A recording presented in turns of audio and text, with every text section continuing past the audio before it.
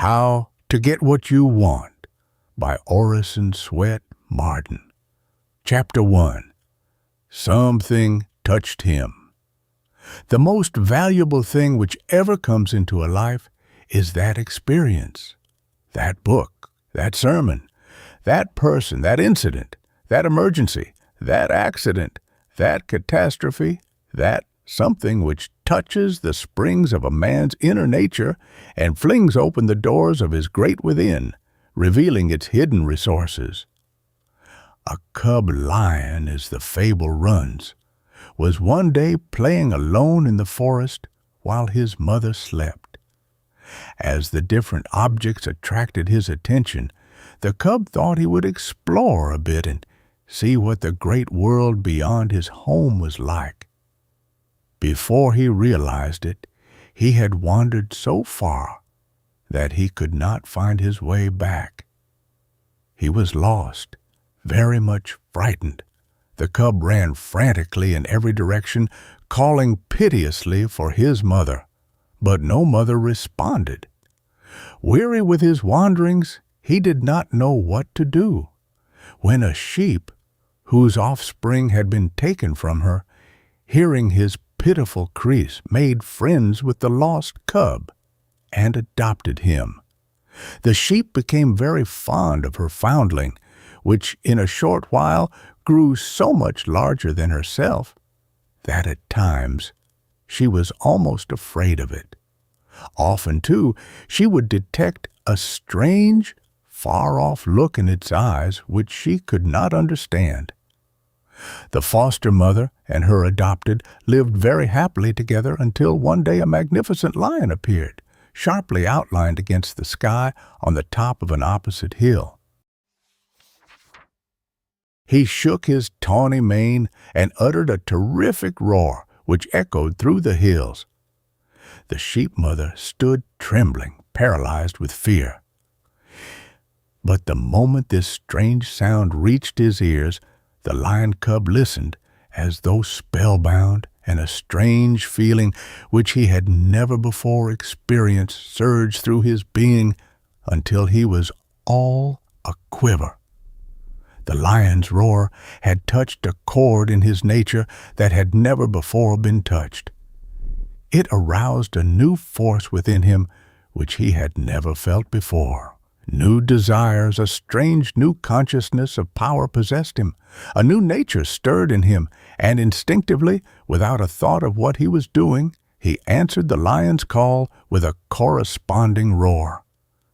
Trembling with mingled fear, surprise, and bewilderment at the new powers aroused within him, the awakened animal gave his foster mother a pathetic glance, and then, with a tremendous leap, started toward the lion on the hill.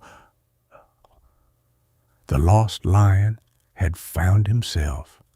Up to this, he had gambled around his sheep mother just as though he were a lamb developing into a sheep, never dreaming he could do anything that his companions could not do, or that he had any more strength than the ordinary sheep.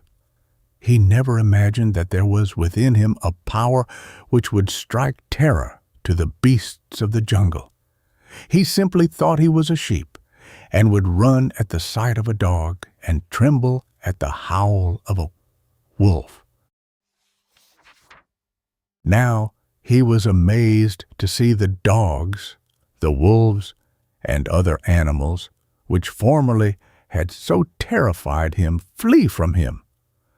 But for the roar of the lion on the distant hill, which had aroused the sleeping lion within him, he would have continued living the life of a sheep, and perhaps would never have known that there was a lion in him. The roar of the lion had not added anything to his strength, had not put new power into him. It had merely aroused in him what was already there, simply revealed to him the power he already possessed. Never again after such a startling discovery could this young animal be satisfied to live a sheep's life, a lion's liberty, a lion's power, the jungle thereafter for him. There is in every normal human being a sleeping lion. It is just a question of arousing it, just a question of something happening that will awaken us, stir the depths of our being, and arouse the sleeping power within us. Just as the young lion, after it had once discovered that it was a lion, would never again be satisfied to live the life of a sheep. When we discover that we are more than mere clay, when we at last become conscious that we are more than human, that we are gods in the making, we shall never again be satisfied to live the life of common clods of earth. We shall feel a new sense of power welling up within us, a power which we never before dreamed we possessed, and never be quite the same again, never again be content with low-flying ideals, with a cheap success. Ever after we will aspire. We will look up, struggle up, and on to higher and ever higher planes. When one becomes conscious that the reality of him, the truth of his being, is God, that he is indissolubly connected with omnipotent power, he feels the thrill of divine force surging through every atom of his being, and he can never doubt his divinity or his possibilities again. He can never again be timid, weak, hesitating, or fearful. He rests serenely conscious that he is in close touch, in vital union with the infinite. He feels omnipotent power pulsating through his very being. He feels the omnipotent arm sustaining, upholding him, and he knows that his mission on earth is divinely planned and divinely protected. Many a poor child has grown up in the slums, believing that he was like all the other children in his neighborhood, that there was no special future for him, nothing distinctive, nothing out of the dead level of his monotonous environment, but something unexpectedly happens, some emergency, some catastrophe, something which makes a tremendous call upon the great within of himself, and he is suddenly surprised to discover that he is different altogether from those about him.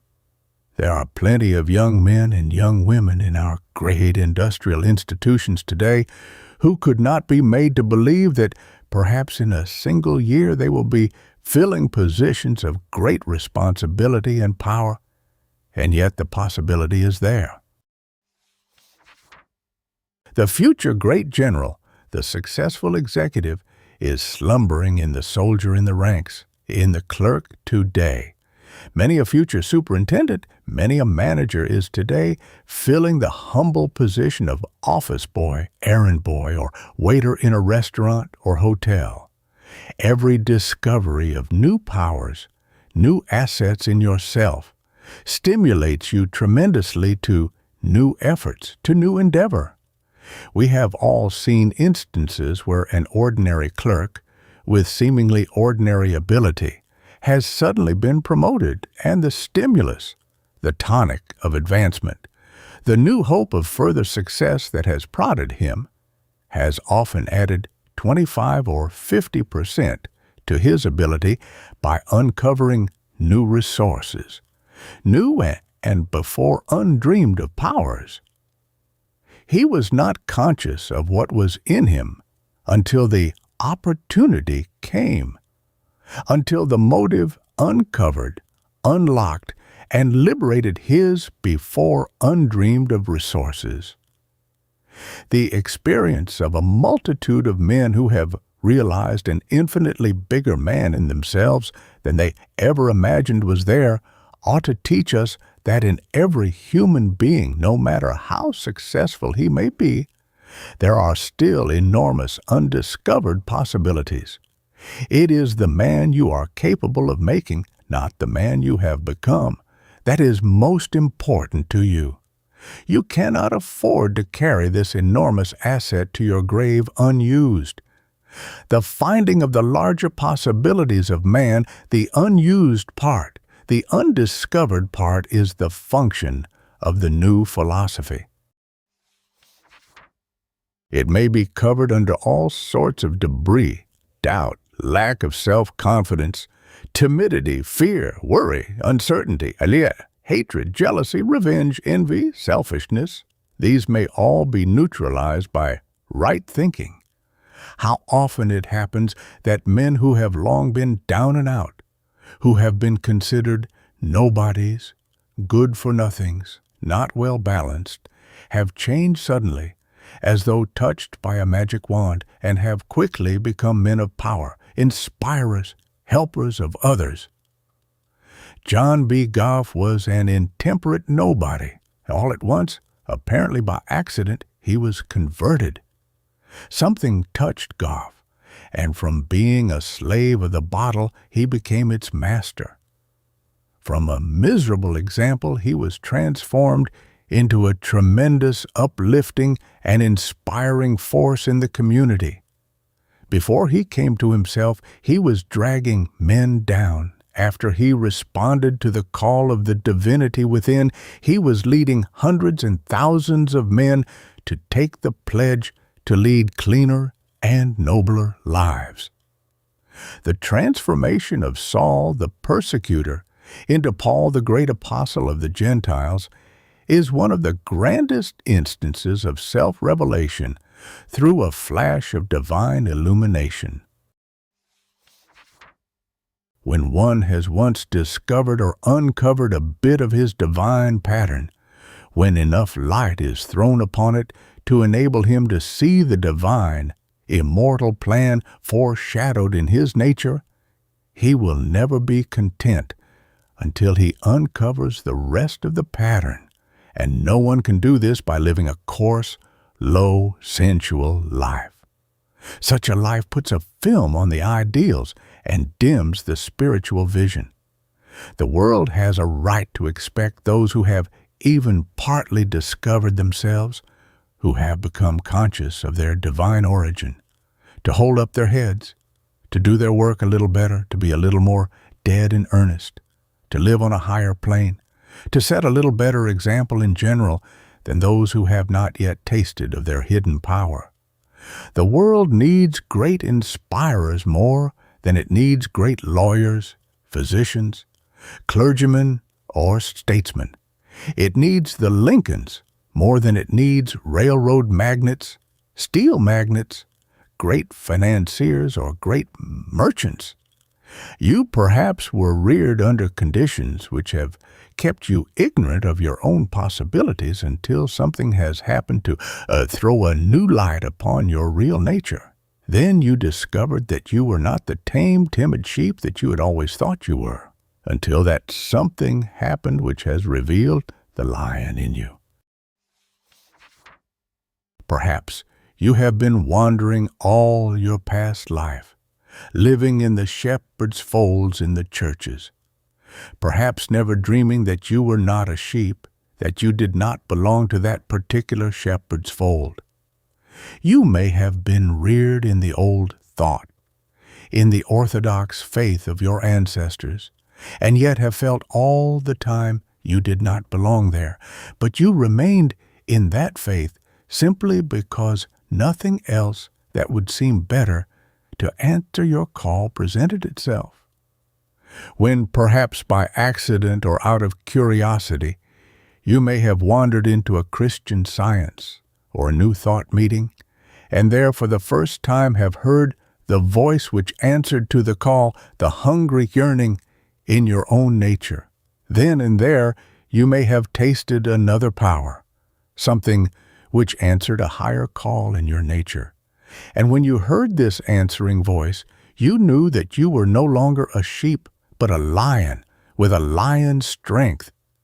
No matter where you hear this call, whether at a New Thought or a Christian Science meeting, during a New Philosophy conversation, or while reading an inspiring book, or in some other place or manner, wholly removed from these, when you do hear it, something within you will answer the call, and you will know that you have been touched to a higher, a finer purpose. The new philosophy, however, especially appeals to the undiscovered part of us, to those hidden, latent forces within us, which we have not hitherto been able to get hold of. In other words, it appeals to our hitherto unused assets, our plus or surplus life capital. You will find something in people who have embraced it, in people who understand it, which you do not find in others. The new philosophy acts like a leaven in the nature, giving new life, new force, new meaning to the individual. In short, it discovers a new man in the old one. It neutralizes, destroys that which would degrade him, those things which were working against his welfare, and it develops new forces, unlocks new resources, which enlarge the man. The new philosophy especially appeals to that unknown part of us, which is still waiting to be discovered, that part which is still locked up tight in the great within of us. It plays the part of a Columbus and discovers vast territory within us of which we had been unconscious.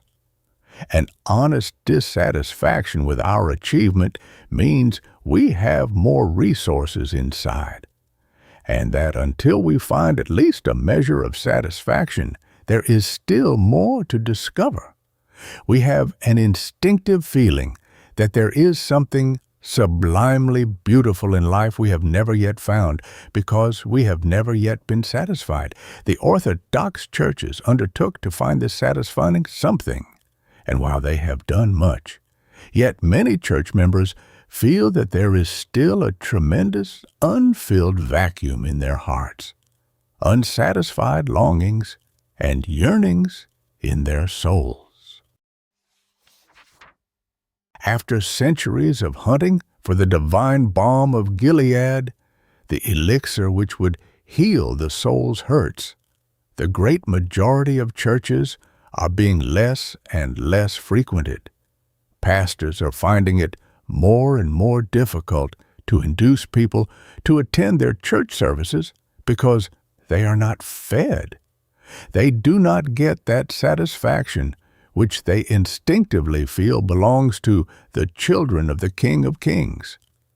If you are groping to find that something which will give enduring satisfaction, which will satisfy your soul, if you have not yet found that something which answers the persistent inward call of your being, if you have not yet found that living water which quenches the soul's thirst, come and drink at the fountain of the new philosophy.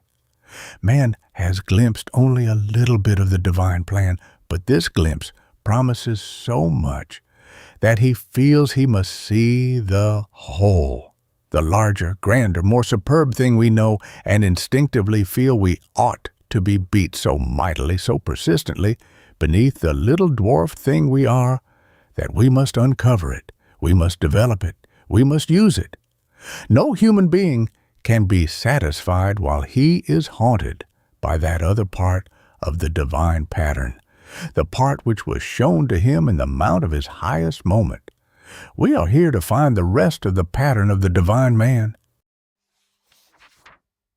The New Life philosophy is the Christ motive which has been working in man all up through the ages in its efforts to produce the master man, not the selfish, grasping, greedy man, but the masterful, selfless, impersonal man, the Christ-like man with the God consciousness, the man who realizes that he is a part of all mankind, that he has come out from God, and that he is going back to God. Chapter 2. How to Get What You Want. You are victory organized. You were born to conquer, to play a magnificent part in life's great game. But you can never do anything great or grand until you have such a conviction of yourself and your ability. We establish relations with our desires, with whatever is dominant in our minds, with the things we long for with all our hearts. And we tend to realize these things in proportion to the persistency and intensity of our longings and our intelligent efforts to realize them. Stop thinking trouble if you want to attract its opposite. Stop thinking poverty if you wish to attract plenty. Refuse to have anything to do with the things you fear, the things you do not want. Our environment, our associates, our general condition are the result of our mental attraction. These things have come to us on the physical plane because we have concentrated upon them, have related ourselves to them mentally. They are our affinities and will remain with us as long as the affinity for them continues to exist in our minds. Your thoughts, your viewpoints, your conception of what your status and position in life will be, your ideal of your future, will draw you exactly to that plane like a lodestone. Focus your mind, your predictions, your expectations on poverty, failure, and wretchedness. Banish ambition, hope, expectation of good things, and give full sway in your mentality to fear, worry, doubt, anticipation of evil, and the ego magnet will draw you unerringly to squalid surroundings, to an inferior position, to association with persons of a lower order of mind on a meaner social plane. The great trouble with all of us who are struggling with unhappy or unfortunate conditions is that we have separated ourselves in some way from the great magnetic center of creation. We are not thinking right, and so we are not attracting the right things. Think the things you want. The profoundest philosophy is locked up in these few words. Think of them clearly, persistently. Persist, concentrating upon them with all the force and might of your mind, and struggle toward them with all your energy. This is the way to make yourself a magnet for the things you want. But the moment you begin to doubt, to worry, to fear, you demagnetize yourself, and the things you desire flee from you. You drive them away by your mental attitude. They cannot come near you while you are deliberately separating yourself from them. You are going in one direction, and the things you want are going in the opposite direction.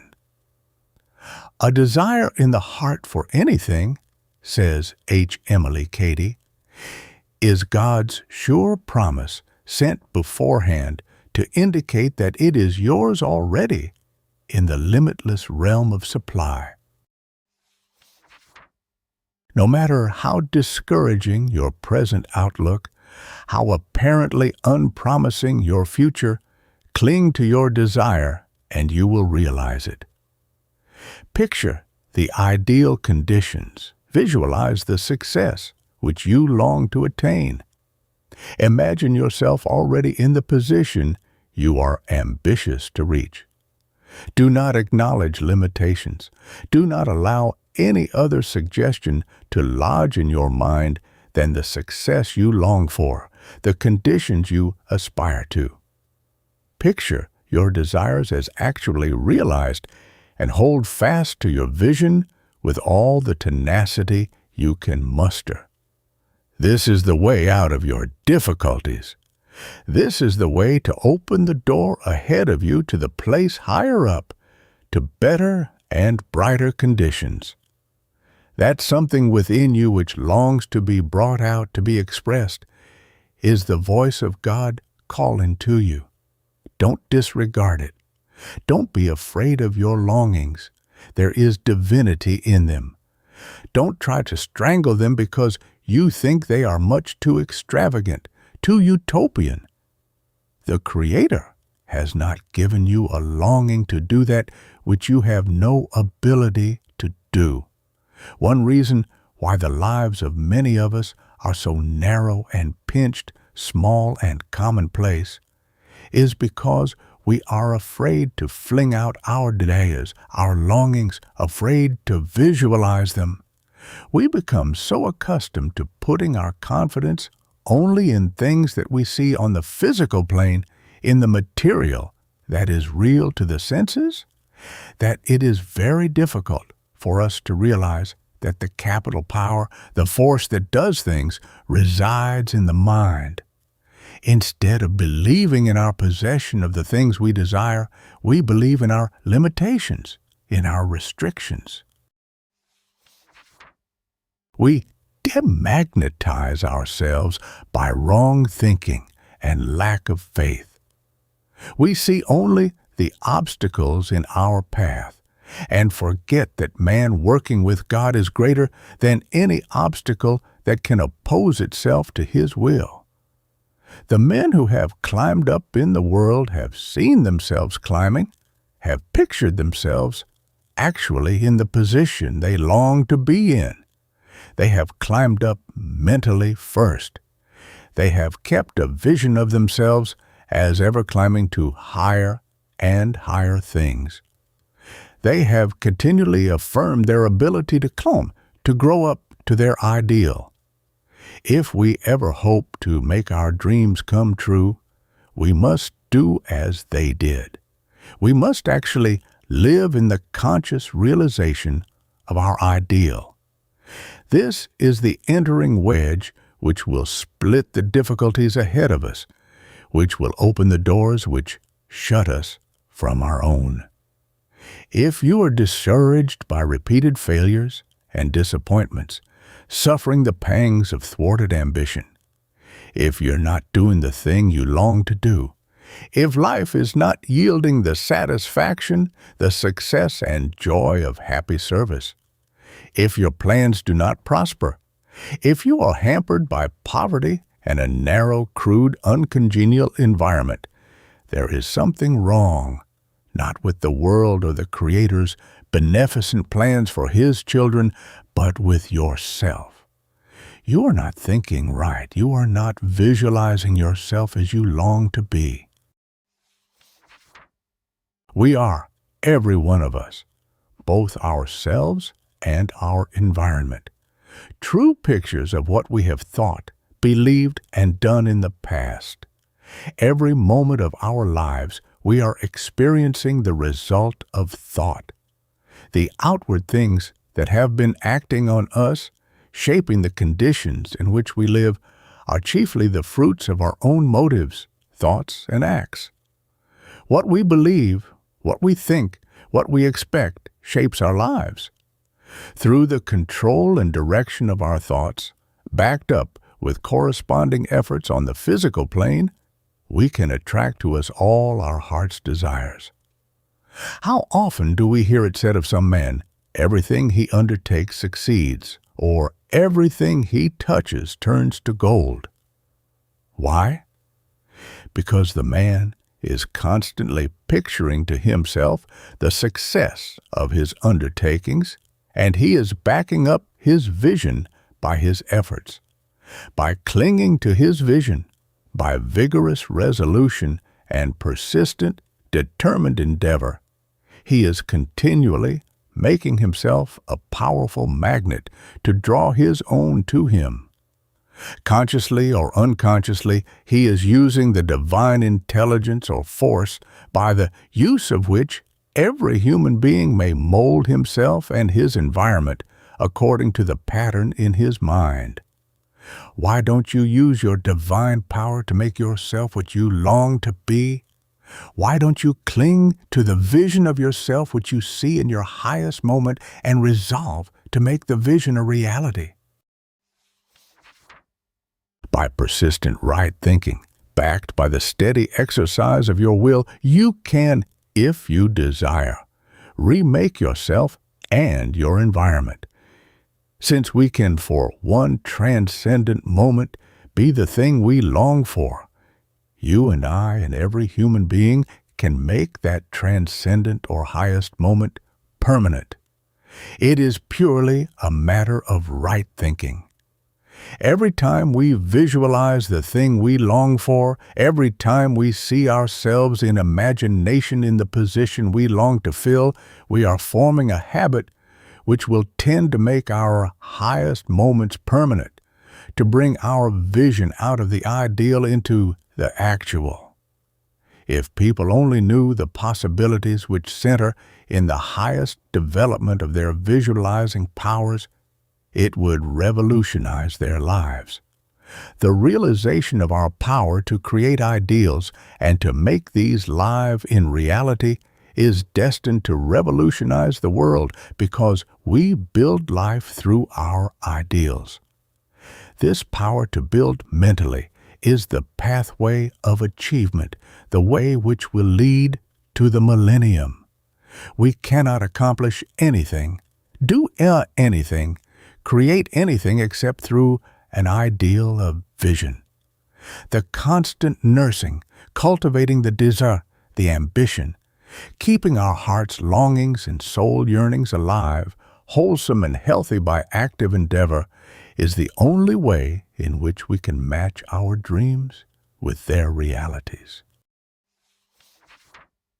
What we think most about is constantly weaving itself into the fabric of our career, becoming a part of ourselves, increasing the power of our mental magnet to attract those things we most ardently desire.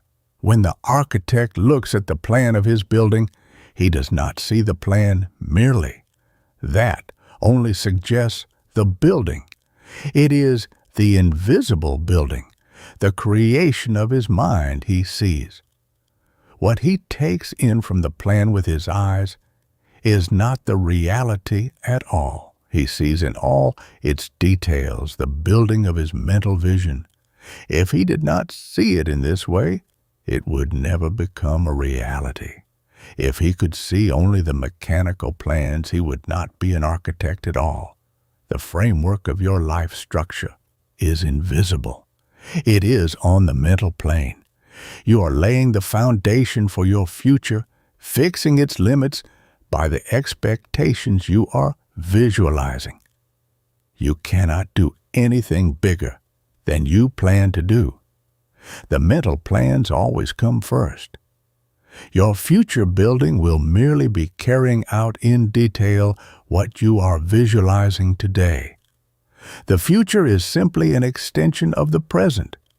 You are right now, by your thought habit, by your prevailing mental attitude, making your place in life. You are locating yourself, settling what you are to be.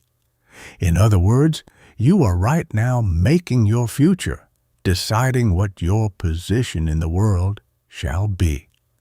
And it will be broad, ever growing, ever expanding, or it will become narrower, more pinched and rutty, according to your mental plan, according to the vision you see. The only world you will ever know anything about, the only world that is true for you at this moment, is the one you create mentally, the world you are conscious of. The environment you fashion out of your thoughts, your beliefs, your ideals, your philosophy is the only one you will ever live in. Whatever you long for, you are headed toward, and whatever thought dominates you or motive is uppermost in your mind is attracting its affinities. How quickly, for example, a youth who goes from his country home to the city to seek his fortune gravitates toward the things which are uppermost in his mind. He may not know a soul in the city he enters, but in a very short time we find him with his own people, those whose tastes, whose desires and propensities are like his own. He has attracted his affinities. A mental magnet cannot attract opposite qualities. It can only attract things like itself, and it is our privilege to give the magnet its quality. We can inject hate into it, jealousy, envy, revenge. We can in a very short time demagnetize the magnet which was pulling good things so that it will attract bad things. It is for us to decide the quality of the magnetic current that shall flow out from us.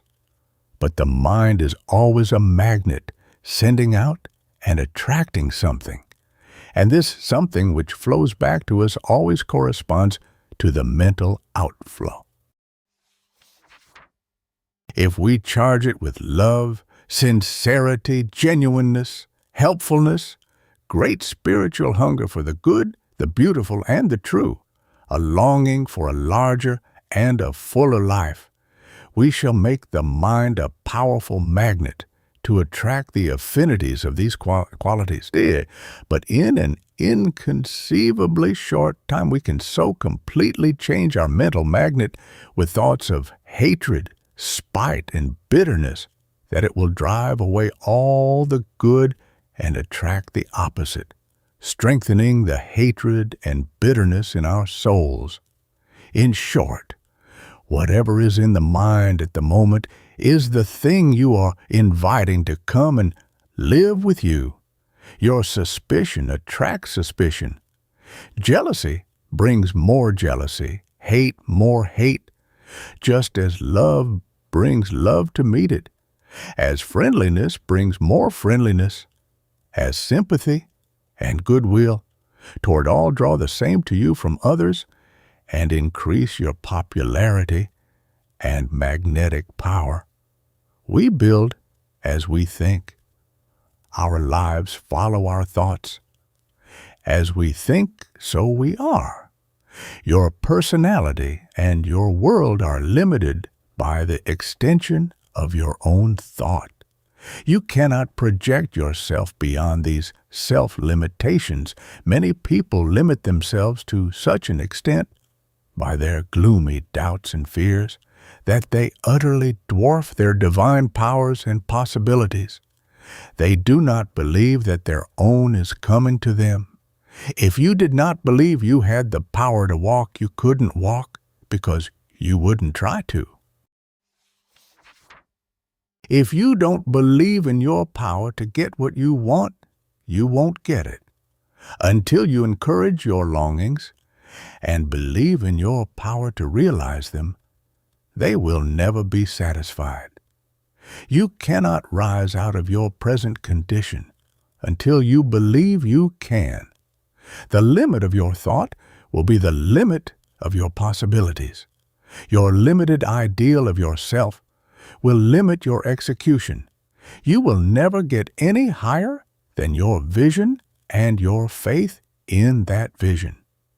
No one gets very far in this world or expresses great power until he catches a glimpse of his higher self, until he feels that the divinity which is stirring within him and which impels him on the way of his ambition, in the line of his aspiration, is an indication, a prophecy of his ability to reach the ideal which haunts him. The Creator has not put desires in our hearts without giving us the ability and the opportunity for realizing them. There are 1,000 proofs in the very formation of our body and brain that we were planned and adapted in every detail of our marvelous structure to achieve grand, glorious things, that we were created and fitted for success and happiness. No matter how unfortunate your environment or how unpromising your present condition, if you cling to your vision and keep struggling toward its realization, you are mentally building, enlarging your ideal, increasing the power of your mental magnet to attract your own. Never mind opposition, never mind criticism, Never mind if others call you a fool or a crank, they called the Christ the same. Be true to the mysterious message within, the divine voice which bids you up and on. No matter what other things you have to give up, no matter what sacrifices you have to make, let everything else go if necessary. But cling to the ideal which haunts your dreams, for it points to the star of your destiny. And if you follow it, you will come out of the darkness into beauty and brightness.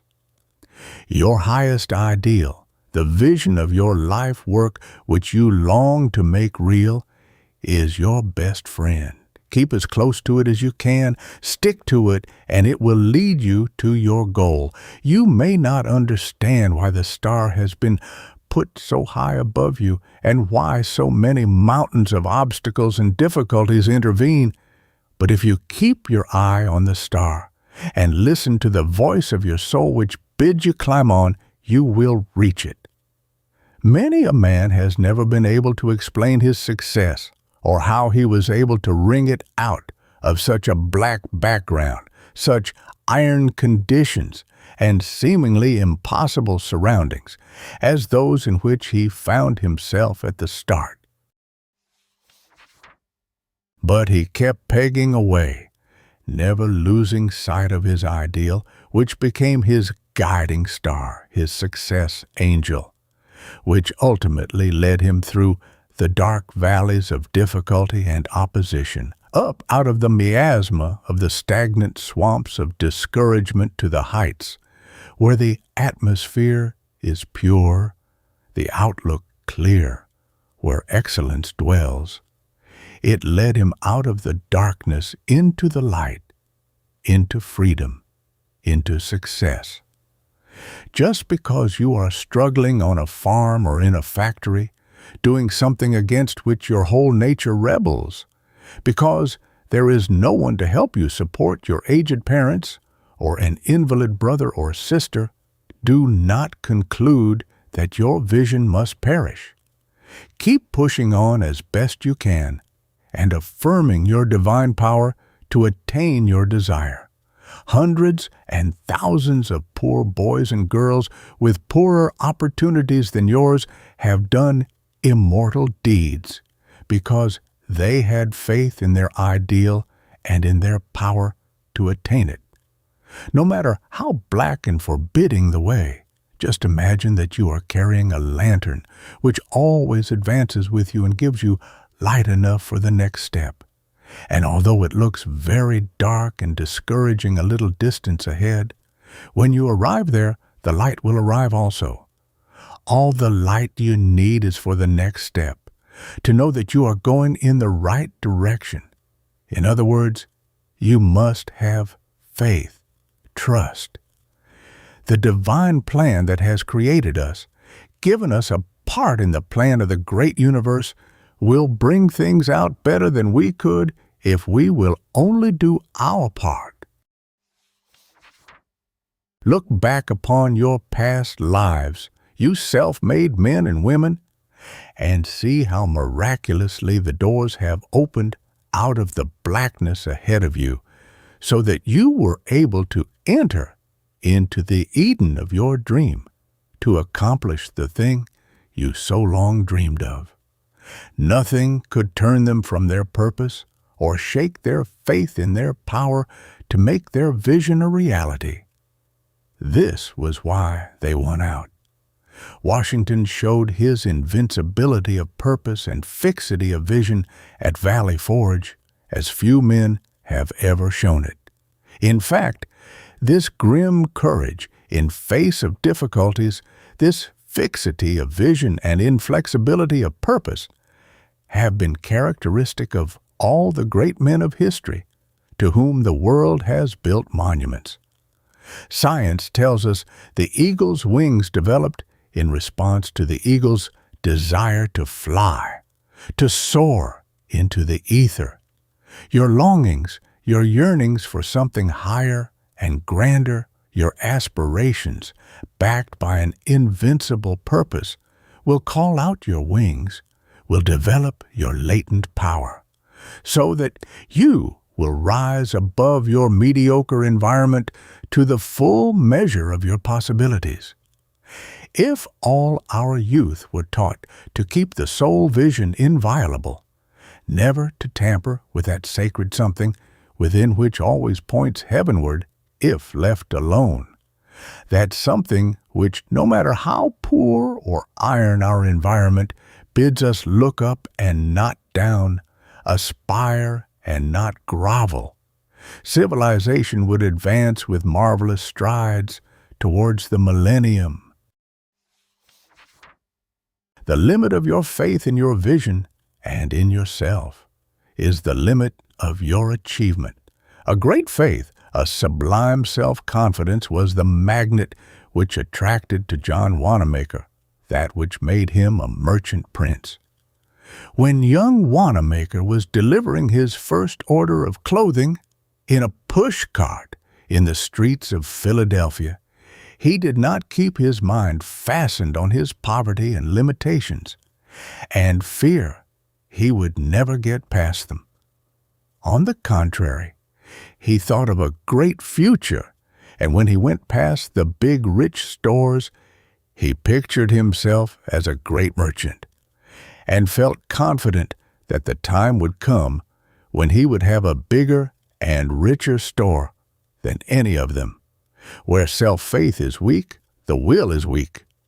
Most people do not exert their will in overcoming the obstacles in their way because their resolutions are weak, wishy-washy. They are not possessed by their vision, and so they cannot bring to their aid the vigorous determination, the resolute will, the compelling affirmation that wins out in spite of all opposition.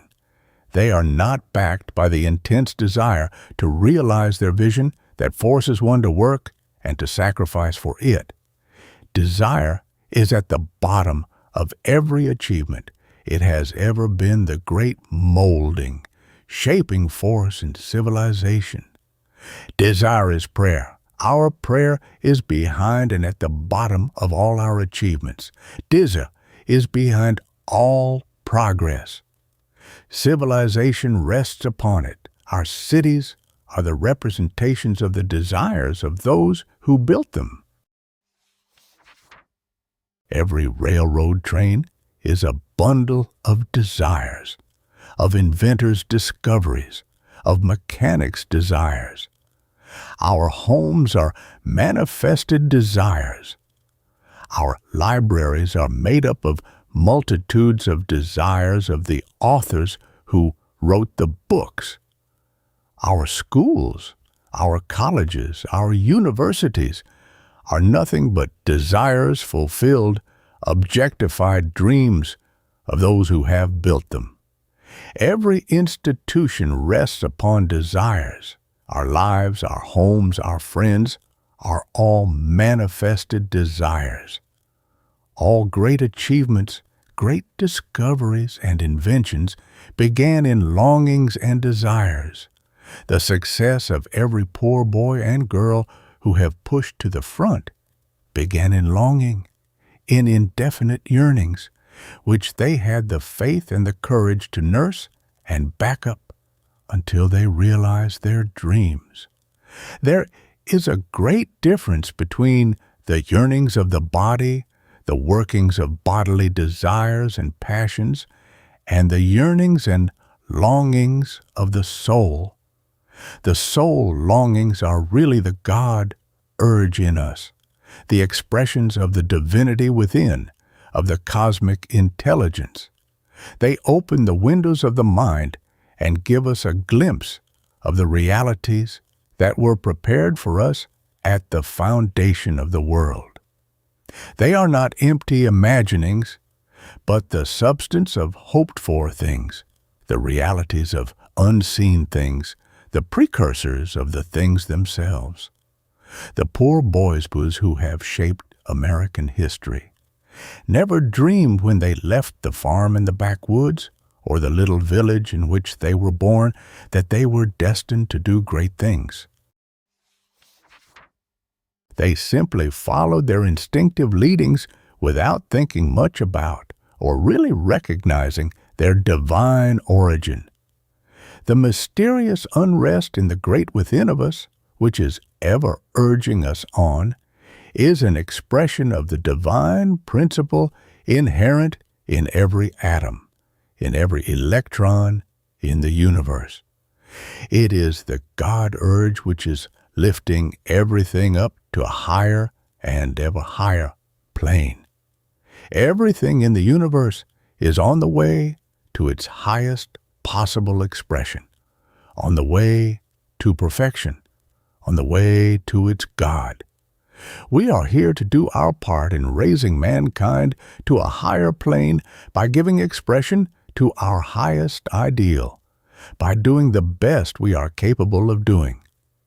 In St. John we read, "To this end was I born, and for this cause came I into the world, that I should bear witness unto the truth." Most people do not seem to think that they came into the world for any special purpose, or that they are under any obligation to bear witness to the truth. They do not seem to realize that they are bound to deliver the message entrusted to them at birth, to realize the vision shown them in their highest moment. Many act as if they were sent here to catch and grab everything they can get hold of for themselves, that they are under no special obligation to anybody but their own families. In other words, few people realize that they came into the world with any particular purpose other than to gratify their own desires, to reap the harvest that others have sown without rendering anything in return. They regard the world upon which they open their eyes as a legitimate field, a sort of hunting ground for their own personal gratification, where they are welcome to whatever they can bag without cost to themselves. They have no appreciation whatever of the fact that billions of people who have lived in all the past have really been preparing the world for them, that they are the heirs of all who have gone before them, and that they are in honor bound to do their share in contributing to the inheritance of those who shall come after them. We of today have inherited the results of other people's efforts. We are enjoying all the inventions, all the discoveries, all the luxuries that are the fruits of the struggles and trials, the sufferings, poverty and hardship of the inventors, the discoverers, the achievers who labored to improve the conditions of mankind. We were sent here to carry their work a step farther by bringing into the actual the vision of our divinest inspiration. The way to do this is to follow our inspiration, what our soul longs to do. You are always gravitating toward the vision you hold in mind. You will never make headway in any other direction than toward your dominant thought, your dominant desire, your dominant motive. Visualization will sometime be found to be one of the great secrets of character building and achievement. All through his teaching, Christ assured men of their divinity. When he said, "I and my Father are one," he did not refer to the fact of his own superiority, to the fact that he was more divine than others. He was always trying to convince his disciples that they could do what he did, that they were as divine as he was, and that the reason they did not perform what seemed to them miracles was their lack of faith in their divinity. We rise with our vision. All elevation, all progress is first mental. It is based on faith in a visualized ideal. Everything starts with a vision, and toe result always corresponds to the nature of the vision and our faithfulness to it. Buddha became what he did because he gravitated towards his vision. George Washington concentrated upon a vision of liberty and a grand democracy which would be a model for the whole world, and he never ceased to struggle until the vision became a reality. Andrew Carnegie became the great iron master because he gravitated towards his vision, because of his struggles to realize that dominant vision. John Wanamaker is what he is because he concentrated upon his vision by always reaching out toward it, always striving to match with reality his dream of a mammoth business. Chapter 3. Playing the Glad Game. I am not fighting my fight. I am singing my song. Life should be one glad, sweet song instead of a dirge as it is with so many people. It was intended that life should be a glory and not a grind. The new philosophy teaches that everybody ought to be happier than the happiest of us are now. Our lives were intended to be infinitely richer, grander, more glorious than they are. In an article in the Atlantic Monthly entitled 20 Minutes of Reality, the writer described an experience he had while convalescing in a hospital after a surgical operation. There was nothing unusually exciting or exhilarating in the convalescent's immediate atmosphere or environment, when suddenly he felt as if he had been translated to a new world of light, happiness, and joy. I cannot say what the mysterious change was, he said. I saw no new thing, but I saw all the usual things in a miraculous new light, in what I believe is their true light. I saw for the first time how wildly beautiful and joyous beyond all words of mine to describe is the whole of life. Every human being moving across that porch, every sparrow that flew, every branch tossing in the wind was caught in and was a part of the whole mad ecstasy of loveliness, of joy, of importance, of intoxication, of life. For those glorified moments, I was in love with every living thing before me. The trees in the wind, the little birds flying, the nurses, the interns, the people who came and went. There was nothing that was alive that was not a miracle. Just to be alive was in itself a miracle. My very soul flowed out of me in a great joy. If it is possible to live in a world of happiness and beauty for 20 minutes, is it not possible to prolong the time, to live always in such a world?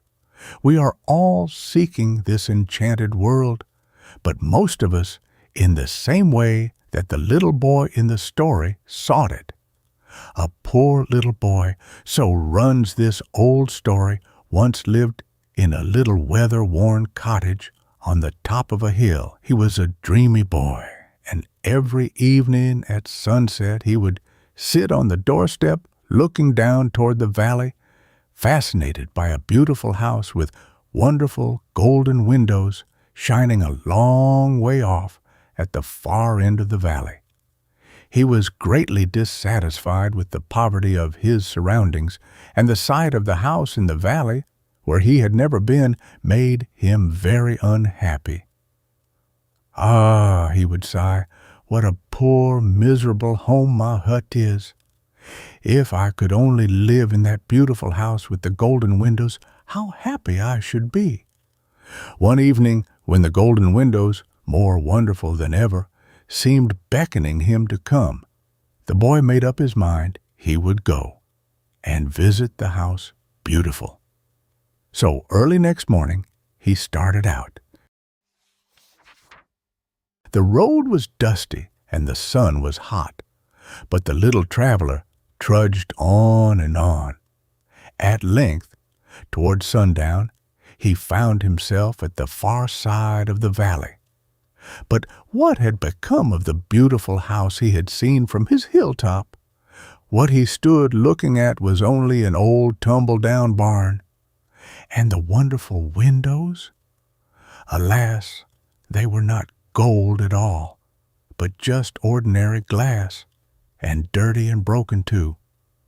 Tired and thirsty, the little boy flung himself on the ground with his back to the deserted barn and sobbed bitterly.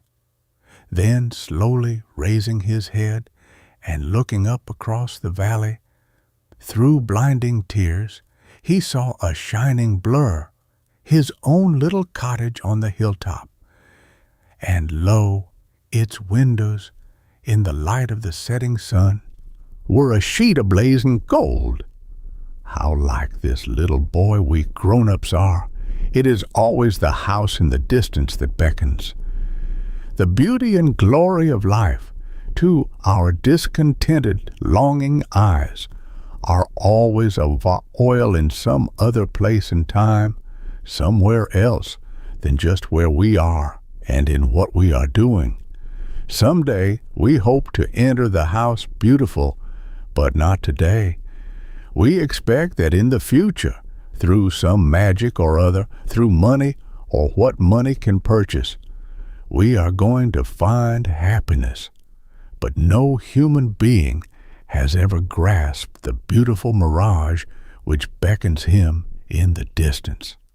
The chief cause of our discontent and unhappiness is that hardly anyone is satisfied with what he has. The little simple things don't count for anything with us.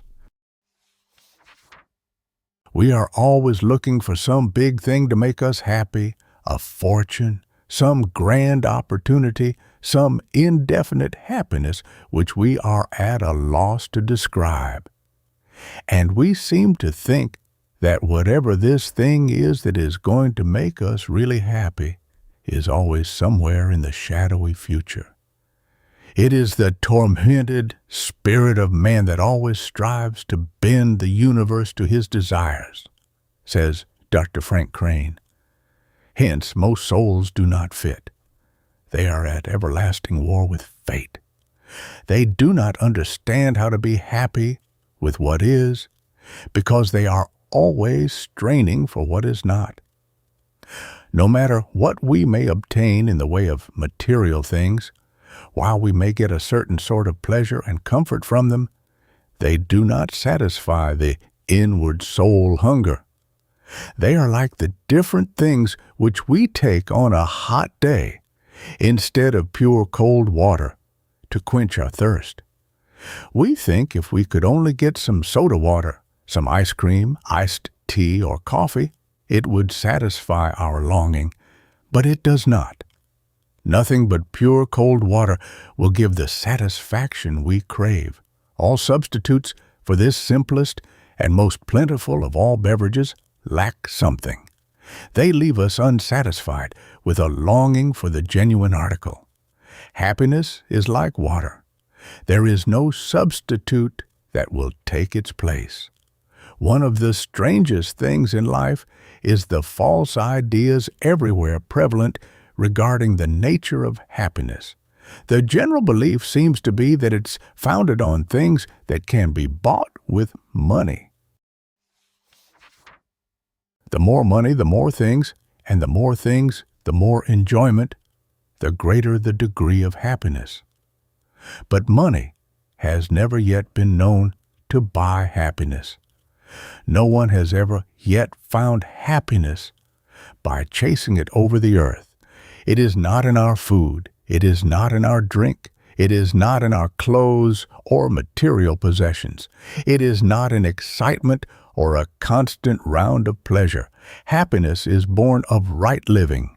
It is the child of right thinking and right acting, of helpful service. A selfish life never knows real happiness. Greed and envy never touch it. Half the unhappiness in the world is caused by losing the blessings which would result from the enjoyment of what we have and envying others and longing for what they have. Half the world is on the wrong scent in the pursuit of happiness, said Henry Drummond. They think it consists in having and getting and in being served by others. It consists in giving and in serving others. Happiness is something which is released from our acts and from our thoughts. A little of it here and a little there is released from our good deeds, our unselfish service, from our right acts and thoughts. Some of it is released every time we help or encourage another soul. A little of it is released when we give a helping hand to those who have fallen under their burdens. We get our happiness just as the bee gets a honey. The bee does not find honey ready-made. It must work hard for all it gathers. It can only obtain a little from each flower it visits. We do not get happiness ready-made.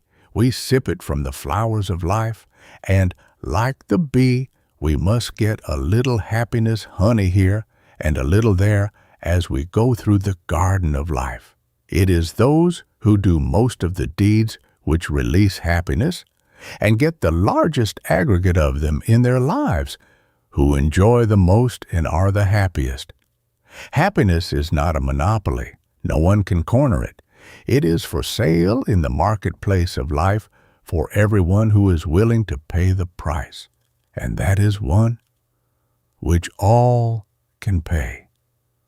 The things which really make life worth living are very common and within the reach of all. How often we hear the poor berating the rich whom they envy, bemoaning the cruel fate that has kept about everything worthwhile away from them. But when we stop to take stock of life and the things that are really worthwhile, that count for most, we are pretty nearly all on equal footing. The great chemist himself has mixed the atmosphere so that it is just adapted to create health, vigor, robustness of body and thought, and exultant feeling for all alike. The sunlight, with its marvelous chemistry, performs millions of miracles every moment in root and rootlet, in plant and flower, in tree and animal life, in human life, while painting pictures of glorious colorings in flower, in plant and landscape. It has an inspiring effect, too, a beneficent influence on all life. It makes all nature rejoice, and it warms the soul of man. I never look at a sunrise that it does not give me a sunrise feeling, says John Wanamaker. And this glorious sun is a free gift to all men. So is time. The poorest, the humblest person on earth has the same amount of precious time as the proudest monarch or the greatest money king. Andrew Carnegie said he would give $10 million to have his life prolonged 10 years, but all his wealth cannot purchase an instant of time, nor has money power to purchase the best things of life, love, friendship, sympathy. Lincoln said that folks are usually about as happy as they make up their minds to be. The experience of the writer of 20 Minutes of Reality, as well as that of thousands of others that might be cited, shows that the possibilities of happiness are not in things or in the possession of them, that happiness is not outside of us, but inside. The source of all happiness is inside the individual. The beauty we see in nature and the beauty we feel in music are inside of us. The world is a whispering gallery which sends back the echo of our own voice. It is a mirror which reflects the face that looks in it. If we laugh, it laughs back. If we frown, it reflects a frown. Happiness is the reaction of our mental attitude and our acts upon others. It is what they fling back to us that makes us happy or miserable. The door between us and heaven or happiness cannot be opened when the door between us and our fellow men is closed. Right thinking means right action. If we would only hold the right thought, the constructive thought, the happy thought, the joy thought, the helpful thought, the unselfish thought each day, we should all soon become supremely happy, because, finally, happiness is a mental state. Your degree of happiness or misery today is merely a resultant of your thought. If such a large part of our days were not filled with discordant thoughts, worry thoughts, fear thoughts, envy, jealousy, hatred thoughts, perhaps half unconsciously much of the time we would be happy instead of miserable.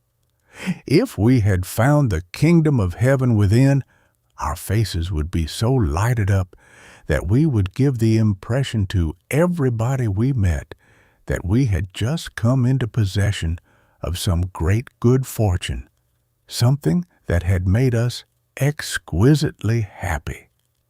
This is how we should all impress one another. Instead of looking miserable and forlorn, God's children ought to look as though they were supremely happy. Their physical eyes should reflect an entrancing beauty which their inward eyes should behold. Through their faces should shine that inner vision which the soul should sense. If we had found the kingdom of heaven within us, the countenance of every human being would reflect a superb satisfaction, a harmony, a blessedness which only very few mortals have ever yet reflected. It is possible for everyone to have that harmonious spirit which finds serenity and true happiness in the life he is living daily, through the resources of his own soul. The New Thought Gospel is not that of happiness postponed to a future life, but happiness to be realized here and now, not a faraway personal immortality, but immortality in an increasingly happier humanity. One of the most unfortunate things that ever happened to the race was the teaching of the doctrine that heaven is not to be enjoyed on earth, that it is something way beyond, and that we must die to reach it. The whole teaching of the theologians looked towards the life beyond, the life to come. Every desirable thing was in the future. The present was not anything like as important to them as the future. Man was simply passing through a very disagreeable probationary state, which was to decide his future for all eternity. Life was a very serious matter to them, and religion was still more serious. The modern forms of religion, such as Christian Science, New Thought, mental science, strike a different note. They teach the religion of joy and gladness. They put the great stress of living upon today, not on the life after death. They teach that if we live a joyful, helpful, unselfish life, practice the golden rule, go through this world practicing love's way, we shall not only be happy, efficient, and successful here and now, but that we shall also be infinitely better fitted for any future state that may be waiting for us. The old forms of religion focused on the future. They worshipped an absentee God, placed heaven in some far-off locality, and so focused their eyes on a future state that they did not half live as they went along. The new philosophy, or religion, preaches a gospel of joy and gladness. It puts the great emphasis upon the good, the beautiful, the true, and upon the noble, the sublime in human nature. It is putting a new emphasis upon happiness, is giving a new place to joy and gladness, which is redeeming these instinctive human qualities from the theologian's ban. The new philosophy teaches that innocent joy and gladness are just as religious and just as essential to our physical, mental, and moral well-being as prayer itself. It insists that the cheerful, happy, joyful mind is a sign of normality. It teaches that harmony, physical, mental, and moral, is fundamental to all religion, and that nothing can be religious which does not make us more efficient, more successful, more happy. It teaches that religion means freedom from superstition, fear, and worry, that it means wholeness, completeness, full and joyous self-expression. The Creator made man for a normal life of work and enjoyment, made him to be gloriously happy. He made him to be whole, strong, ideally perfect.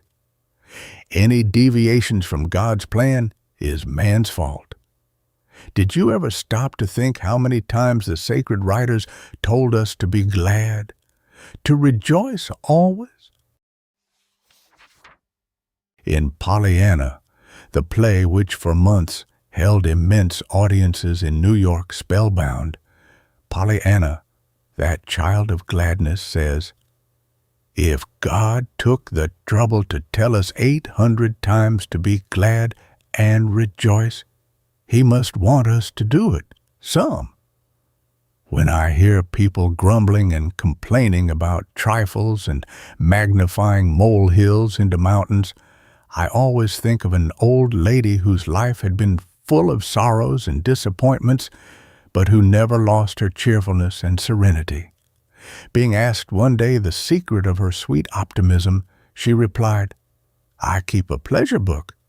Early in life, I resolved that every night I would record some pleasant experience which had come to me during the day.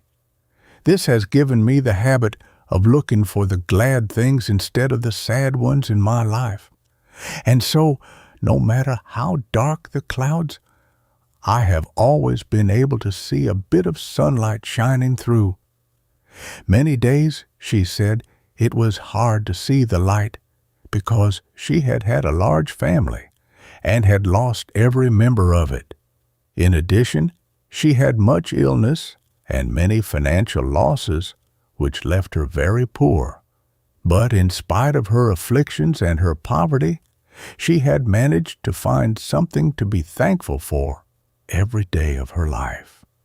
People who take life sadly, who see nothing to rejoice and be glad about, not only lose a tremendous amount of pleasure, real enjoyment, but they seriously cripple their ability and impair their success. They are not normal, and therefore cannot reach their maximum of strength and efficiency. Over-seriousness depresses the mental faculties and tends to lower efficiency. It is the man who sings at his work, the one who is bubbling over with gladness, with a sense of abounding vitality, that is the normal, healthful, successful man. Life should be full of play, even of fun, full of light and cheer. It would be if we knew how to live, if, like the old lady who kept the pleasure book and Pollyanna, the glad girl, we make a habit of looking for something to be glad about. We shall very soon master the secret of happiness. Let us rejoice and be glad. Let us cry with Pollyanna, just be glad. That's the game. Chapter 4. Discouragement, a disease, how to cure it. Discouragement flies before the thought of God when we become conscious of our partnership with Him.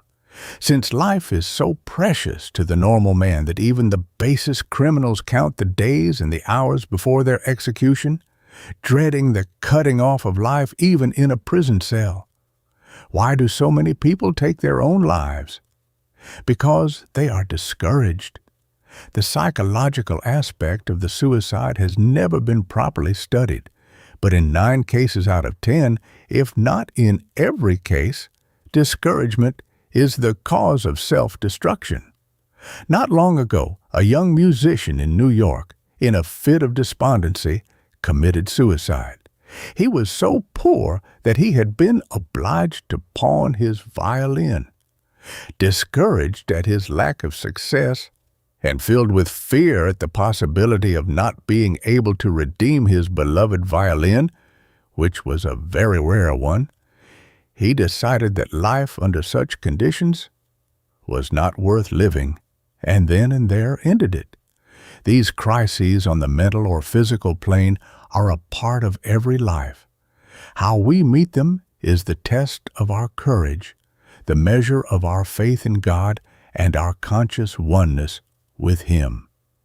We are under fire all our lives, and the real hero is the one who keeps straight on in spite of discouragements and disappointments, never losing one jot of heart or courage, never giving way to despair, trusting always in the divine power that will lead him to his goal.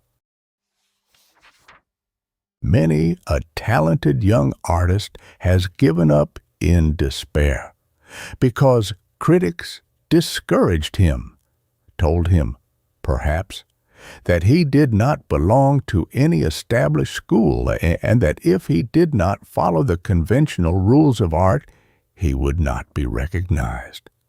These discouraged souls did not realize that the one who listens to the voice in his own soul and who, trusting to the power within, blazes a new path, is the one who most certainly attains distinction. Discouragement is one of the greatest of human enemies. It is an unmitigated curse. It has done more to dwarf the efforts of the race, has thwarted more careers, stunted and starved more lives, ruined more creative power than any other one agent. It is a disease that is well nigh universal in some form. Everybody suffers more or less from it, is the victim of its poison. It bombards us from within and without. There are always plenty of people who will attack you from without, who will see reasons why you will not succeed in your undertaking, who will tell you that it is impossible to overcome the obstacles in your way, and unless you have a sublime faith in yourself and a resolution which knows no retreat, which takes no backward steps, you are likely to become discouraged and then sidetracked. Discouragement, however, comes most frequently from within and causes more poverty and crime than almost any other one thing. It is an indirect producer of poverty because it paralyzes ability and blights efficiency. A person is in no position to produce anything when his mind is full of doubt and fear. When suffering from discouragement, one's whole being is negative, demoralized. Courage, the leader of the mental faculties, is paralyzed, and the judgment is not sound. No man is level-headed when he is discouraged or blue. He is in no condition to look squarely at an issue because his reasoning powers are dulled and his enthusiasm is dampened. In other words, there is anarchy in the whole mental kingdom, and until the order is restored and courage again leads the way, the faculties will not respond with their best. This was recently illustrated by the suicide of a man who feared he could not raise the $13,000 he believed he needed to save himself from ruin. In settling up his estate, however, it was found that the man was not in straitened circumstances and did not really need any such amount to keep his business going. Time and again, it has been found that people who lost heart under fire were just this side of victory over their difficulties when they threw down their weapons and gave up the battle in despair. How often has a letter or a telegram with good news that would have heartened and encouraged a discouraged one to fight on come just after the sufferer had ended it all? Yet, we continue to read daily in the newspapers of people, young and old, who lose faith and commit suicide because of failure in business, loss of property, loss of friends, trouble in the home, disappointment in love, for 1,001 reasons. But they may nearly all be summed up under the one head, discouragement. And what is this Moloch to which so many lives are sacrificed? It is simply a diseased mind. Discouragement is a mental disease. It is just as truly a disease as smallpox, typhoid, scarlet fever, or any other ailment which physicians diagnose as physical disease. Discouragement is much worse than any of these because it so often unbalances the sufferer and drives him to crime or to drink and consequent failure and misery. Victims of discouragement little realize the tremendous damage they are doing to themselves when they allow this fatal enemy of their happiness and their efficiency to get lodgment in their mind. Nobody does good work when discouraged. There is no spontaneity in it, no resourcefulness, no inventiveness, no originality, no enthusiasm. It is mechanical, lifeless. The moment you yield to discouragement, all your mental faculties become depressed. They lose power. There is no coordination of effort among them, and consequently, they fail to do vigorous teamwork.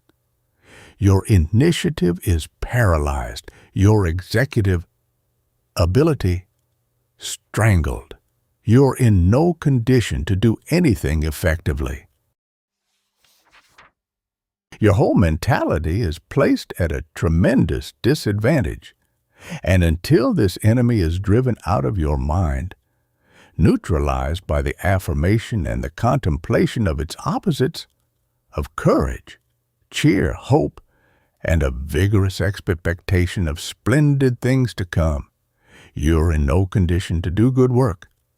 Every suggestion of discouragement, of fear of failure, is a destructive force, and in the degree that we allow ourselves to be influenced by it, will it tear down and retard our life processes, our life work. It will darken the mind and cause one to make fatally wrong decisions, to take steps which may ruin one's happiness, one's whole life. The great thing for us to keep in mind when a life storm breaks is that, no matter how violent, it is only temporary, and that behind the clouds the sun is always shining. The New Thought philosophy helps us to conquer discouragement by putting the emphasis on the right things, the things that are worthwhile. This is why the Christian Scientists and New Thought people generally do not go to pieces when they happen to fail in their vocation. They have learned that material things are not the first essentials. They know that the great emphasis should be placed upon the life, the reality of man, which is divine. They know that a person can be a tremendous success although he has not a dollar in the world, though he has no home, no abiding place, no money, and dies in the poorhouse. In other words, the new philosophy teaches that real success does not consist in accumulating mere things. It is a matter of personality and character. The accumulation of money is a side issue. The making of a living is a mere incidental to making a life. Time and again I have known New Thought people to go through what, in the Old Thought, would have been the most humiliating failures. Failures which would probably have wrecked their lives and entirely destroyed their confidence in themselves. But in the New Thought, these things do not touch the soul. They are not realities in the highest sense. God never intended that His children should go to pieces mentally and physically, be miserable and unhappy, that they should suffer mortification and chagrin when they have been honest and have done the best they could do just because they have failed in their particular undertakings. We were made to hold up our heads, to look the world in the face without flinching, as princes of the Most High. No matter what happens to our material possessions, if we have made good as men, as women, if we have been dead in earnest in delivering to the world the message we were sent here to deliver, there is no reason why we should feel humiliated or discouraged about anything. There is only one thing that should make a man hang his head and feel humiliated, discouraged. Only one thing that should make him wince when the world looks him in the face, and that is his own wrongdoing, his own sin. There is a vast amount of splendid, unused success material in the down and outs, in the people who have lost their grip upon themselves because they have lost their courage. Some of them, while out of work, suffering from discouragement, did something which caused them to lose their self-respect, and now discouragement has become a disease with them. It has become chronic, and no one can succeed with a discouraged mental attitude. Courage is the leader in the mental realm, and when that is down, all the other faculties drop in sympathy. Until courage says the word, neither initiative nor any of the other faculties will take a step forward. They refuse to work under discouragement, but when courage leads the way, all the others brace up and come to the rescue in teamwork. What most people in the Great Failure Army need is to have their courage restored, renewed. The discouraged have their backs turned toward the light, so that all the black shadows fall across their path. They are walking in their own shadows instead of in the glorious sun of God's light and love. Their disease has made them morbid. They need mental treatment, treatment that will let the light into their souls and show them what they still can do. Emerson says, "What I need is somebody who will make me do what I can." What these discouraged ones need is somebody who can make them do what they can. They need to be turned around mentally. They need to be shown that they are not failures, but that they are mentally ill, sufferers from chronic discouragement. There is one who can do this for you who are discouraged better than anyone else, your own higher self. No matter how old you may be or how depressing your present condition, if you take this other higher self for your guide, you can recover your footing.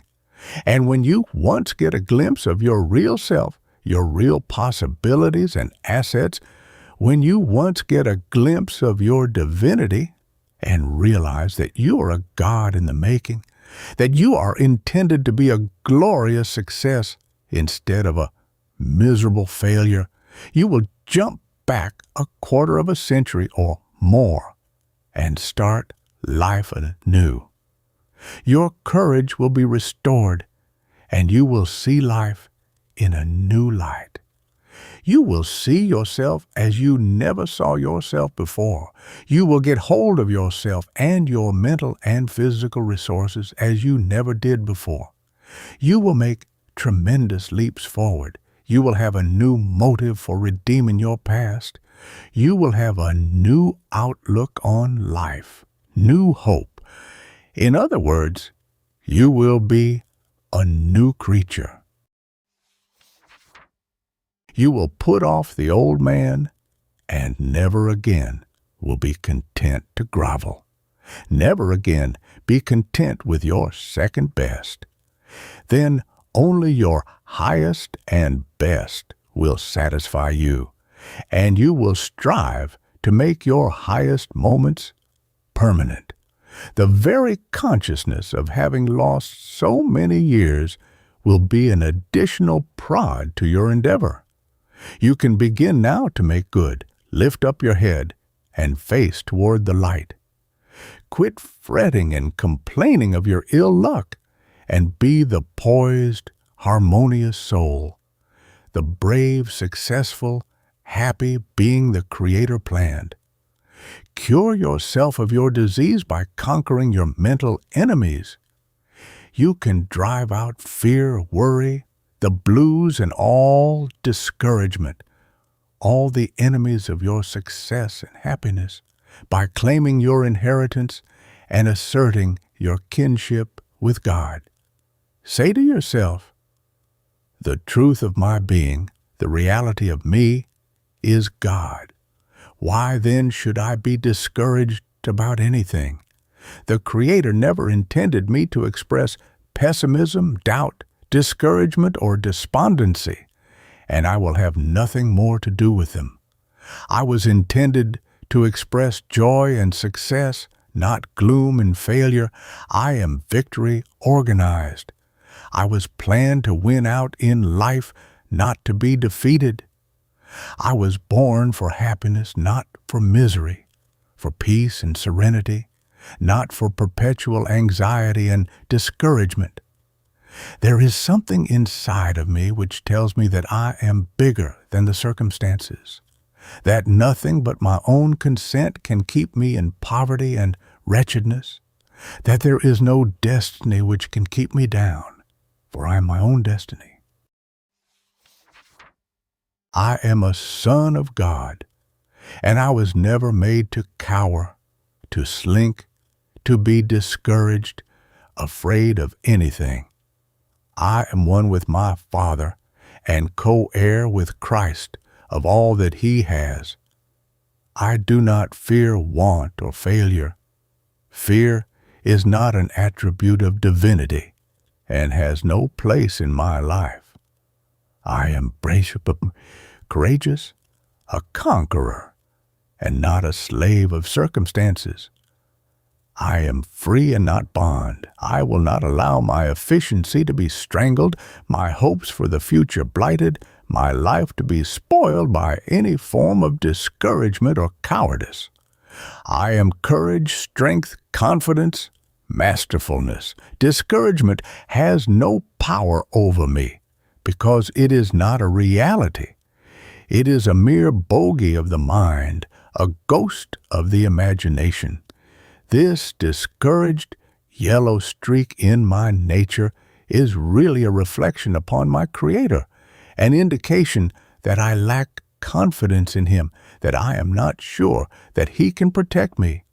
It is an intimation that I believe there is a greater power than His, and that an evil one. No matter how many troubles or difficulties threaten, it is my business to trust and not to fear, and from now on I shall do so. I shall hold a poised, serene mind, and shall lie down at night with confidence and assurance that my life, my welfare, and my destiny are all in the hands of Him who controls everything and who doeth all things well.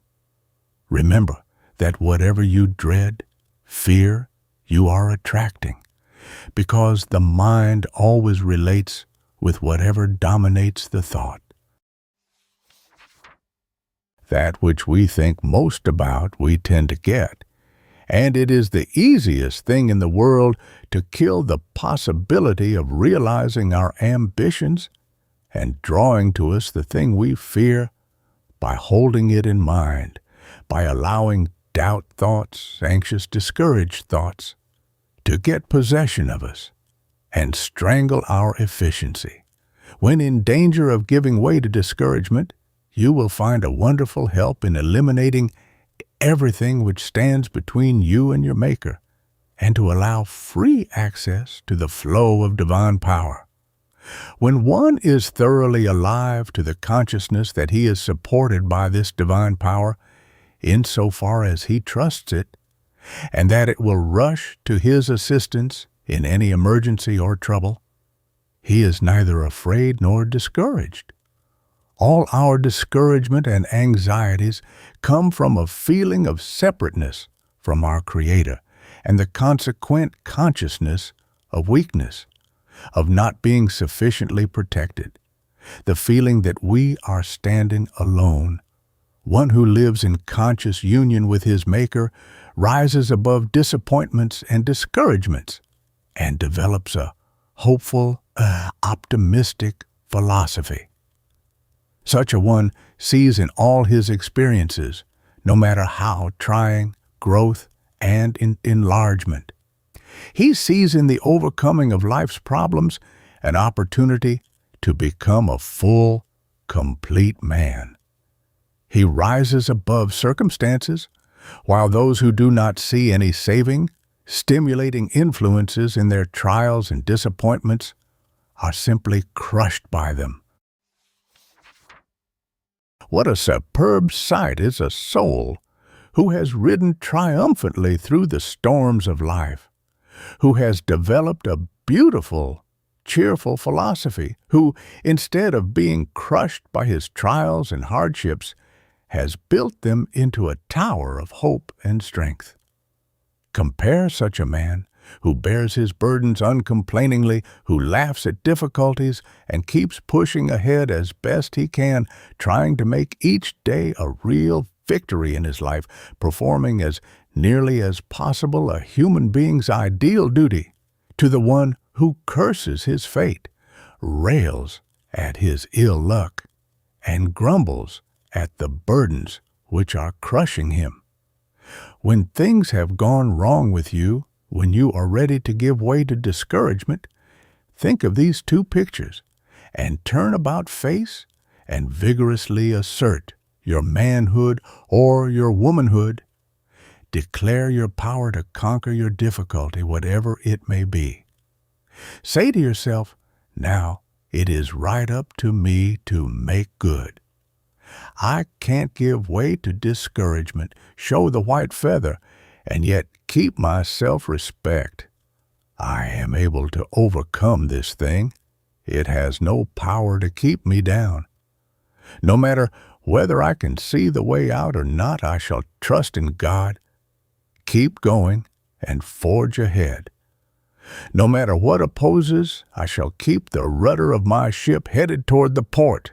I will quit this everlasting self-depreciation, for it is a crime against my Maker as well as myself, and I will believe that what the Creator has made and pronounced good is so. I am done with this putting myself on a bargain counter. I am no longer going about the earth making the impression that I have a skim milk opinion of myself. No more of the poorhouse attitude for me. There are better things waiting for me than that. I am a prince, and I have inherited princely things. I have a princely inheritance. I know that every time I say, I can't do this, or I can't do that, I can't afford this, or I can't afford that, I undermine my power. Hereafter, I am going to deal in positives, in affirmations of power. I can. I will. I am able. Henceforth, I will have nothing to do with negatives that tear down, destroy. If I am part of reality, if I have existed millions of years and will continue to exist for untold ages to come, if my existence is from everlasting to everlasting, why should I be anxious, alarmed? Why should I be perturbed about temporary happenings, the mere accidents of everyday life? They have no power over me. I am a part of the divine entity. My being is beyond the possibility of destruction or change. There is something in me that is absolutely indestructible, and I shall not get into a flurry of uneasiness, become discouraged by what I can really control. I know I am anchored eternally. Therefore, I will allow nothing to trouble or disturb me. Henceforth, nothing will. I stand firm in this resolve. The habit of driving out of our consciousness every suggestion of failure, of disappointment, of discouragement or evil by substituting its opposite is of inestimable value. The ability to do this, to clarify the mind of everything which can possibly injure it, is the secret of all success and happiness. The scientific fact that the mind cannot contain at the same moment opposite thoughts or emotions makes us absolute masters of our fate. To live upward or downward, to be a success or a failure, is simply a matter of choice. It all depends on the suggestions we assimilate, the kind of thought we prefer. We can allow ourselves to be overwhelmed by discouragement, or we can rise above it, just as we decide. It is natural for all of us to think of the wonderful things we would do if we could only get rid of the things that block our way and defeat our possible successes. If we did not have to struggle with disappointments, with heartaches, with trials and troubles of all sorts, what a triumphant journey life would be. Yet, the real test of your bigness is whether or not you will fulfill your ambition to the letter, whether you will carry out your great life plan grandly and superbly, regardless of things that are apparently trying to down you. Nothing will help more to overcome discouragement than the suggestion of courage or success. The constructive force of the positive thought will not only drive out the negative thought, but it will upbuild and strengthen all the faculties. Every human being can increase his courage and multiply his strength by frequently saying to himself, "I am a child of the King of Kings and have nothing to fear. If I always do the best I can in all circumstances, there is no reason why I should ever be anxious about the results. I shall not. I am courage. I am success. Nothing can harm me because I am one with the One. I cannot want. I cannot fail because I am in touch with the infinite source of all life." Chapter 5. The force that moves mountains. Faith moves mountains. The man who does not believe in something and believe in it with all his soul is a pretty poor stick. Let nothing undermine your faith in your ultimate triumph. Hold this tenaciously, vigorously, intensely, and after a while you will see things coming your way. Don't be afraid to think too highly of yourself. If the Creator made you and is not ashamed of the job, certainly you should not be. He pronounced His work good, and you should respect it. Faith increases confidence, carries conviction, multiplies ability. If faith doesn't think or guess, it sees the way out. It is not discouraged or blinded by mountains of difficulties because it sees through them, sees the goal beyond. It is faith that everywhere does the impossible. It is faith in God and faith in oneself, a divine self-confidence that makes men gods, whose will must be obeyed. If it were not for wrong thinking, such faith would be the rule in human life instead of the exception, for God hath not given us the spirit of fear, but of power, and of love, and of a sound mind. Unfortunately, most of us measure ourselves by our weakness instead of by our strength. We estimate ourselves at our worst instead of our best. We seem to think that the vision of ourselves we see in our optimistic, hopeful, uplifted moments is a mere mirage of the imagination and not our real selves. The great majority never seem to think that it is a real creative force. Yet, faith is not only a real power, but one of the greatest we know. In fact, men do great things in proportion to the intensity and the persistency of their faith.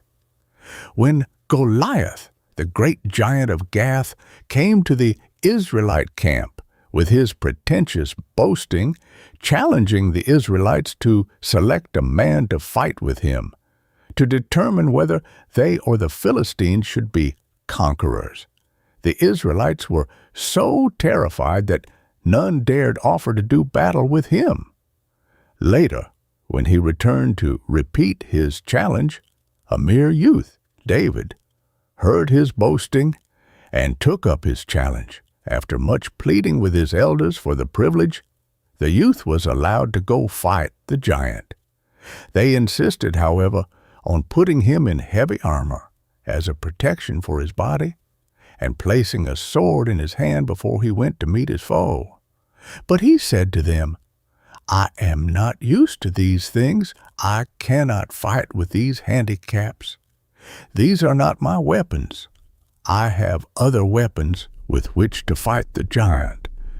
So he took off all of his armor and went forth with no other weapon than a simple sling and a few pebbles which he took from the brook. When the giant leader of the Philistines, protected from head to foot with armor, armed with mighty weapons, and preceded by his shield-bearer, saw the unarmed and unprotected Israelite youth approaching, he was angry at being so insulted, and said to him, "Come to me, and I will give thy flesh unto the fowls of the air, and to the beasts of the field." The undaunted youth answered, "Thou comest to me with a sword and with a spear and with a shield, but I come to thee in the name of the Lord of hosts, the God of the armies of Israel, whom thou hast defied. This day will the Lord deliver thee into mine hand." David did not, like the Philistine, put his faith in armor, in sword, or in shield, but in the Almighty, and by faith he conquered his mighty foe. Putting a single stone in his sling, he buried it in the forehead of the giant, who fell prostrate to the ground. Faith is the very pith and marrow of achievement. No faith, no achievement. Show me a great achiever, and I will show you a man of great faith. Faith in himself, in his ability to achieve his aim. Faith has ever been the miracle worker of the ages. It is the connecting link between God and man. It is man's strength, the cornerstone of all his building, all his achieving. The trouble with those of us who are not doing what we can and ought to do is that we lack faith. We do not believe that we can go into the great within of us and simply and naturally make connection with divine force, with the all-supply, with the power that made us, that power which has created and which upholds the universe, and from which we derive our strength. We make this connection through faith. This is our trolley pole, and if we could only put it up until it taps the wire which carries omnipotent power, we should feel the thrill of divine life, of inexhaustible strength surging through us.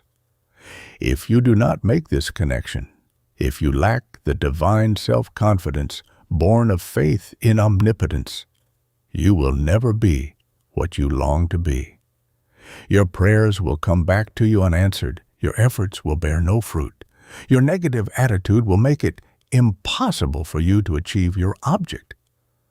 A negative, doubting mind, a mind saturated with fear of failure, can no more accomplish, create, or produce anything of value than a stone can violate the law of gravitation by flying up in the air. The Creator does not change the law of gravitation because a man walks off the roof of a house, even though he may do it unconsciously in his sleep. The creative principle, the law of achievement, does not vary any more than the law of gravitation, and you will achieve what you desire, be what you long to be, only when you obey the law. The Creator Himself cannot fulfill your desire in any other way, any more than He can make the sun, contrary to law, turn from its course in the heavens, any more than He could make the world turn about and go in the opposite direction around the sun when the heavenly bodies are pulling it the other way.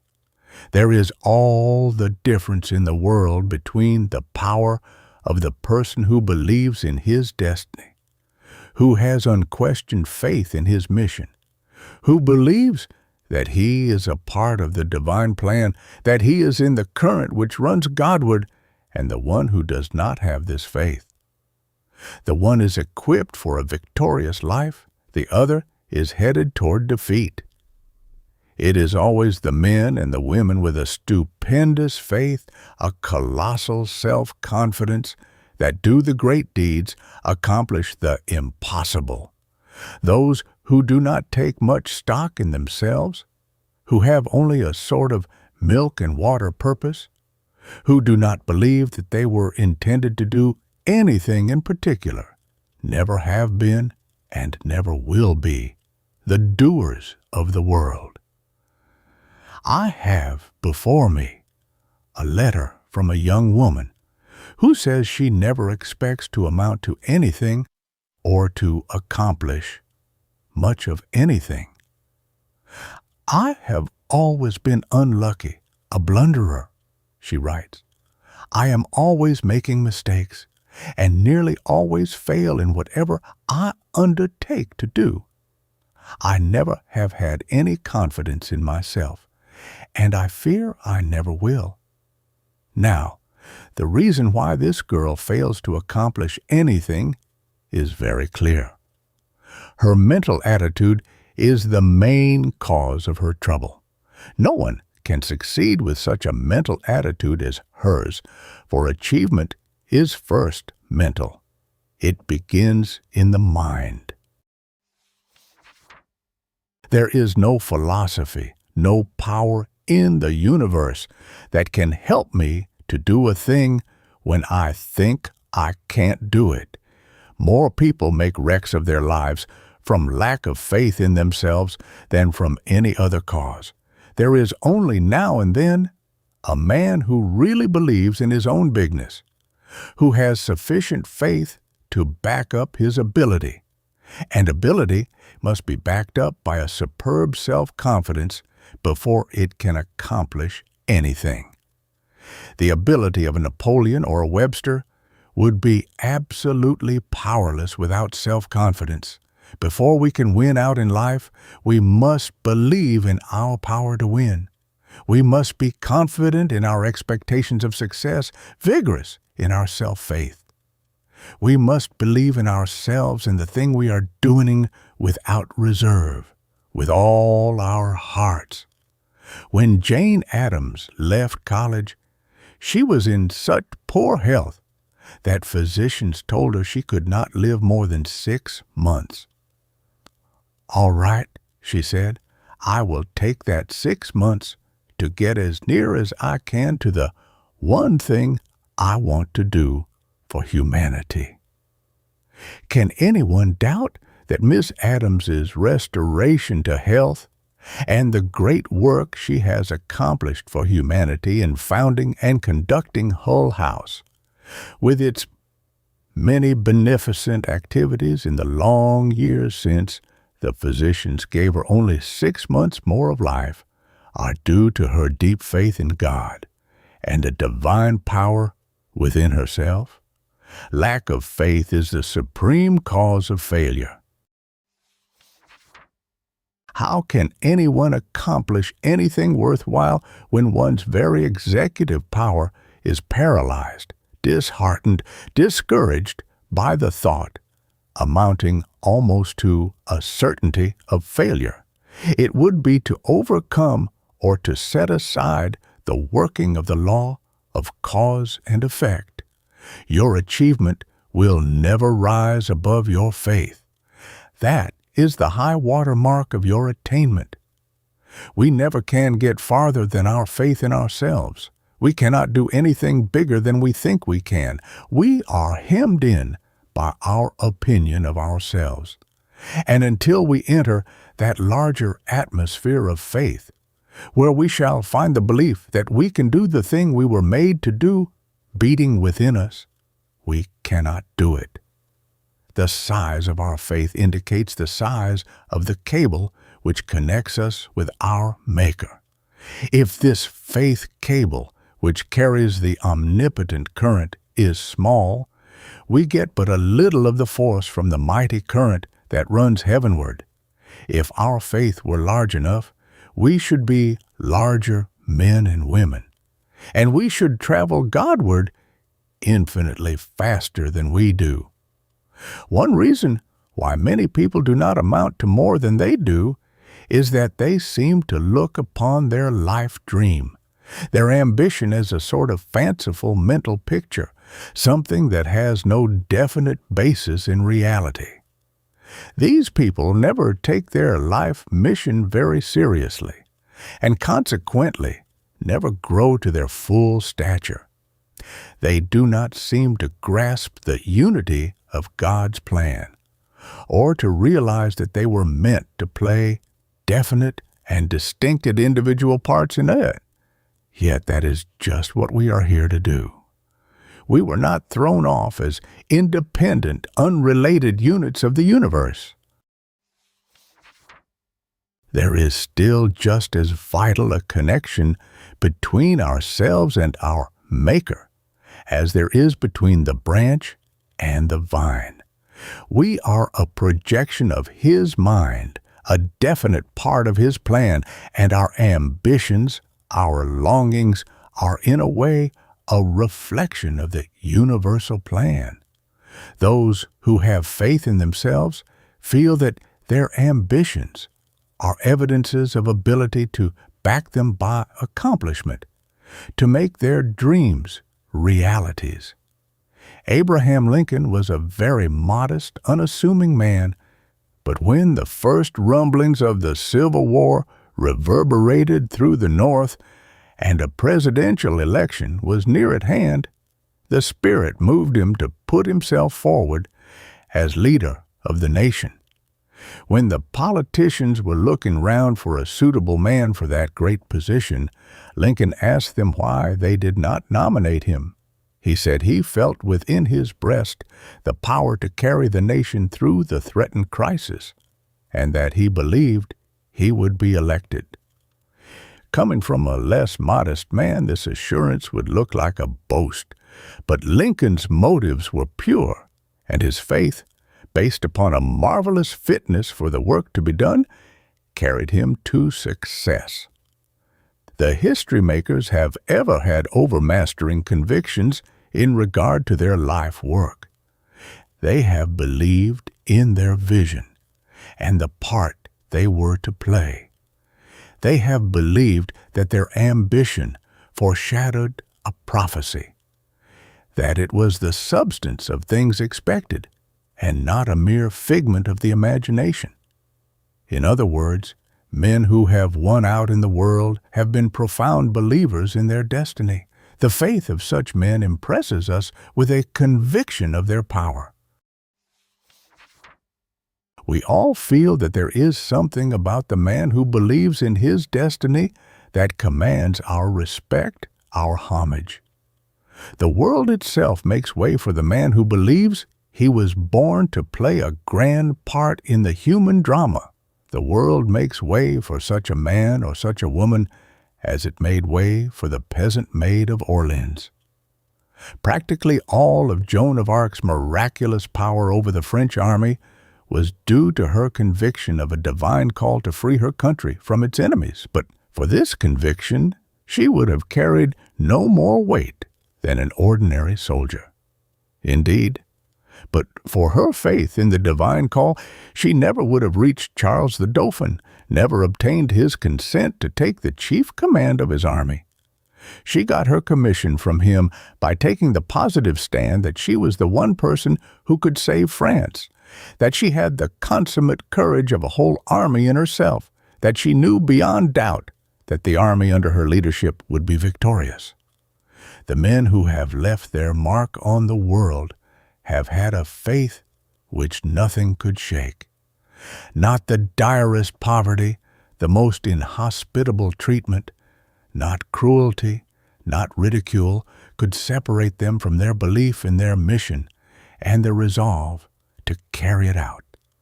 When a man's faith in himself and in his mission is the dominant note in his life, nothing can daunt him. No power can keep him from his own. Faith is the force that moves mountains, that has ever performed the miracles of civilization. What incredible things, impossible things, have been done in the world's history by souls aroused to a sense of their own power. Who can ever estimate what the mental attitude of self-confidence has accomplished? Who can figure what the world has lost from the inaction or the failure of people with splendid ability, men and women who had no faith in themselves, who were so filled with doubt of their own power that their initiative was discouraged and their creative ability killed? It makes a tremendous difference how you approach your life work, whether you come to it with a superb faith in yourself, an unshakable belief in the power that sustains you, and a firm determination to make a triumphant success of it, or whether you come to it with a faint heart, a doubting, wavering mind, and weak endeavor. The timid, for questioning, what if I should fail? Attitude has ruined more careers than anything else. On the other hand, there is everything in holding the courageous, self-confident thought. We fail only when we have lost our grip on ourselves, lost our faith in our ability to succeed.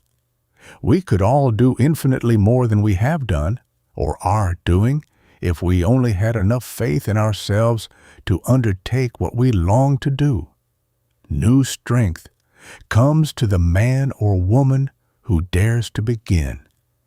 It is through faith we touch the very source of life. It is the key which unlocks the door to power. Faith opens the door to the great within, where principle dwells, where strength is generated. If we could measure a man's faith, we could come very near to predicating accurately the measure of his success in life. It is not what other people say of you, but something you feel inside of you that you are capable of doing. This is your pattern, your model. Your true model is the one you see when you are the most optimistic, and not the mean, diminutive figure of yourself, which you see when you have on your pessimistic spectacles.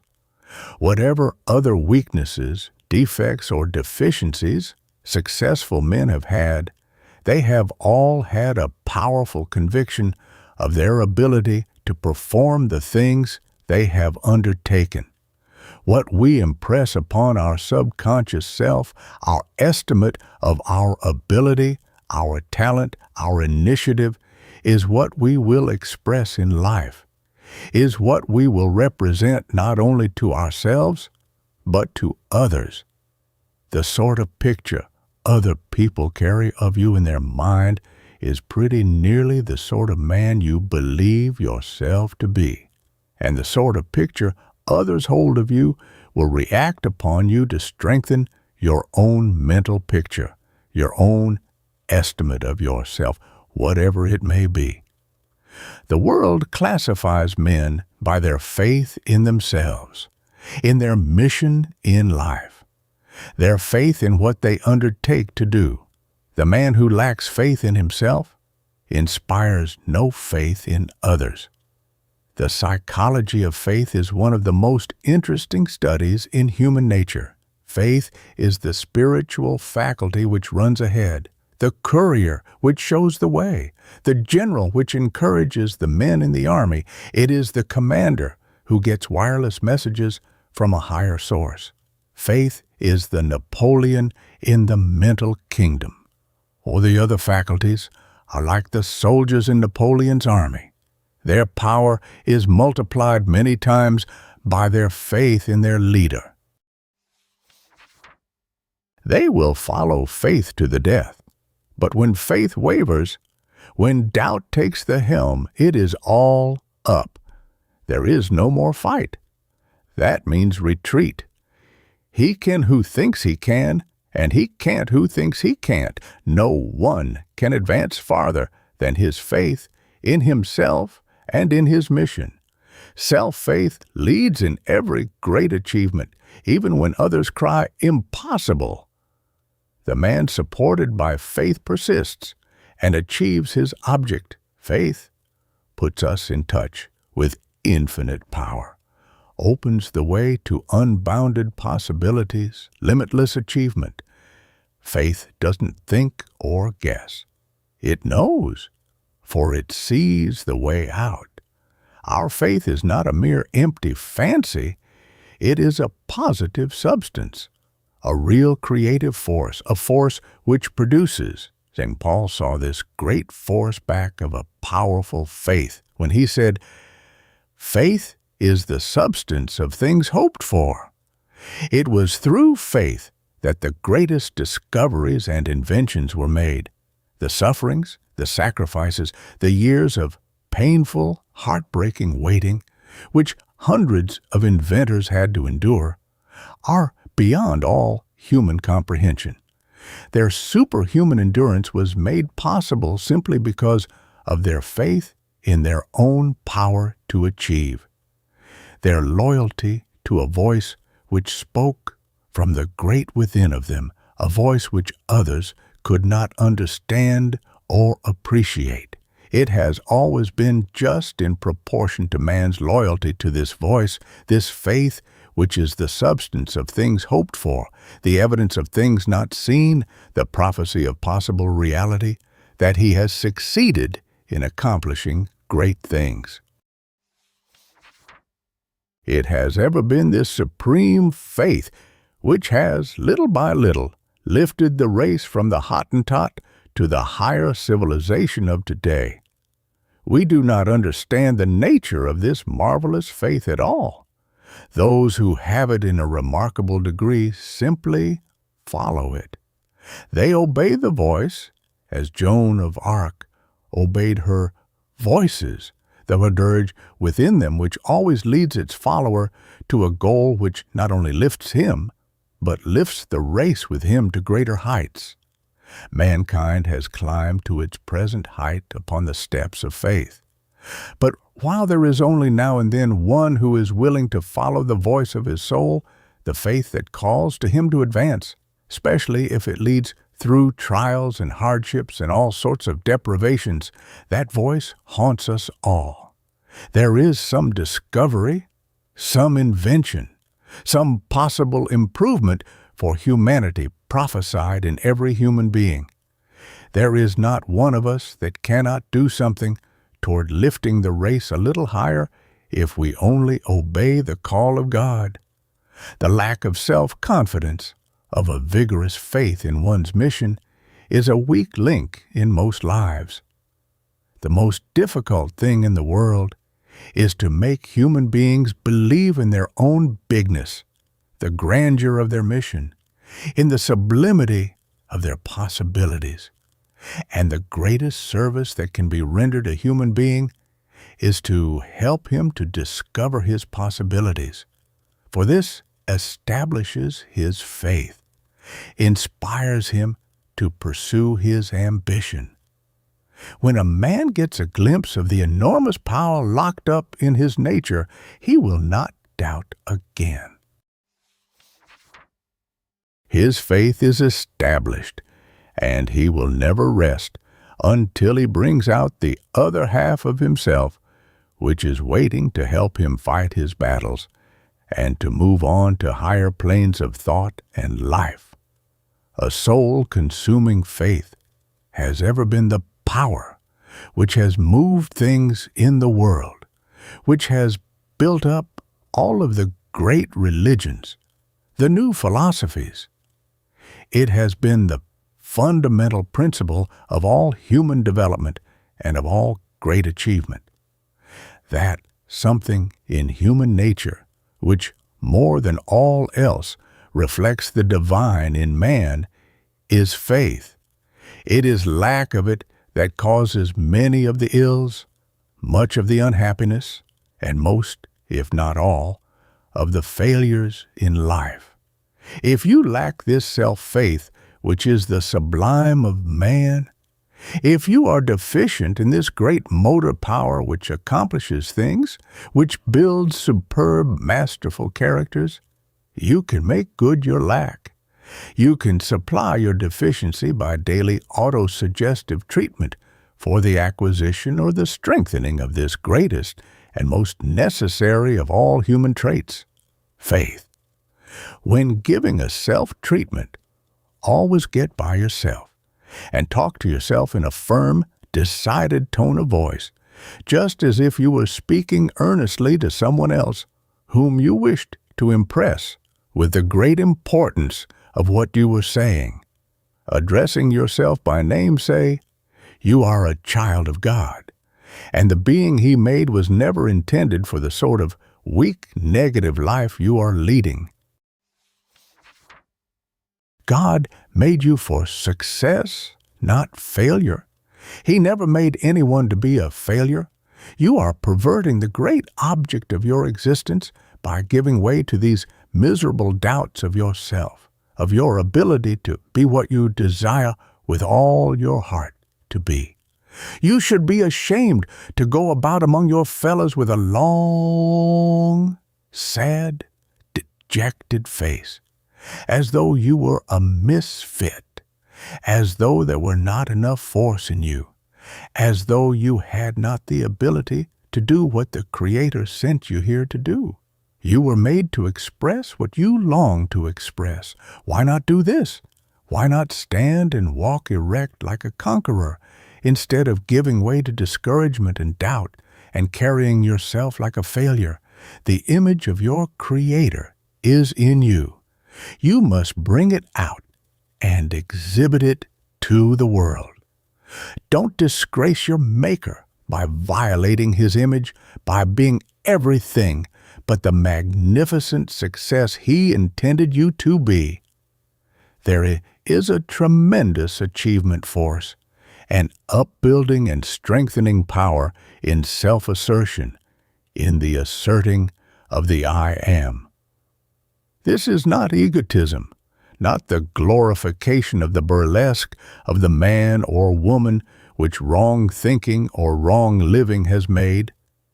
It is simply the assertion of your kinship with the Father, a strong appeal in the first person to your other self, the ideal self, the self you feel you were intended by the Creator to be, and which sometime, somewhere, you shall be.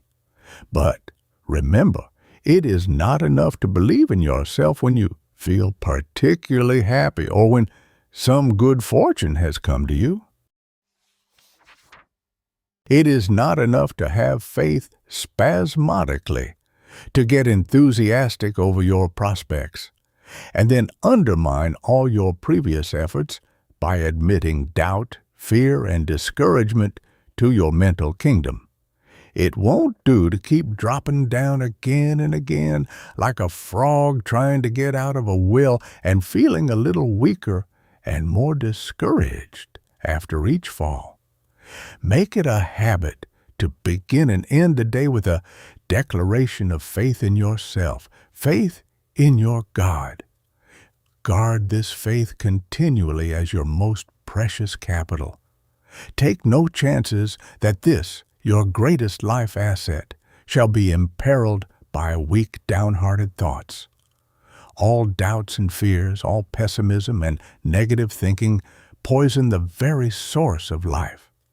They sap energy, enthusiasm, ambition, hope, faith, everything that makes life strong, vital, creative.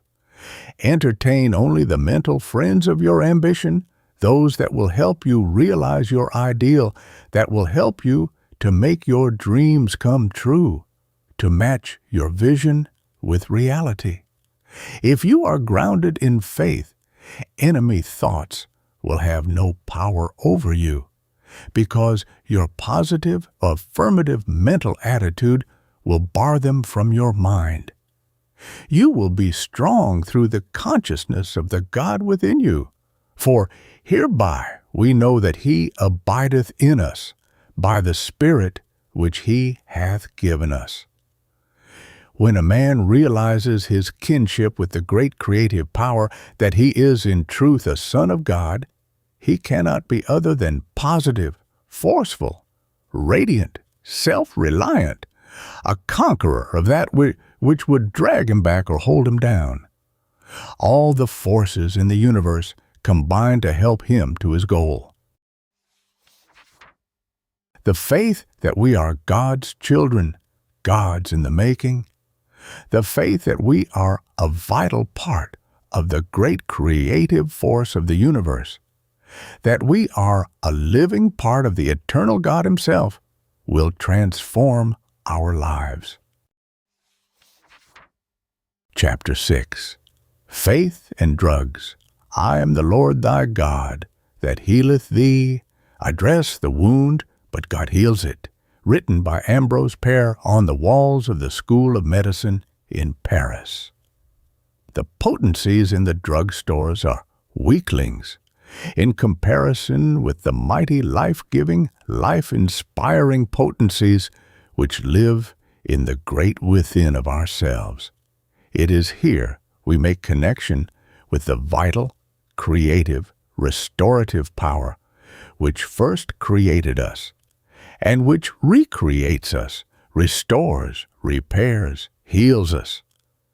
To nothing else touching his life can the aphorism, as a man thinketh in his heart, so is he, be more fittingly applied than to a man's health.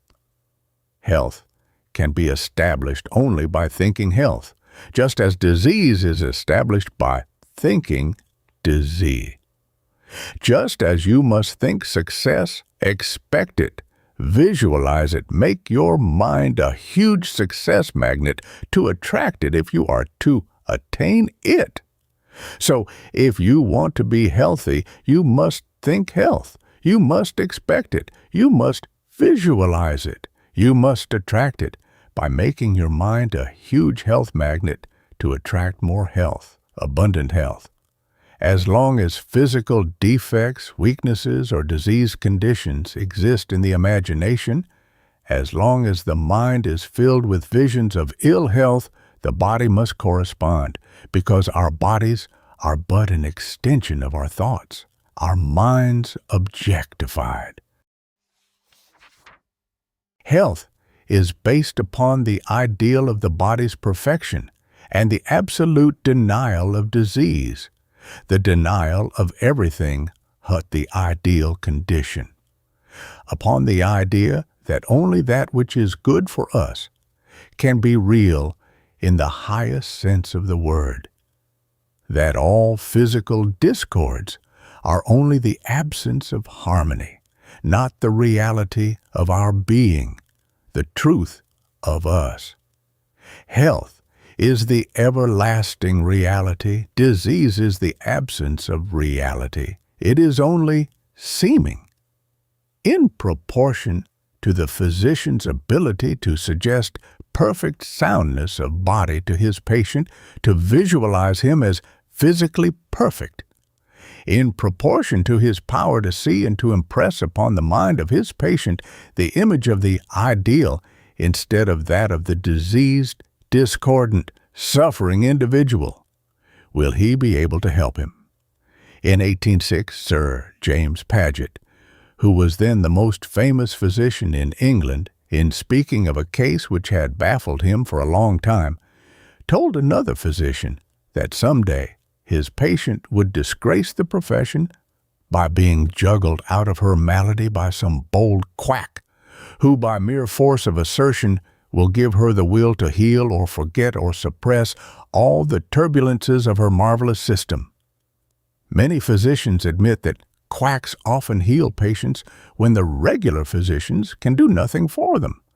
But they do not realize the principle underneath this sort of healing by the quacks, as they call them, that is, the power of assertion, the establishing in the mind of the patient the idea of his health, the wholeness of his body. Whether we call him a quack, a healer, or a regular physician, he will help his patient best by acting on this principle, because the creative forces in the patient will all the time be building into the tissue of his body the reality of the perfect image, the image of the sound, robust being which the physician projects into his mind. A great surgeon has told me that time and again he has performed make-believe surgical operations upon patients who had dwelt so long on the probability of disease in certain organs that they had become obsessed with fear and developed some of the symptoms of the disease.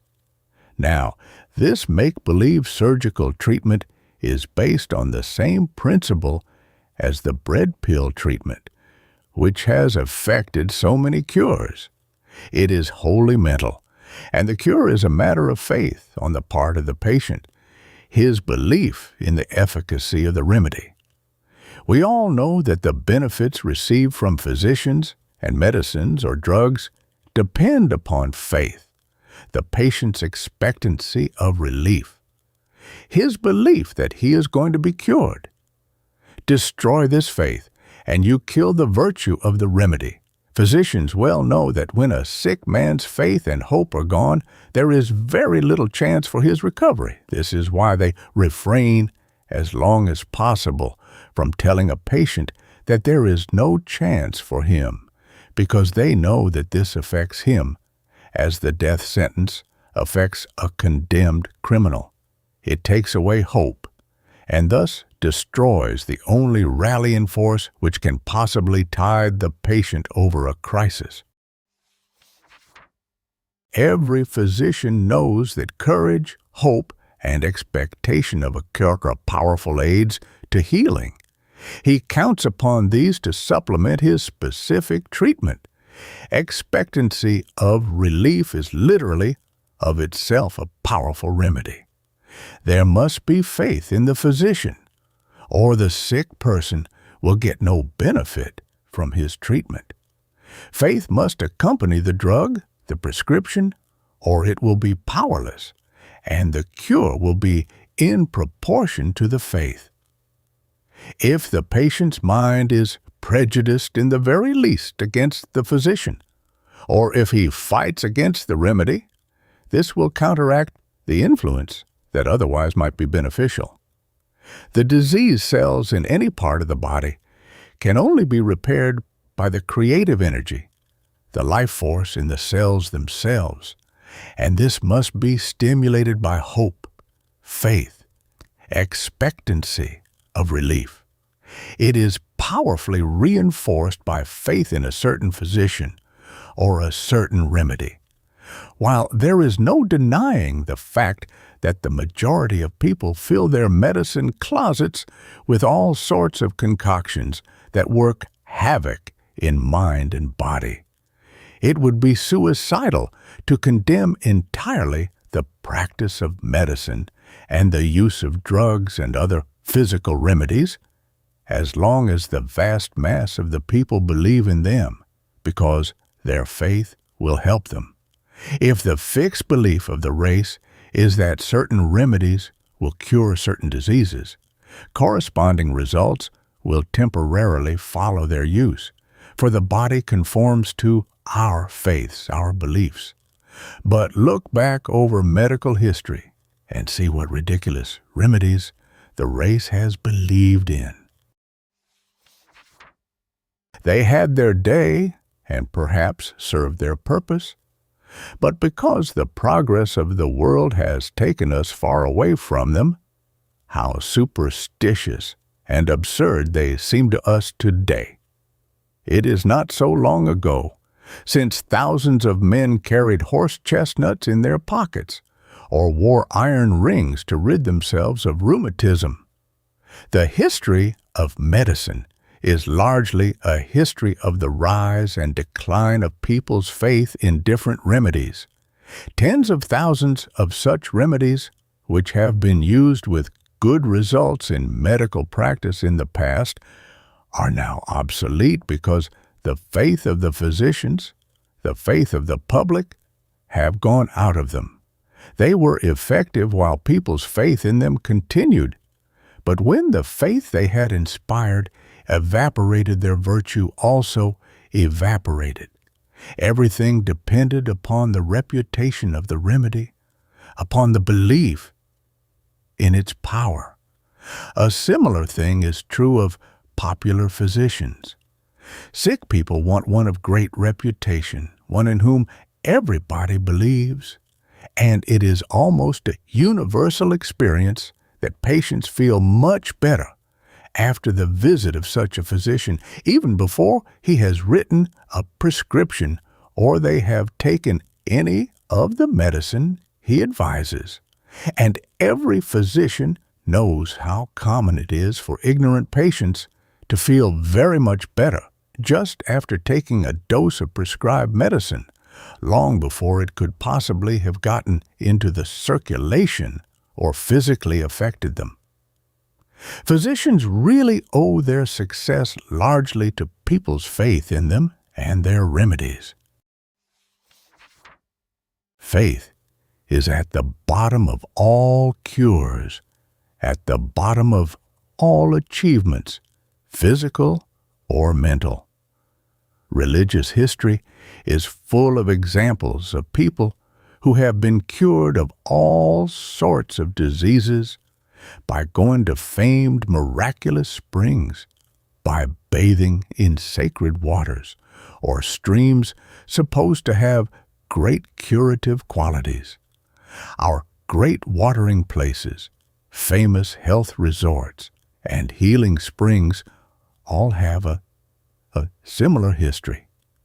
The faith of the sufferers in all such instances works the apparent miracles. It is well known that the incantations of the savages, the ceremonies of the Indian medicine men, and all of the many superstitious rites practiced by various peoples have resulted in quite a large percentage of cures. All of these things show that it is not the superstition, it is not the ceremony, it is not the relic, it is not the medicine, it is not the sacred water, but the faith that does the cure. This is the principle in all methods of healing, from those practiced by the lowest savage tribes to the highest civilization. The faith of the sufferer is the chief thing. Christ never said, "My faith," but "Thy faith hath made thee whole." Faith in the shrine, faith in the remedy, in the superstition, in the physician, in the surgeon, faith in the hospital, faith in any and all methods of healing. This is their potent virtue. The Indian medicine man, with all his grotesque and ridiculous incantations, cures perhaps quite as large a percentage of diseases as does the average physician. Vast multitudes of people, whom no medicine or material remedy could help, have been cured at the various shrines which they sought at tremendous sacrifice to themselves, because of their profound faith, their absolute conviction that in this way, and in this way only, could they be cured. Faith is the sovereign remedy of the race. Faith is the builder, the creator, the restorer of life. Without faith, we can do nothing. The Christ himself constantly reminded his followers that without faith, they could do nothing. Even he could do nothing for those who lacked faith.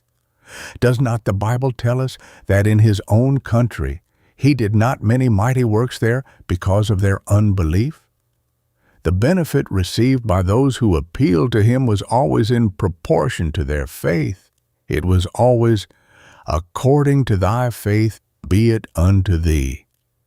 His words to the afflicted who came to him for relief were, "Believe ye that I can do this?" And when he had healed, he claimed nothing for himself. It was always, "Thy faith hath made thee whole." In other words, he was always trying to arouse the faith of the people, trying to impress them with the tremendous power of faith, faith in God and in themselves, assuring them that faith, even as a grain of mustard seed, would enable them to do marvels. Christ never once referred to his own faith as to the quality which would enable him to perform his supposed miracles. It was the faith of the people in his power to heal them that he emphasized. And just think what Christ's reputation for healing meant to the simple people of Galilee. The reputation of the man who was performing such wonderful miracles, opening the eyes of the blind, making the lame to walk, the dumb to speak, the deaf to hear, curing the leper of his supposedly incurable disease, and even raising the dead to life. Think of what the rumors of such mighty doings would mean to such simple folk. Why, their faith in him was unbounded. Think of the mighty faith that moved people to let the sick down through the roof of houses in order to get them near this marvelous character. Is it any wonder that their diseases fled at his touch, nay, at his word? In view of all this, does it seem strange or unscientific that Christian scientists, mental scientists, divine scientists, and others, believing in the power of God working through man, should perform such miracles of healing and of ability, increasing by pure faith? And if the curative qualities of the remedies used by physicians are so largely due to faith in them, which physicians themselves acknowledge, why not leave out the drug and apply only the healing faith? Why not depend wholly upon faith as Christ did and as the mental healers do? Christ never once referred to any other healing principle than faith. It was always faith, and this is the principle on which all mental healing is based. The success of the mental healer depends upon his own faith and the faith which he is able to arouse in the patient. If there is no faith, there is no cure. Some will say that many people are cured without faith, even against their will, but the very fact that these people seek treatment is proof that they do have faith, or they wouldn't go to the healer. Of course, the healer's faith has much to do with healing, but a real permanent cure can only be effected through the faith of the sufferer. The healing principle is in the patient himself. The mental healer does not heal his patient. He merely arouses the divinity, the healing principle in the sufferer. Whether it is an allopath, a homeopath, or a mental healer who treats you when you are sick, it is always the God force in you that heals. It is the same force that created you and sustains you, the force that comes to your rescue in all your troubles, that same force which rushes to unite the broken bone, to heal the cut or wound, to repair the crushed tissue, to make you whole again. There is only one healing force, and that is the creative force. We hear a great deal about the healing principle of the divine mind, but it is the divine mind in you, and not outside of you. It is the divine principle inherent in your divine nature that does the healing. It is the creative principle which is everywhere in the great cosmic intelligence that heals all your hurts and restores you to health. This is the same creative principle which develops the germ in the acorn and carries it up to the giant oak, that develops a tiny germ into a beautiful, full-blown rose. It is this creative principle which is everywhere present in the universe, which inheres in every atom, which is, in fact, the reality of every atom in the universe, for the reality of everything is God. The reality of ourselves, the truth of our being, is God. Otherwise, we could not exist. It is no outside power which comes to our rescue, sustains us, holds us up, and guides us. It is the creative God power within us. This creative power is inherent in every cell of your body, in every particle of matter. This is the reality of us, the truth of our being. We literally live and have our being in God. A realization of this truth, an ever-increasing consciousness of our oneness with the supreme power, will bring ever-increasing peace and serenity of mind and health of body. An ever-increasing sense of our cosmic consciousness will increase our mental sense of well-being, of security, of safety from all that would injure us or destroy our happiness. We do not realize the power of thought because we do not appreciate the fact that we actually come in contact with whatever we think about or contemplate. This contact is no less real because it is mental, and it has power to influence the body as well as the mind. Never think of yourself as weak, diseased, sick, deficient in any faculty, in any function. Think of yourself as perfect and immortal, and your mind and body will tend to respond to this demand for wholeness and completeness. The image of unfortunate symptoms, every sick or weak suggestion harbored in the mind, are fatal to the realization of the ideal. Sick thoughts, weak, deficient thoughts, make a weak, deficient body and a crippled mentality. Think wholeness. Think completeness regarding yourself. If you really believe that you are made in your Maker's image, you cannot think too magnificently of yourself.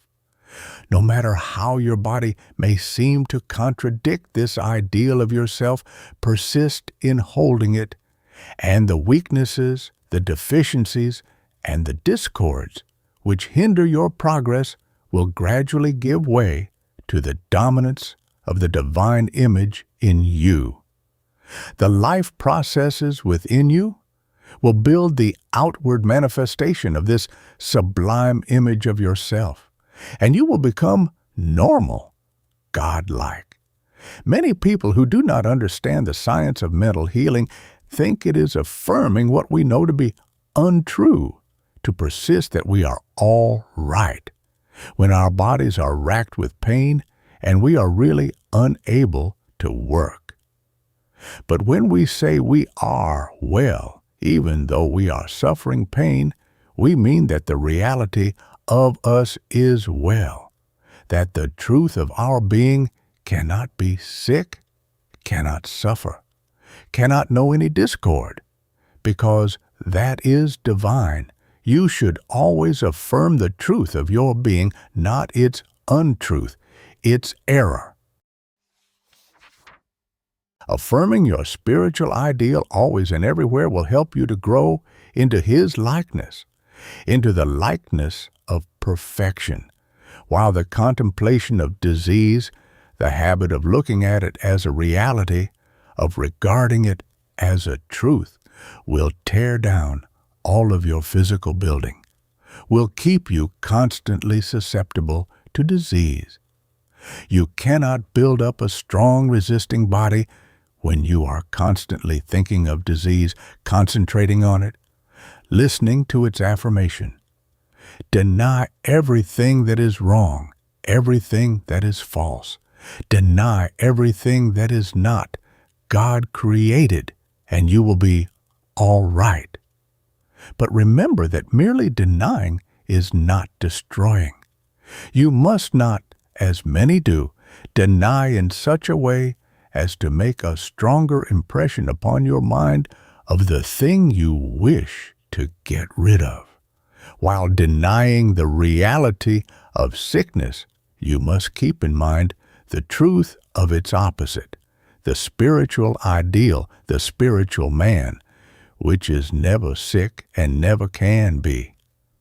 Cling to the perfection ideal, the God ideal of yourself, no matter how loudly the opposite may scream, how busy it may be in asserting itself. The intelligence inherent in every cell in the body builds according to the model presented to it, and there is everything in holding up before the mind the perfect pattern, the health pattern, the health ideal. Holding the ideal of health in the mind is the most scientific way of healing any physical discord or disease in any of the bodily organs, because the community cells themselves in any organ through their collective intelligence are powerfully influenced by the messages which come from the central station of the brain. These cells are very susceptible to encouragement or discouragement. They respond quickly to hope or despair, hence the tragedy of treating the body with discouragement. All forms of mental healing are based upon suggestion of the divine ideal, and the healing is effective just in proportion as the mind of the sufferer is kept saturated, whether by autosuggestion or by daily help of the healer's mind, with the divine ideal, with the health principle of the divine mind. The suggestion that health is the everlasting fact and that disease, sickness are counterfeits, the absence of reality, is a healing force. Whatever form the mental healing process takes, it is holding the ideal of wholeness, completeness, the thought that the sufferer is the child of divinity, and that his birthright is health and wholeness that does the work. When I hold the ideal of perfect health, I do not picture or visualize the human side of myself. This may be a mere apology of the divine side of myself. I hold the ideal of the divine self, the perfect self, that part of me which was never born and which will never die, that part of me which was never sick or diseased and which will never suffer defeat or disaster. This is the triumphant side of my life, the divine side, and this is the ideal which I shall always cling to. I shall cling to it because this is the pattern which I wish to build into my life. And I know that by holding this divine pattern, this divine ideal in my mind, it will be reproduced in my body. On the other hand, if I hold the ideal which corresponds to the seemingly weak, defective, or diseased part of myself, this inferior ideal will be built into my life, and all my standards will correspond to my lower ideal.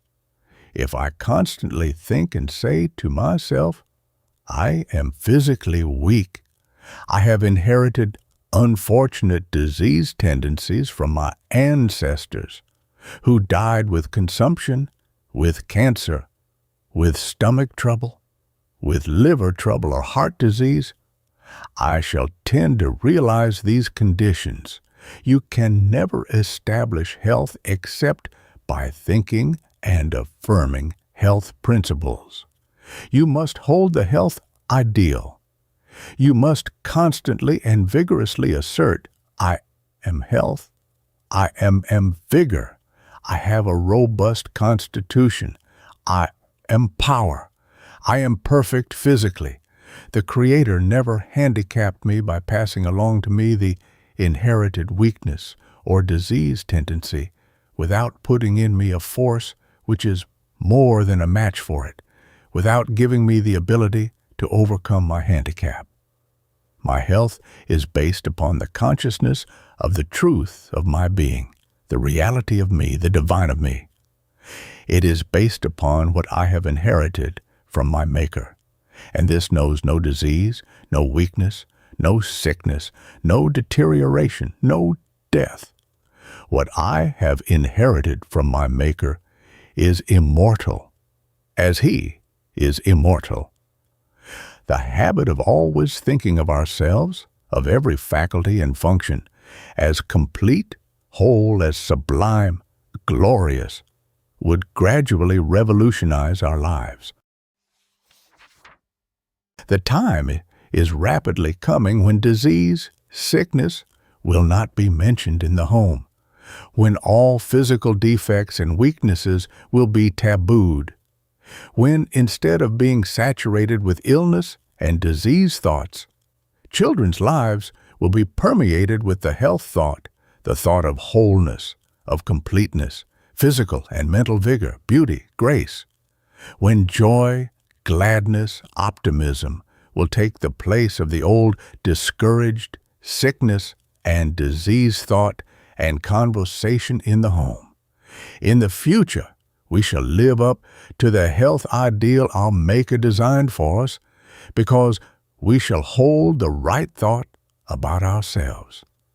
Merely stopping our aches and pains and curing disease is not enough. To be merely well is not achieving the real health ideal. The man that God planned was intended for a very different quality of health. It is the overflowing fountain, not the one that is half full or just full, that makes the valley below green and glad. It is abounding health, health that is bubbling over, superabundant energy that counts. This is the health that makes mere living a joy. If you charge your whole nature with the health ideal, if you think health, dream health, talk health, if you believe that you are going to be strong and healthy because this is your birthright, your very magnetism will be healing to others. You will be a living illustration of the power of divine mind over all sickness and disease. Chapter 7. How to Find Oneself. Few men find themselves before they die. Ralph Waldo Emerson. It's that bigger, grander man beaten beneath the dwarf of a man you feel yourself to be that is important. There is a legend that when God was equipping man for his long life journey of exploration, the attendant good angel was about to add the gift of contentment and complete satisfaction. The Creator stayed his hand. No, he said, if you bestow that upon him, you will rob him forever of all joy of self-discovery. The greatest moment in any life is the moment of self-discovery, the moment that gives a human being the first illuminating glimpse of his divine powers. The greatest event in any life is that which arouses the God in him. The principal of a New York evening high school, telling how she had discovered herself, said, "When I felt that there was need of me in the world, I awoke to the fact that there must be a soul in me, a something bigger than I was, and therefore a something that I must give to others." This teacher is successful because she discovered early in life that something bigger than herself, which she felt she must give to others. Through teaching, she has not only found the larger woman in herself, but she is also helping thousands of other women and girls to do the same for themselves. One of the most difficult things in the world is to get people to realize the extent of their latent powers, to believe in their own bigness. Each of us, said Professor William James, has resources of which he does not dream. If we could turn a spiritual X-ray on ourselves, most of us would find powers in the great within of us which may not have gotten even to their germinating stage. There is probably not a living being who would not be amazed if he could see unfolded all of the potentialities within him. All of the potencies and possibilities of a giant oak are wrapped up in the acorn, and under the right conditions they unfold to the full in a perfect oak. When we see a scrub oak which has come from a perfect acorn, we know that it has been dwarfed by wrong conditions, that only a very small part of the possibilities enfolded in the acorn were ever unfolded. The same is true of every child born into the world. All of the latent forces locked up in the human acorn under right conditions would develop to full and complete expression in the ideal man or woman. And this is what nature, in all her work, is ever after: the ideal, the perfect specimen that reaches up to the possibilities foreshadowed in the seed. She is not after the dwarf oak, nor does she want the shriveled, blighted wheat. What you are is not 1,000th part as important as the ideal man, the possible man existing in the life germ within you. It is only now and then that we see a giant human oak, where practically all of the possibilities of the acorn have been unfolded and given complete expression, as in a Socrates, a Gladstone, a Lincoln. Most of us are human dwarfs, scrub oak men and women, yet I believe the time will come when the average man will be larger than the most magnificent specimens yet shown to the race. What you are capable of being and doing is your greatest life asset. What you are actually doing may be a dwarfed thing compared with the giant achievement you are capable of. Up to this time, you may have been seriously hampered or dwarfed in your development. All sorts of things may have happened to the possible man in you to limit its growth. But it is that superb thing that is possible to you, the thing which the Creator sent you here to do, that you must strive to express. It is the man or the woman He wrapped up in the human acorn that you should struggle to evolve. In the great within of yourself, there may be vast powers which you have never called out, Who can tell what unwritten books that would inspire may be in your undiscovered reserves? What undeveloped beauty, what harmonies and melodies may be stifled, still silent in the octaves of your being? You doubt that there is anything of the kind, but you do not know. Many a man has carried locked up within himself for more than half a century the germs of a mighty genius without even guessing at it. There are multitudes of men and women who are as ignorant of their possibilities as the Native American Indians were of the resources of the great Western continent. Very few people ever make exploring voyages within themselves, and they carry with them to their graves undiscovered continents of ability. The great majority die without developing their possible efficiency of hand or tongue or of brain. Most of us die with the great secret, with the sealed message which the Creator put in our hands at birth, still unread, because we have never learned how to open or how to read it. Young men often say, in excusing their lukewarm efforts, if I only knew that I had the ability of a Roosevelt or a Marshall Field, that I could stand at the head of my profession, there is no amount of hard work I would not undertake.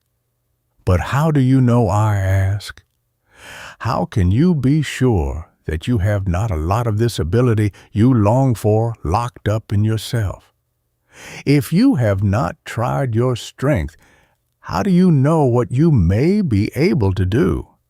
Why waste your precious time thinking about other people's genius?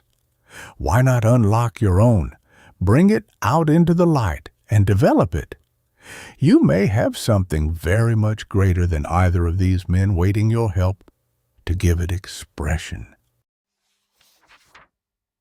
When we know that even the great majority of men whom we call successful use only a comparatively small part of their ability because they never find all of themselves, why should any of us put a narrow limit to our possibilities? We set our own limitations. Emerson hammers this truth home in his essay on self-reliance. He says, that popular fable of the sot who was picked up dead drunk in the street, carried to the Duke's house, washed, dressed, and laid in the Duke's bed, and, on his waking, treated with all obsequious ceremony like the Duke, assured that he had been insane, owes its popularity to the fact that it symbolizes so well the state of man, who is in the world a sort of a sot, but now and then wakes up, exercises his reason, and finds himself a true prince. There are enough powers in the minds of the people in the great failure army today to revolutionize the world if their sleeping potencies could be aroused. The great problem is to know how to get at the force in the great within of ourselves and to put it to work to the best advantage. For whether life shall be a success or a failure depends upon the call we make on our resources. The other day, I was trying to encourage a young man to start out for himself, instead of settling down to work for somebody else all his life. "I'm afraid," he said, "I haven't the courage to take chances. I have always worked for somebody else. I don't dare to make the attempt lest I fail." That young man will never get hold of half of his resources because he is afraid to trust himself. We don't know what we can do until we try, and unused faculties never grow or strengthen. Everywhere we see starved, stunted lives, people who have discovered but little bits of themselves, little patches cleared up here and there in the great wilderness of their possibilities. They couldn't realize that they were born into this world to do a certain work, and that to do that work they would need every bit of power they could develop. The average youth starting out in life has no means of knowing what his total assets are. He sees only the assets that lie on the surface, and if he is not instructed how to find those that are deep down below the surface, he may never develop the man it is possible for him to be. Self-discovery is simply a question of validating the God in ourselves, and this is just what the new philosophy helps us to do. When the leaven of the new thought or Christian science enters the consciousness, it becomes a great self-illuminator because it introduces us to the God within us, connects us with infinite life, with the great cosmic heart of the universe. This new philosophy is a trolley pole which connects us with the mighty current of infinite power. And then our life problems seem easy because we are not pushing our car ourselves. Infinite power does that. Many people had never really met themselves until they became acquainted with this new philosophy. They had been getting their living by their weak faculties instead of their strong ones. They had been in the position of people living in poverty on a little corner of their vast estate, ignorant that there were great deposits of undiscovered wealth. The possibilities of mental expansion, enlargement of vision, quickening of the mental faculties, in other words, the possibilities of self-discovery in the new philosophy are almost unbelievable. In the old thought, one's ability is pent up, shut in. Self-expression is stifled. One is hemmed in by prejudices and beliefs. Whereas in the new thought, there is a freedom, a fullness of self-expression, which gives a feeling that one's latent powers are being unlocked and set free. We find ourselves in very different ways. Struggling with difficulties, disappointments, failures, and great responsibilities has been the means of recalling many human beings to themselves. Returned with thanks, abusive criticisms have opened the door to fame to many an author who, in his effort to overcome obstacles, has found his larger self. The greatest latent possibilities lie so deep in some natures that it takes the impact of a tremendous emergency or national crisis to call them out. It must be something which shakes them to the very center of their being and knocks out from under them every support. They must feel that they have nothing to lean upon but the creative power within. So long as there is no supreme call made on the great within of them, they never know their own resources. The structure of many a divine success has risen out of the ashes of a burned fortune or apparently ruined hopes. Like those plants which must be crushed before they will reveal their sweetest fragrance, many people never reveal the sweetest thing in them until they are crushed by some great sorrow. They go through half a life unconscious of the richness which lies buried within them, when suddenly some overwhelming misfortune reveals a wealth of personality and power which not even those who knew them best dreamed they possessed. The shock of the Civil War, which uncovered the greater Abraham Lincoln, also uncovered the greater Ulysses S. Grant. When 40 years old, nobody outside of his own little community knew Grant. Up to that time, he had not shown the slightest sign of what was locked up in him. There was disguised in that apparently mediocre individual one of the greatest military geniuses that ever lived. A quarter of a century of ordinary events did not even give a glimpse of the giant sleeping within him. Up to his 39th year, everybody who knew Grant would have laughed at the idea that he had ability to take any prominent part in the subduing of the Great Rebellion. At 32, he was a nobody, a comparative failure in everything he attempted. It was the supreme emergency of a war which threatened to disrupt the nation that revealed the real man to himself and to the world. Many people pass their 50th milestone before they find themselves, before something happens which unlocks a new door in the great within of themselves and reveals new powers of which they had never before been conscious.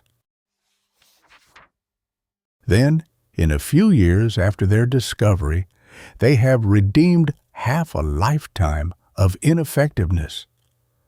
This is one reason why so many of the sons and daughters of inherited wealth discover so little of themselves. They go through life carrying their great possibilities undeveloped to their graves because there was no special motive for effort. No father can uncover these possibilities for his son. It can be done only by self-effort. Everyone who has done things worthwhile has found his resources in himself. The necessity for personal effort has made many a man famous, who but for this priceless spur would have remained a practically useless member of society. A housewife, explaining why her bread was not good, said, "There is as good stuff in this loaf of bread as in any loaf I ever made, but nobody can eat it because there is not enough yeast in it. It did not rise." This is just what is the matter with a lot of young people with good material in them. They lack yeast.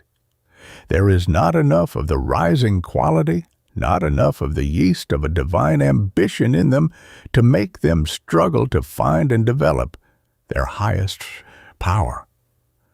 "Great masters are they who help you to find yourself," said Dr. Frank Crane. "The others simply find you." There are a multitude of things which assist our self-discovery. Keeping our minds in a positive, creative condition, keeping ourselves in perfect health, maintaining a cheerful, happy mental attitude by keeping our minds free from fear and worry. All of these things are great aids to self-discovery. Self-confidence is a potent self-discoverer. Distrust and self-depreciation close the doors to the locked-up potencies within. Faith opens the door and releases them. Seek every possible experience which seems to open up your nature and release new force.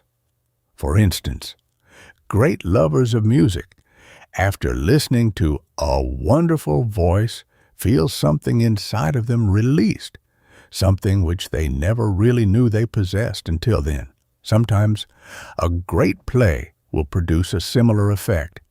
They leave the theater feeling conscious of decided enlargement by the unlocking of latent forces within them. Parents are often puzzled at what they think is the fickleness of their sons when they frequently change their ideas about their future careers. This is often because education unlocks new powers, opens up new possibilities to them, and changes their ideals and ambitions. One of the great advantages of education and wide experience is that these help us to uncover more and more of our hidden powers. And these seem inexhaustible, for no matter how many successive discoveries we make in ourselves, there apparently is no diminution of the remainder. Human life seems to be a sort of a funnel. We pass into the small end at birth, and the farther we go, the larger and larger grows the funnel. Our horizon keeps ever pushing out towards the infinite, and there seems no limit to our possible growth. Many people go through life without having their nature opened up because they do not seek the occasions for growth. They do not take sufficient pains to get in an ambition-arousing, ideal-awakening environment. Not long ago, I wound my watch at night, and in the morning, I found that it had stopped. I took it up, but the hands did not move. Then I gave it a violent shaking, and it started at once and ran until the mainspring was exhausted. The power which enabled the watch to do what it was made to do was there all the time. All it needed was a little shaking up to start it going. I have met many a youth who seemed to be standing still. There seemed to be no power engine inside of him to run his mental machinery effectively. Then his father, upon whom he was dependent, suddenly died or some other misfortune befell him. The jolt started his mental engine, and all at once he developed an amazing amount of energy and executive ability, which no one ever dreamed he possessed. I have seen others whose road was made so smooth and easy for them that they never received sufficient jolting to set their mental engines working, and they have gone through life with the power still unlocked inside of them. On every hand, we see young men and young women standing still mentally and spiritually, making no progress toward further self-discovery. They have ceased to grow. Men and women who are trying to make the most of their lives never stop growing. They are always on the road because their goal is always receding as they grow larger, broader, and more efficient. They only stop off at way stations to unpack a few things which they no longer need, and then they resume their journey. If you would get at your hidden resources, stimulate your growth and your power, you must be continually improving yourself somewhere, increasing your intelligence by closer and keener observation, the broadening of your mental and spiritual outlook, and the enlarging of your sphere of service and helpfulness. Reading the world's great books and the life stories of great men and women are great helps to young people on their voyage of self-discovery. Think of the secret chambers of possibilities which were unlocked in multitudes of people by men like Lincoln. There are thousands of people living today who are grander men and women because of the example of Abraham Lincoln. The story of his life opened up new avenues in their nature. I know of no other means of self-discovery so potent as an inspiring book. And it is a great thing to keep such books near you, because ideals become dim if we do not constantly stimulate them by the right mental food. Listening to a great orator often stirs us to the very centers of our being and awakens new impulses and determination in many a soul who up to that time had been asleep. Perhaps you have had this experience in listening to some great preacher who seemed to open up a new world to you and give you a glimpse of realms in your nature which otherwise might have remained forever hidden.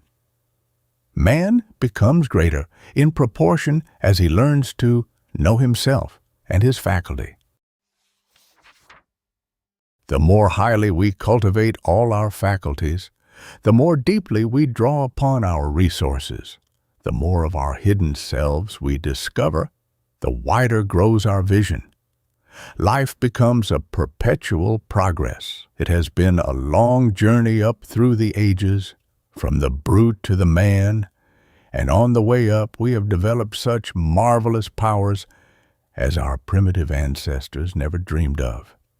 Yet, civilized man is still farther away from his ultimate destination than he now is from the crude savage of his earlier stages. We are all in a continuous process of development, and as yet strangers to the immense possibilities that sleep in the great within of ourselves. Uncovering these possibilities, finding our resources, should be the great object of every human being. The wisest thought of the 7 wise men of Greece was expressed in the 2 words carved over the entrance of the great Delphic temple.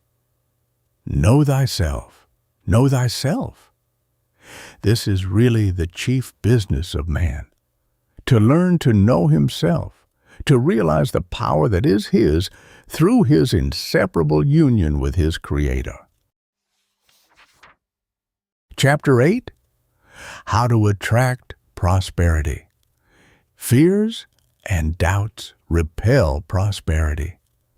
Abundance cannot get to a person who holds such a mental attitude.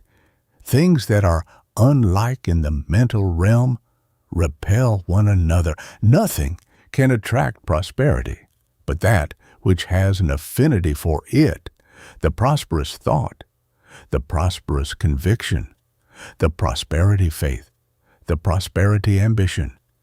Opulence follows a law as strict as that of mathematics. If we obey the law, we get the opulent flow. If we disobey the law, we cut off the flow. Most of us tap the great life supply by inserting a half-inch pipe, and then pinch even this with our doubts, fears, and uncertainties. There is no lack in him in whom all fullness lies. The pinching, the limitation is in ourselves. For he satisfieth the longing soul, and filleth the hungry soul with good things. We must conquer inward poverty before we can conquer outward poverty. True prosperity is the inward consciousness of spiritual opulence, wholeness, completeness. Well, we cannot feel poor when we are conscious of being enveloped in the all-supply, that God is our partner, our shepherd, and that we cannot want.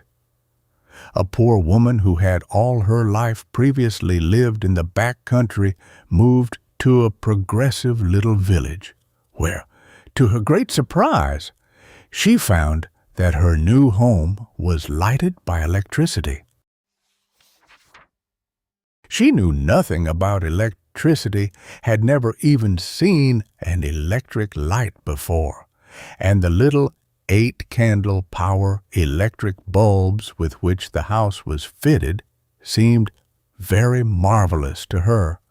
Later, a man came along one day selling a new kind of electric bulb, and asked the woman to allow him to replace one of her small bulbs with one of his new style 60-candle power bulbs, just to show her what it would do.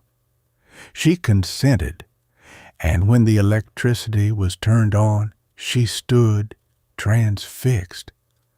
It seemed to her nothing short of magic that such a little bulb could give so wonderful a light, almost like that of sunlight. She never dreamed that the source of the new flood of illumination had been there all the time, that the enormously increased light came from the same current which had been feeding her little 8-candle bulb. We smile at the ignorant, this poor woman, but the majority of us are far more ignorant of our own power than she was of the power of the electric current. We go through life using a little 8-candle power bulb, believing we are getting all the power that can come to us, all that we can express or that destiny will give us, believing that we are limited to 8-candle power bulbs. We never dream that an infinite current, a current in which we are perpetually bathed, would flood our lives with a light inconceivably brilliant and beautiful, if we would only put on a larger bulb, make a larger connection with the infinite supply current. The supply wire we are using is so tiny that only a little of the great current can flow through, only a few candle power, when there are millions flowing past our very door. An unlimited supply of this infinite current is ours for the taking, ours for the expressing. The stream of plenty flows toward the open mind, the expectant mind. It flows toward faith and confidence and away from doubt. The stream of plenty, of unlimited opulence, is flowing right past your door, carrying an infinite, never-ending supply of all the good things that heart could wish for. If you have the faith that creates, the faith that believes the best is coming to you, you can reach out mentally into this great stream of plenty, the universal supply, and get material aid to build what you will. The supply is there. It rests with you to make the connection that will draw it to you. Many people who have become interested in the new philosophy are greatly disappointed that they are not making any appreciable demonstration over poverty, that they are not advancing their position in life, not improving their conditions as they had expected they would. Now, my friend, the law of abundance, of opulence, is as definite as the law of gravitation and works just as unerringly. If you are not demonstrating as you expected to, you are probably still held under the bond of mental limitation, for there is no lack in Him in whom all fullness lies.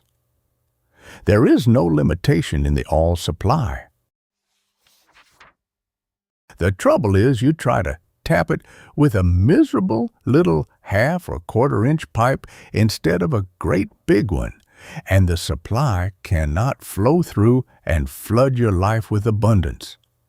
The law of supply is scientific. It will not act unless all the necessary conditions are fulfilled. Simply believing in the new philosophy and still keeping your old life, doubts, and fear habits, living in your old thought habits of lack and poverty, inefficiency, will not bring success. If you don't believe you will prosper and you don't practice what you believe, you will get no results. If you would reap its fruits, you must obey the law of supply, the law of abundance, the law of prosperity. Have you, who are beating against the iron bars of poverty, ever stopped to think what marvelous things the Creator has everywhere provided for us, His children? Just imagine the entire universe, the great cosmic ocean of creative intelligence, packed with all the riches, all the glorious things, the magnificent possibilities the human mind can conceive, and then try to picture what it would mean to you and to all who are complaining of lack and want. If by some magic they could call out of this universal supply of creative intelligence anything which would match their desires, their heart longings.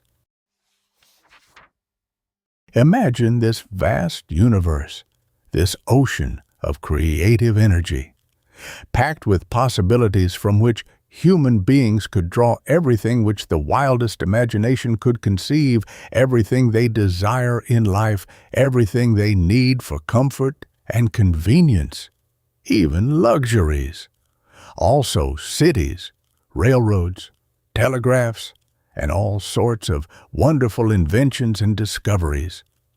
You will say, doubtless, that such a thing is too silly to contemplate for a moment. Yet, haven't human beings been doing this very thing since the dawn of civilization, all up through the ages? Every discovery, every invention, every improvement, every facility, every home, every building, every city, every railroad, every ship, everything that man has created for our use and benefit, he has fashioned out of this vast, invisible, cosmic ocean of intelligence by thought force. Everything we use, everything we have, every achievement of man is preceded by a mental vision, a plan, Everything man has accomplished on this earth is a result of a desire, has been preceded by a mental picture of it. Everything he has produced on this plane of existence has been drawn out of this invisible ocean of divine intelligence by his thought force. His imagination first pictured the thing he wanted to do. He kept visualizing this mental conception, never stopped thinking, creating, until his efforts to match his visions with their realities drew to him the thing he had concentrated on. We all imagine that we actually, of ourselves, create these things. We do not. We simply work in unison with the Creator and draw them out of the vast, invisible cosmic ocean of supply. But we must do our part, or there will be no realization for us. Just as the first step in an architect's building is his plan, so must we first make a plan or picture of the thing we desire. The architect first sees in all its detail in his mind's eye the building to be erected even before he draws his plan on paper. He mentally sees the real building long before there are any materials on the spot for its construction. His plan has come out of the invisible, out of the fathomless ocean of possibilities which surrounds us. All of our wants and desires can find their fulfillment in this unlimited supply. This is a marvelous revelation to man, the significance of which most of us have not grasped. Only here and there is there one who utilizes it in his daily living, but science is recognizing it.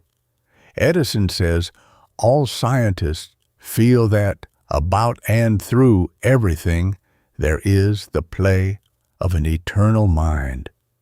They are recognizing that this is the first great cause. It is difficult to realize that every instant, under the impulse of eternal mind, miracles are leaping out from the cosmic ocean of energy into objectivity to meet our wants, to supply all our needs. Most of us are not able to grasp the idea that there is wealth and beauty and unthinkable luxuries waiting here for God's children. And because of this, we do not materialize the things we desire. It is one of the most marvelous things in this wonderful plan of creation that we actually live, move, and have our being in this invisible ocean of limitless creative material, and that all we have to do to attract what we want is to hold the right mental attitude toward it and do our best on the physical plane to match it with its reality. Noah might have lighted the ark had he known enough. The force was there, just as today. When we once get it firmly fixed in our minds that in this invisible world of possibilities is everything which matches every legitimate desire and ambition, and that our own will come to us if we visualize it intensely enough, persistently enough, and do our best to make it real, we will no longer live in poverty and misery. If you want to get away from poverty, if you wish to demonstrate abundance, prosperity, you must form the habit of mentally living in abundance. Live in the ideal of what you want. That is, you must live the prosperity thought. You must hold the thought of abundance. Saturate yourself with it, then the poverty thought cannot touch you. It will be neutralized because you cannot hold in your mind two opposite thoughts at the same time, and whatever thought you hold is a real creative force. The idea of opulence must be implanted firmly in the subconscious mind, just as everything else which we desire to bring about to draw out of the universal supply must be impressed upon the subconscious mind by registering our vow, our determination there until it has become a fixed motive or actuating principle. Then it becomes an active influence in the life, an ever-increasing mental magnet that attracts the thing desired. Whatever we wish to bring about in the actual, we must first establish in the subconscious mind by a constant, positive, affirmative attitude toward that thing. There are multitudes of ignorant, undeveloped people who are like many of the squatters on the desert in the arid lands of the West. These squatters build shanties and cultivate little patches around them, raising a few domestic animals to help them eke out a living. They barely exist, and yet the very soil from which they hardly get a living is rich with vast potencies, possibilities of bounteous harvests, and the production of great wealth. If these people knew enough to mix brains with the soil, or if they would only settle somewhere near a supply of water, so that they could irrigate their farms, they might live in luxury. There is nothing lacking in the land, but it must have water and intelligence to develop its resources. These would make the desert fruitful. Water and intelligence, mixed with the soil, would perform miracles of cultivation where ignorance succeeds in producing scarcely enough to support a miserable existence. Not far from such ignorant squatters, I have seen a portion of the same desert land enriched by water and intelligent cultivation, until it had become a veritable Eden of delicious fruits, vegetables, grains, and flowers. Large families were living comfortably on an incredibly small piece of land, whereas before the introduction of water, they would have half-starved on perhaps 100 acres. Most human beings live all their lives on deserts, which are teeming with marvelous potencies and possibilities, but for lack of knowledge, they live in poverty. Their mental resources yield nothing because they have not yet been developed. Some of us get a little irrigation into a corner of our lives and raise a few vegetables. Some of us cultivate a few flowers, and now and then one will get water and inspiration and ambition enough upon a little larger section of his mental desert and produce something worthwhile. But very few human beings ever cultivate their entire resources. The new philosophy teaches us how to get hold of our resources and how to use them so as to get just what we want. It teaches us that the source from which all things spring is in the great cosmic intelligence which fills all space, and that in this vast cosmic ocean riches inconceivable are waiting to be objectified and utilized by man. It teaches us that all these things will respond to the right thought, the right motive, and that we can call out everything we desire from this all-supply. It holds that the reason why our lives are so lean, so pinched and poor, why our achievement is so limited, so picayune, in comparison with what we are capable of, is because we do not draw upon the all-supply. Our narrow, limited, dwarfed ideals, our poverty-stricken view of things, the limitations our own thought imposes, these are the things that rob us of power and keep us in poverty. Our achievements or our possessions can never outrun our convictions or our ideals. We fix our own limitations. Suppose a youth who had decided to study medicine and become a doctor should say to himself, "I cannot picture myself as a success because I don't know anything about what may come to me. Perhaps I haven't the qualifications that make a successful physician. I may never become one. I may be a failure. I doubt if I'm fitted for it, but I'll try anyway. Do you think such a timid, negative attitude would ever carry anyone to the success goal? Of course it wouldn't. The young medical student who is going to succeed is the one who pictures himself constantly as a successful physician, sees himself in a fine office, with a lucrative practice, climbing to the top of his profession. He is constantly visualizing himself as a successful physician. Now, the same rule applies to the poor man who wants to become prosperous.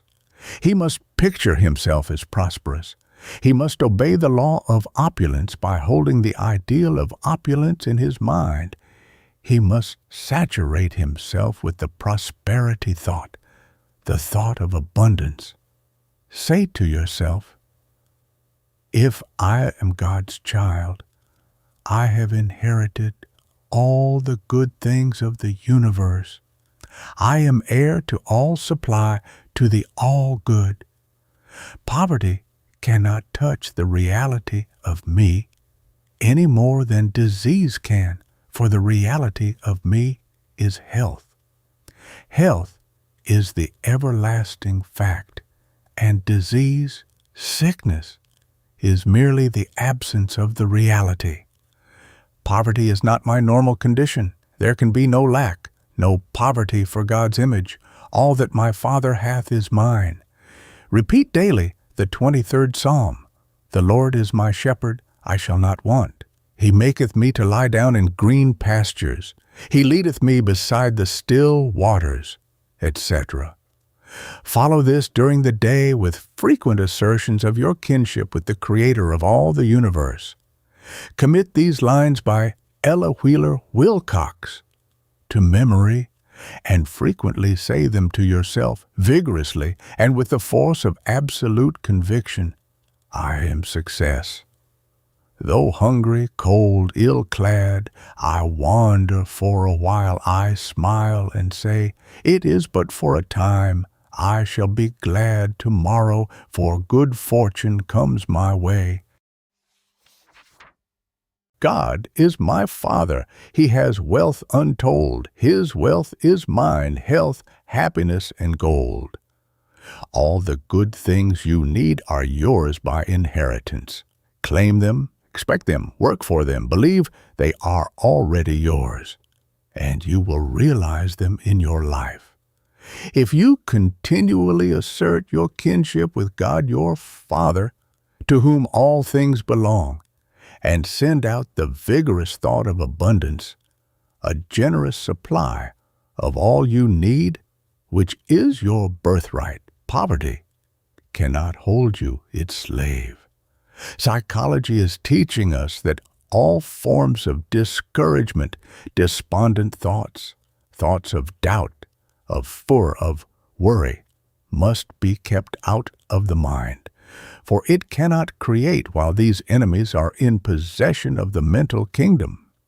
We are finding that in order to create, to build, we must hold a constructive mental attitude all the time, that we must keep all negatives, all thoughts of discouragement, despondency, of possible failure out of the mind. We are learning through psychology that we can produce only that which we concentrate upon, that which we constantly think of, that only that which is dominant in our mind, whether it is beneficial or injurious, will be reproduced in our lives. Your mental attitude will lead you into the light or hold you in darkness. It will lead you to hope or despair, to a glorious success or a miserable failure, and it is entirely within your own power to choose which it shall be. Successful people, without knowing it, perhaps, are constantly giving themselves prosperity treatments, success treatments, by encouraging themselves by making their minds positive so that they will be immune from all negative, discouraging, poverty thought currents. Holding the success thought, the prosperity ideal, constantly dwelling upon one's successful future, expecting it, working for it. These are, whether you know it or not, success, prosperity treatments. Take, for example, men like Charles M. Schwab. Ever since Mr. Schwab was a poor boy starting in life, he has been giving himself success treatments. He has held the ideal of prosperity, the vigorous, robust determination to be successful, to be prosperous. He has always faced the prosperity goal. If he had allowed himself to yield to the many discouragements he has had, he never would have been the world's greatest steel master today, perhaps the greatest that ever lived. But he always triumphed over these negative, destructive, discouraging thoughts by insisting on holding to the prosperity, the success ideal.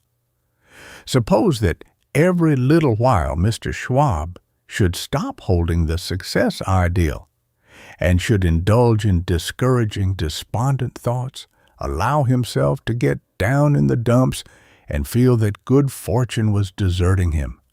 What do you think the result would be? Why, he would probably lose more in a single day by such negative treatments than he could neutralize in a week of prosperity treatments. What would you think of a prince who should go away from his father's palace and live in a poverty-stricken environment in the midst of lack and want, and who should constantly claim that he couldn't do any better, that this was what was intended for him? You would say that it was his own fault, that there was plenty in his father's house, and that it was his as any time he chose to claim it, that the fatted calf and the royal robe were always waiting for him. Yet most of us act just as foolishly. There is plenty of everything waiting for you in the all-supply in our Father's house. It is yours by right of inheritance. Why don't you claim it?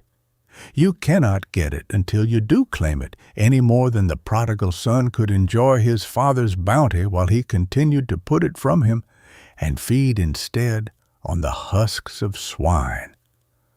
Prosperity, or opulence, in the larger sense in which we use it, is everything that is good for us, an abundance of all that is beautiful, uplifting, and inspiring in life.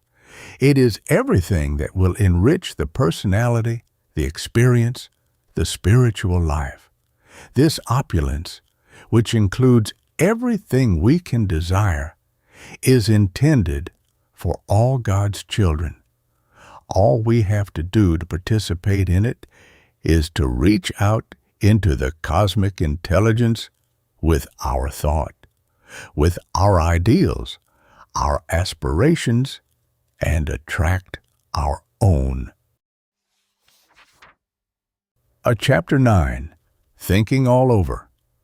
Modern science has proved that intelligence is not confined to the brain cells, but that we think as a whole, that all the cell life takes part in the thinking process.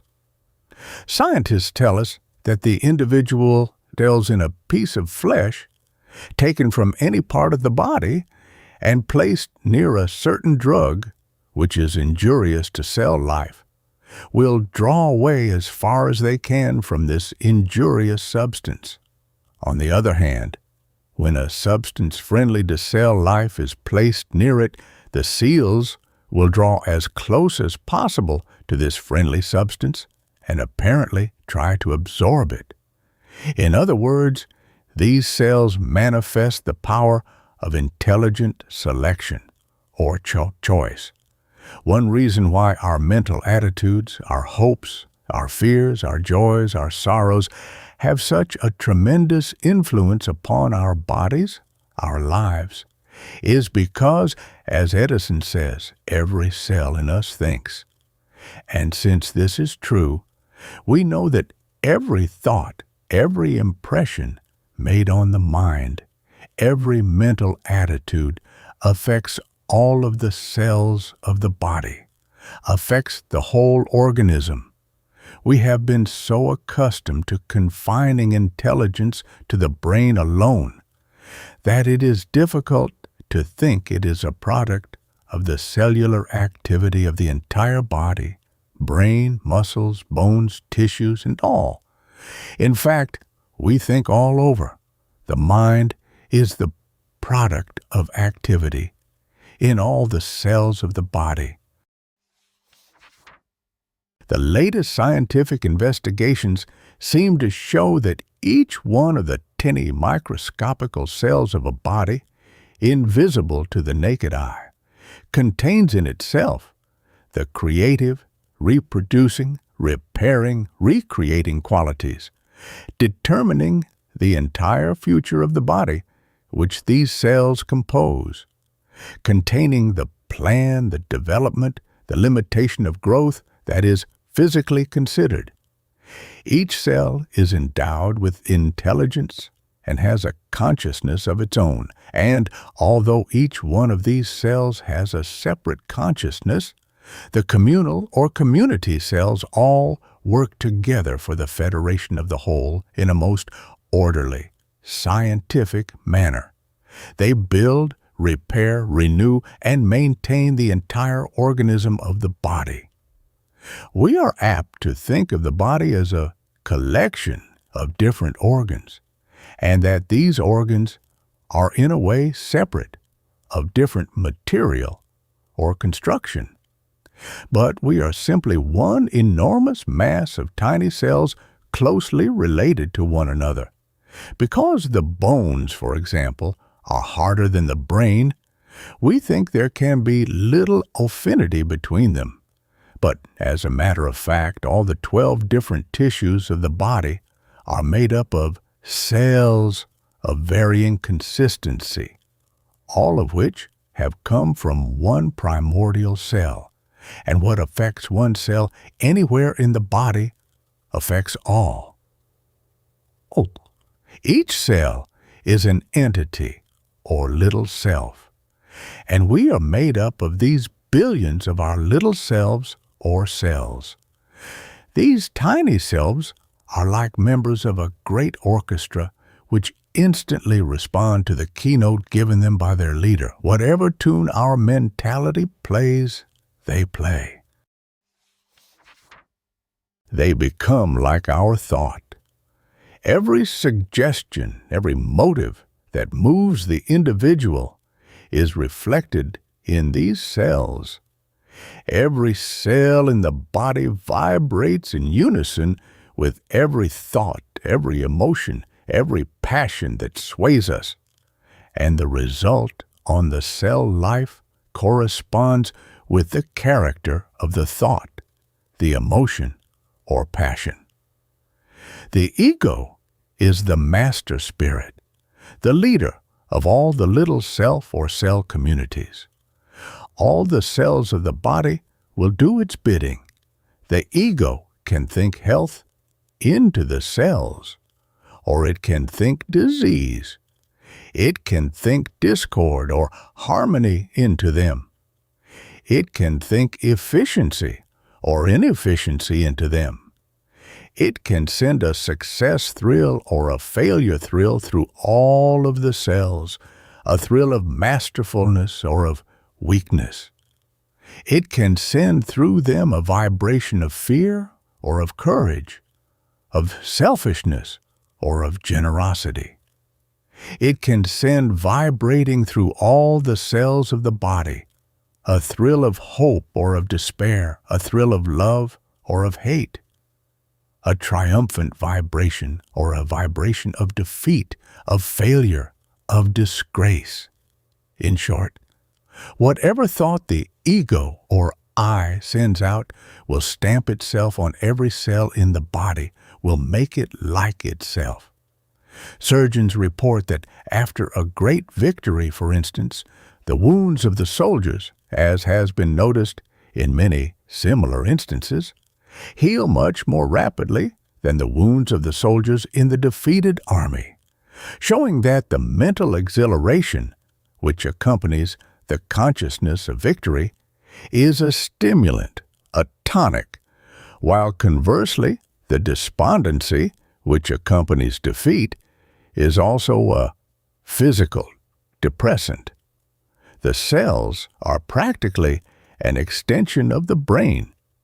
Each is a substation connected with the central station of the brain. Anger, hatred, jealousy, or malice in the brain means anger, hatred, jealousy, or malice in every cell in the body. Trouble in the brain means trouble everywhere. Happiness in the brain means happiness everywhere. When the mind is full of hope, bright prospects, the body is full of hope, alert, efficient, eager to work.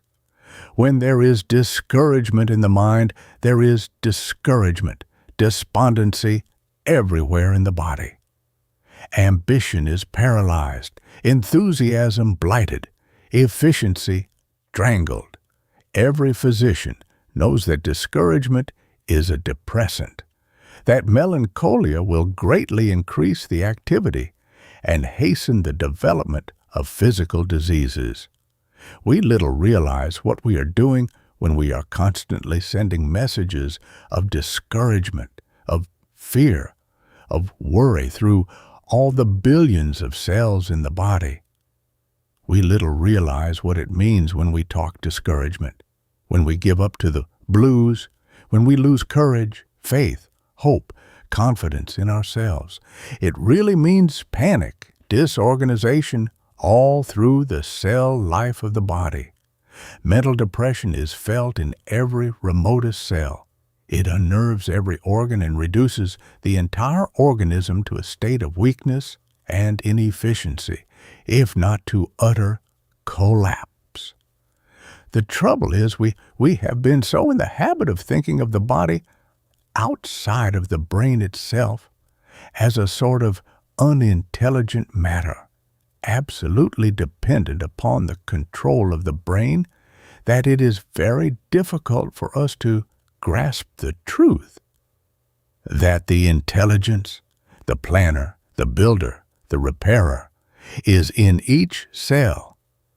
Professor Quevely says that in each division of the cell, or nucleus, a crowd of skilled workers, intelligent builders, exist. He believes in the interesting theory that the planner of the cell, the planner of the individual, is in the microscopical cell itself. The only sound theory is that this force or intelligence is an indestructible part of the cell life itself, that it is the great cosmic intelligence everywhere present. It is life itself. We cannot image it absent from any atom, molecule, or electron in existence, any more than we can image a spot where the mathematical law does not apply, or that 2 and 2 do not make 4. Now, these billions of workers, all specialists in their line, no cell doing the work delegated to another, are dependent on the nourishment which they get from the blood. If the blood is poor, thin, deteriorated by imperfect or insufficient food, or if it is poisoned by dissipation or by wrong thinking, then their work as builders suffers accordingly. When the blood for any reason is thus impoverished, the cells of the stomach and other digestive organs are too feeble to do their work properly.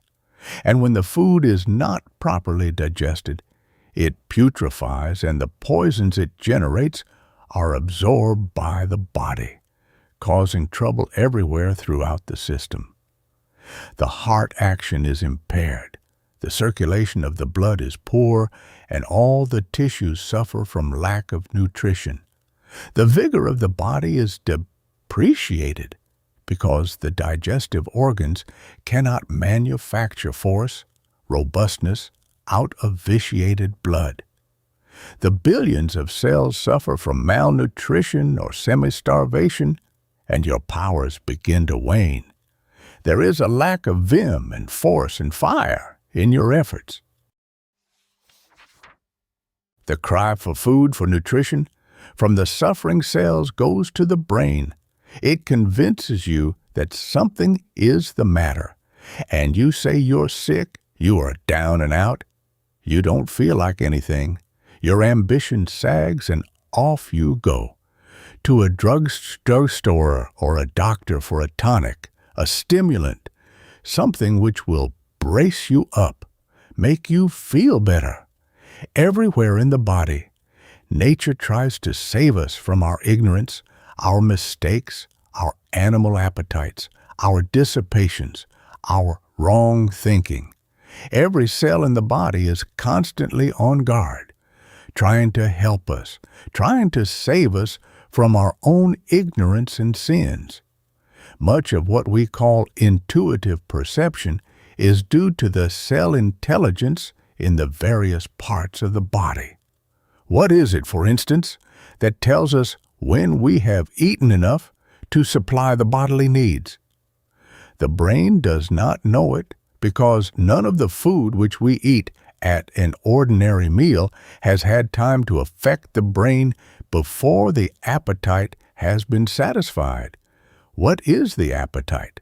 It is the demand for nourishment from the different cells of the body. It is not located in any one place. The cells call for food, and it is their intelligence that makes this call. We say we instinctively feel when we have eaten enough. We do not want any more, and our appetite declines. But this knowledge does not come from the brain alone. It is a feeling of all the cells of the body that there is sufficient in the stomach to supply its needs. The appetite wanes accordingly, but it must be intelligence back of this which makes this decision. The brain cells simply make a call for their own needs. They do not make calls for the liver, the heart, the kidneys, the muscles. The mental healing of disease rests upon the fact that intelligence is not confined to the brain, but that there is intelligence in the cells of the body generally, as has been proved in the case of the deaf, dumb, and blind. In their efforts at self-expression, these people have developed the intelligence of the fingertips to such an extent that actual gray matter cells, similar to those in the brain, have been found there. In other words, gray brain cells are developed in the fingertips of the blind. It is well known that this gray brain matter found in the fingertips of the blind is also found in other parts of the system, especially in many ramifications of the spinal nerves. It is found everywhere along the tract of the nervous system.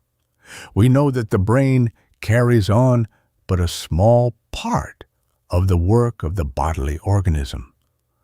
All of our involuntary movements, the manufacture of the fluids of the body, of the bodily secretions, the changing of foods into tissues, are not affected by the voluntary brain. The work of the chemical laboratory in the body, which is simply beyond human comprehension, is all carried on by intelligent organ cells outside of the brain. The brain cells, it is true, are more highly sensitized, more responsive than the cells of some other parts of the body. They form, so to speak, a sort of mouthpiece for the other cells, and this is where they find their outward expression. There is no doubt that the billions of cells composing the body all belong to one intelligent whole. What affects one cell affects all, so that whatever passes through the brain cells passes through every other cell in the body. We know how instantaneously news, a sudden shock of any sort received at the central brain station is sent to all the organs. The heart, the kidneys, the liver, all of them are at once affected by it. This shows us how intimately they must be tied together. The entire body is evidently a sort of extended brain. The condition of your cells, of your tissues, of your organs will depend upon the message which you send to them through your thought, through your convictions regarding them, whether of strength or weakness, of health or disease. You think clear through every cell to the farthest extremities of your body. And as you think regarding your cells, so they are. Then fate is largely in your hands. They will obey whatever orders you give them. By your mental attitude toward the cells of the various organ communities, you can make your physical organs perform their functions normally or abnormally.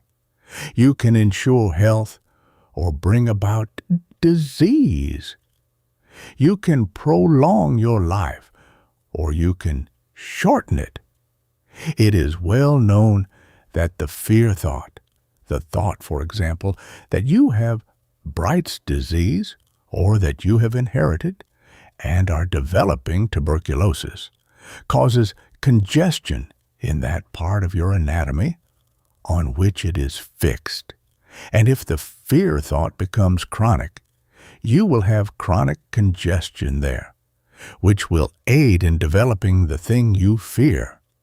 There is no doubt that disease in the various organs is often due to utter discouragement which the organ cells have received from the central station, the brain.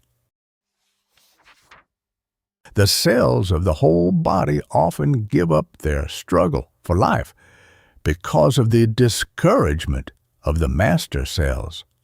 Time and again, when the heart had ceased to beat, and apparently the last breath had been taken, life has been called back to a seemingly dead body, just by strong, reassuring words, by arousing and restoring the lost confidence of the cells. When there is supreme confidence of victory in all of the cells of the body, life will not depart. But when the cells in the different organ communities get from the brain the message that the death sentence has been pronounced by the physician, or when the patient gives this fatal prognosis as his own conviction, then there is no hope for the dependent communities to try to save the situation. The essential thing is to keep the cells in all of the organs happy, contented, encouraged, harmonious. If we do this, we shall be happy, contented, harmonious ourselves. That is, the resultant of the harmonious action of the entire cell life of the body must be efficiency, harmony, and happiness for the whole man.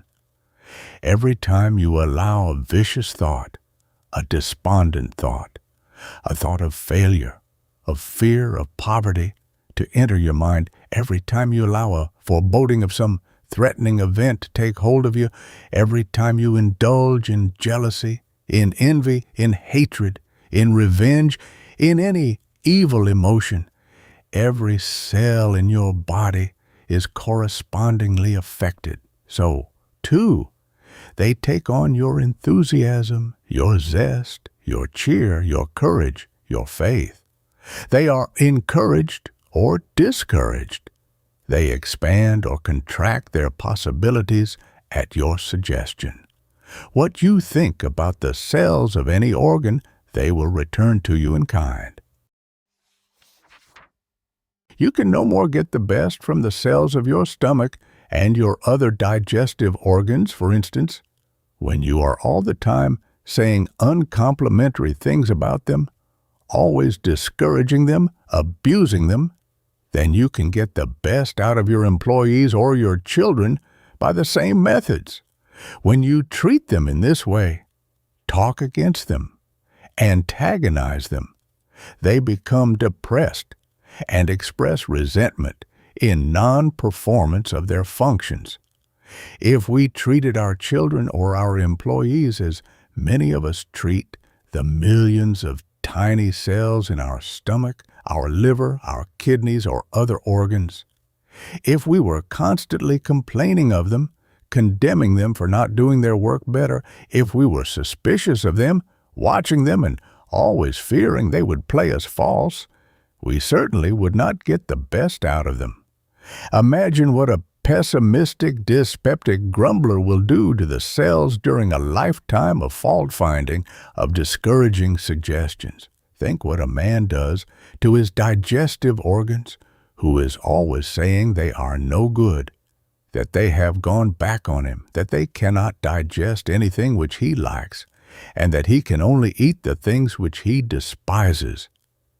Is it any wonder that he has chronic dyspepsia when he swallows a mouthful of dyspepsia with every mouthful of food, and then continually hammers away and denounces his digestive organs between meals? Think of what this mental attitude means not only to his digestive organs, but to the other organs of his body. If you suffer from indigestion, it is because you don't believe that your digestive organs can take proper care of your food. You suffer because you expect to suffer. You get what you expect. There is everything in expecting your body to perform all its functions normally, healthfully. Think of your human machine as perfect. Treat your organs as though they were normal. Expect your body, all the cell communities, to express harmony, not discord. Don't harbor a suspicious attitude toward any of your physical organs. Believe that they are going to do the work which they were intended to do, and to do it properly. Trust them just as you would trust your children, your employees. Believe in them and treat them kindly. Instead of blaming and abusing, encourage and praise them, and they will perform their functions normally and give you robust health. If the cells in any organ are diseased, the health suggestion, the health affirmation, the holding of the health ideal in the brain will tend to heal them, to send life currents of healing thought sweeping through any defective or diseased organ, tends to stimulate the cell life, to encourage the cell organization, the stomach, the kidneys, the heart, the liver, the lungs, to respond to the optimistic suggestion. In other words, thinking health, thinking life and truth into a diseased organ tends to destroy the disease infection, to arouse latent life force in the cells, and to bring about normal health conditions. We know that we get out of the various organs about what we expect. The brain is no exception. Expect nothing, get nothing. If you have no confidence in your brain, it will return only weakness or mediocrity to you. On the other hand, if you have a firm, vigorous faith in it, if you expect great things from it, it will match your expectation. The same is true of the muscles of every part of the body. Believe in your muscles, trust them. Believe they are strong and vigorous. Have faith that you can lift an enormous weight or can perform great feats as an athlete, and your 500 muscles will come to your rescue and redeem your faith. This is true even of animals. When the racehorse has lost confidence in its speed, it never regains it. As long as the animal believes he can beat the others in the race, he wins. But when it has been beaten a few times, it gets the habit of being beaten, and cannot regain its confidence. It believes it is going to be beaten, and it is. The art of radiating health thoughts through and through the whole system until every nerve and fiber, every cell in the body feels the electric thrill of the health force is the art of arts. It means the achievement of perfect health, of perfect efficiency, and of perfect happiness. Just as we can antidote disease in the cell life by health thoughts, in a similar way, we can send out from the central brain station thoughts of prosperity, of opulence, thoughts of success, affirmations of power that will antidote the poverty disease.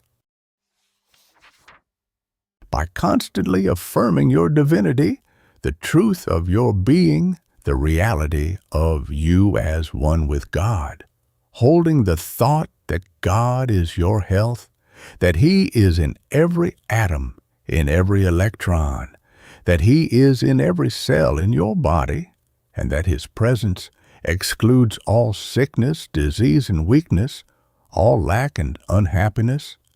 You will impress the consciousness of God's presence on every cell of your being, and then you cannot be anything but well, happy, and prosperous.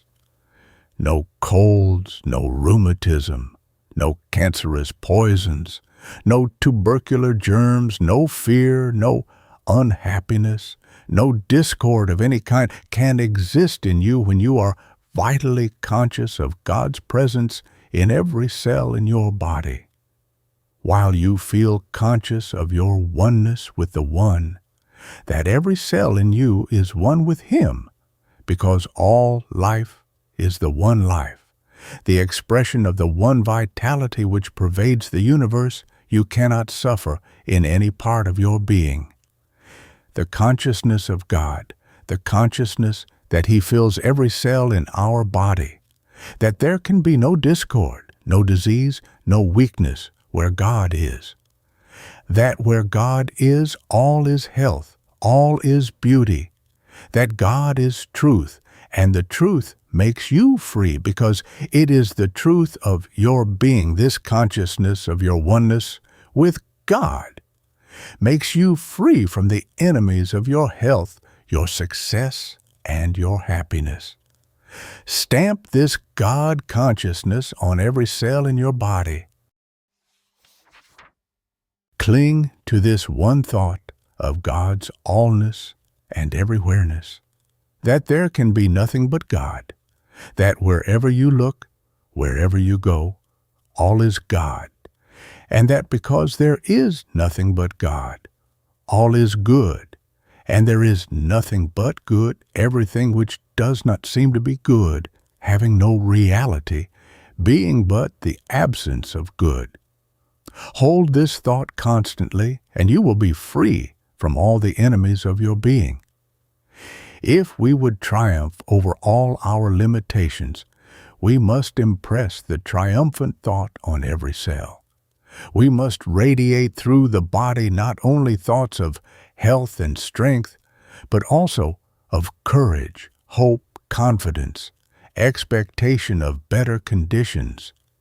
Instead of radiating through our system, as most of us do, the poverty thought, the lack thought, the conviction that we are the slaves of social and economic systems above which we cannot rise, we must radiate the abundance thought, the freedom thought, the expectation of prosperity, of opulence. Instead of stamping the failure thought, the thought of mediocrity or incompetence upon ourselves, we must stamp upon them the conviction of superb ability, of confidence that we can accomplish what we undertake, because we are in partnership with God and in close touch with divine supply. We must constantly cultivate the habit of radiating the thought triumphant, the habit of radiating masterfulness instead of weakness. after a little practice in the cultivation of upbuilding thought, the health thought, the success thought, the happy thought, the vibrations will reach every remotest cell in our bodies, and we shall feel the thrill of health, of hopefulness, of expectancy, of better things animating and energizing our whole being. What we think and believe we create. Hence, if we would always hold the ideal suggestion of everything in life, the ideal suggestion of health, the ideal suggestion of our ability, of our efficiency, the ideal suggestion regarding our career, our success, our happiness, the ideal suggestion of our destiny, it would transform our lives. It would lift us from the common to the uncommon. It would make us artists in life instead of mere artisans. Chapter 10. Heart-to-Heart Talks with Yourself. The positive man keys his life to the I can note. The negative man to the I can't. How many of us ever think that our own words, our uttered thoughts, are living forces and are made flesh? Yet it is literally true that they are being outpictured in our body, are chiseling our physique, shaping our face, molding our expression to their likeness. What we think and say reappears not only in our expression, but also in our physical condition, in our health, good or bad, according to the nature of our thoughts and words. Every word we speak is an indestructible force because it affirms a thought, a sentiment, an emotion, a motive which never ceases to exert its power.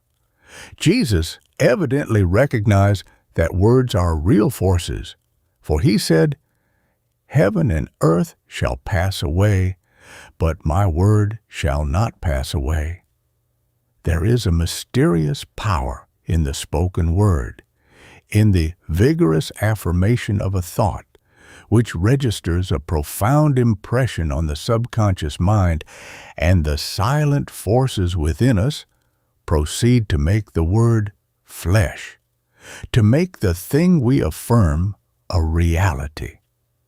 There is a tremendous constructive power in registering your vow in vigorous, determined affirmation. A very striking proof of this was afforded in the European War, in the awful conflict at Verdun in 19... As stated in a telegraphed report from a high French officer, the fundamental secret of French resistance to the terrific German onslaught was psychological. It was autosuggestion on a vast scale.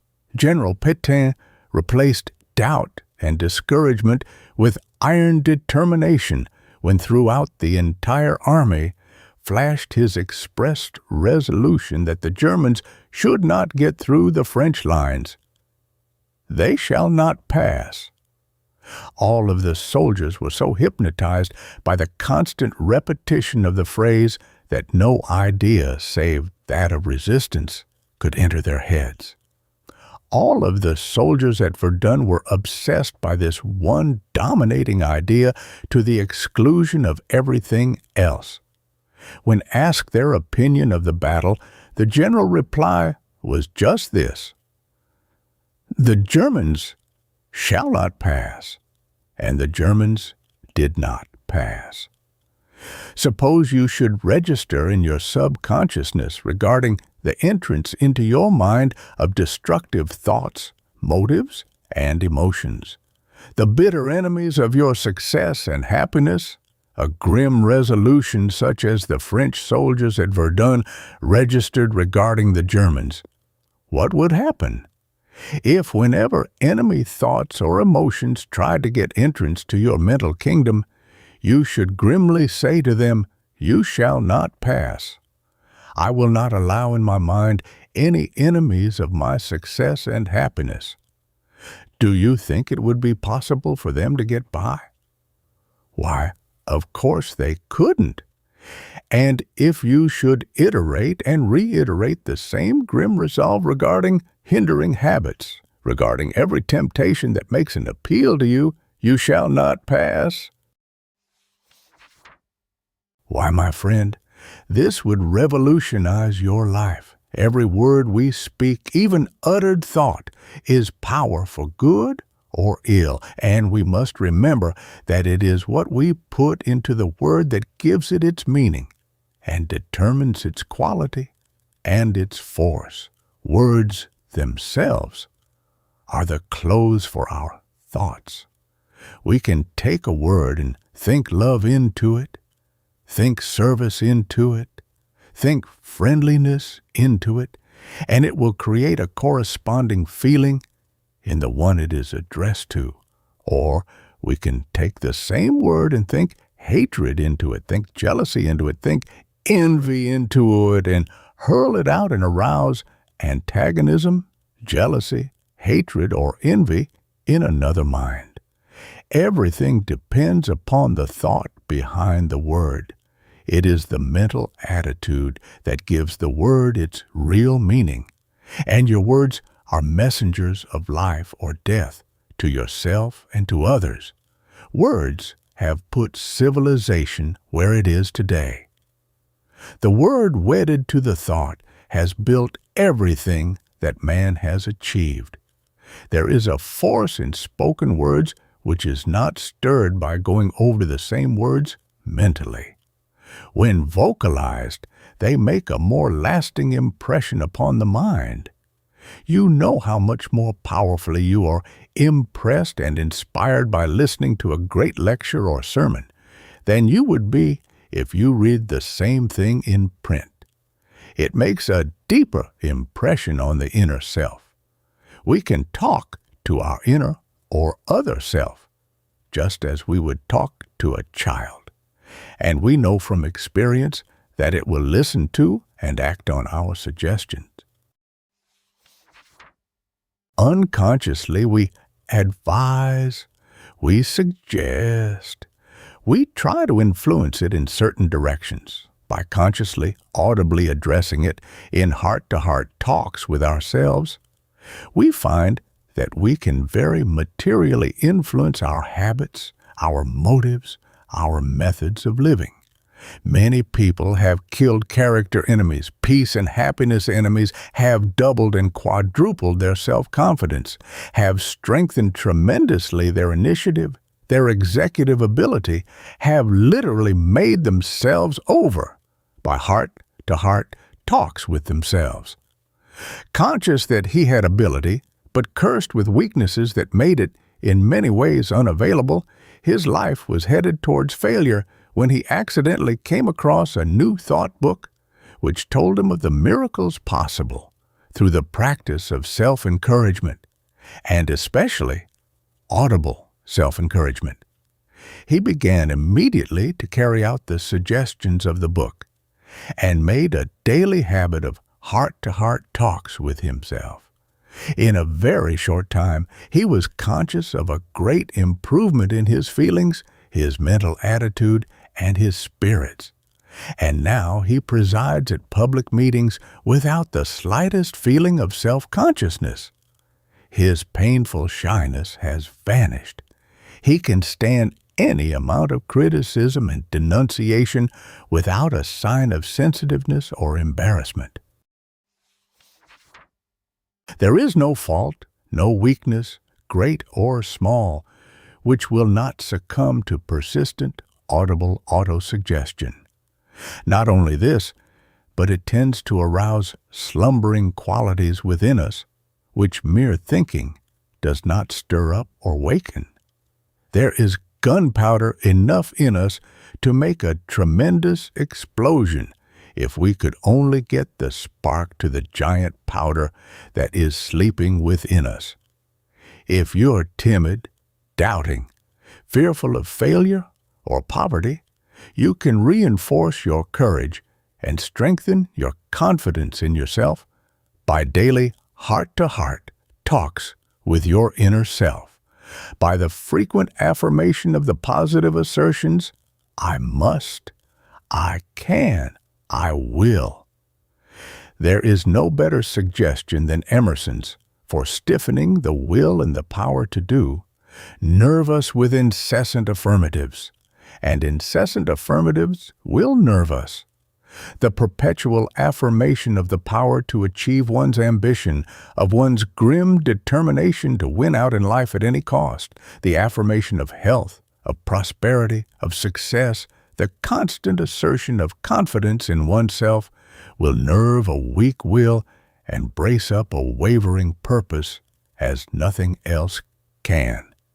If you're not satisfied with your progress so far, something is holding you back, hindering you from making your ideal real. Find out what it is, and then remove it by audible self-treatments. The best way to find what is your stumbling block is to have a frequent heart-to-heart talk with yourself.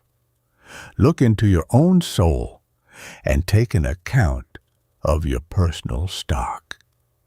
Analyze yourself as you would a friend you were anxious to help. Get by yourself in your room, or infinitely better, in some quiet place in the country where you can be absolutely alone with your Maker, and examine yourself something after this fashion, putting the questions aloud and addressing yourself by name. Now, what is the trouble with you? Why do you not get along faster? Do you lack ambition, or has it not yet been awakened? Why are you plodding along in mediocrity while those all about you with no better chances are getting on by leaps and bounds? Do you lack vitality, energy, or are you not using what you have?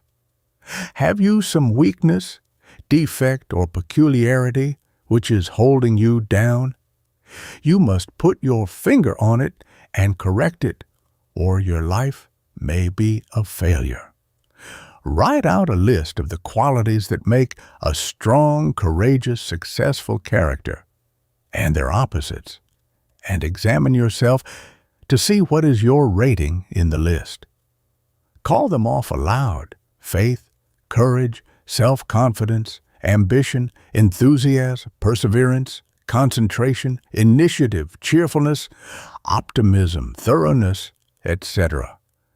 Don't be afraid to face your weak points or your fool streaks, to call your faults by their right names, bring them into the light, see them for what they are, and then grapple with them. You cannot afford to be less than God intended you to be. Probe yourself in this manner until you get a fair estimate of yourself, until you know both your strength and your weakness, until you can see with clear eyes the things that are keeping you back.